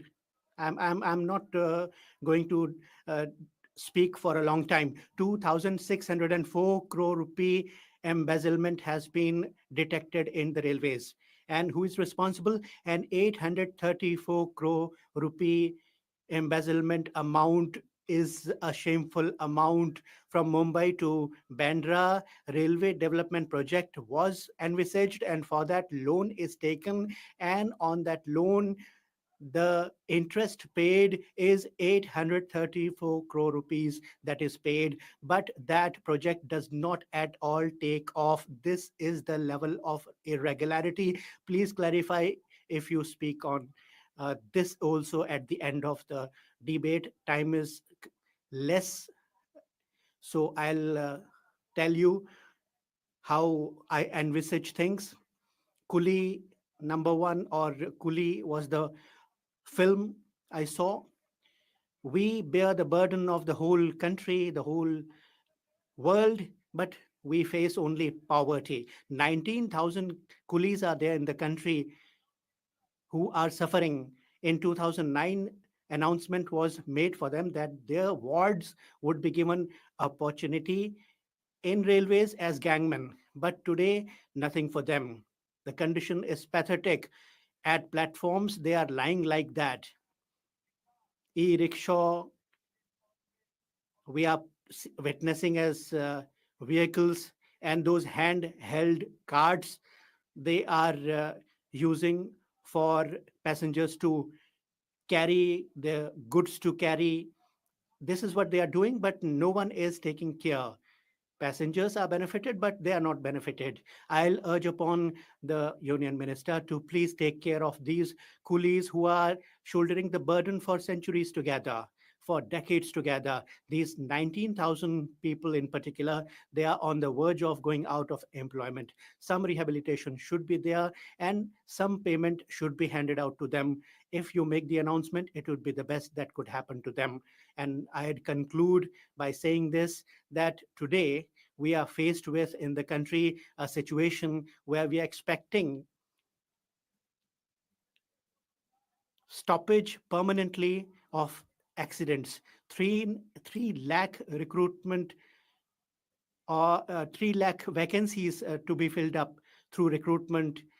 When recruitment will take place for them, and railway tracks have to be fixed 180 160 kilometer per hour speed. You are now plying the trains at that speed on the tracks, and accidents are taking place. Nasir Bhai was expressing his grief, sorrow.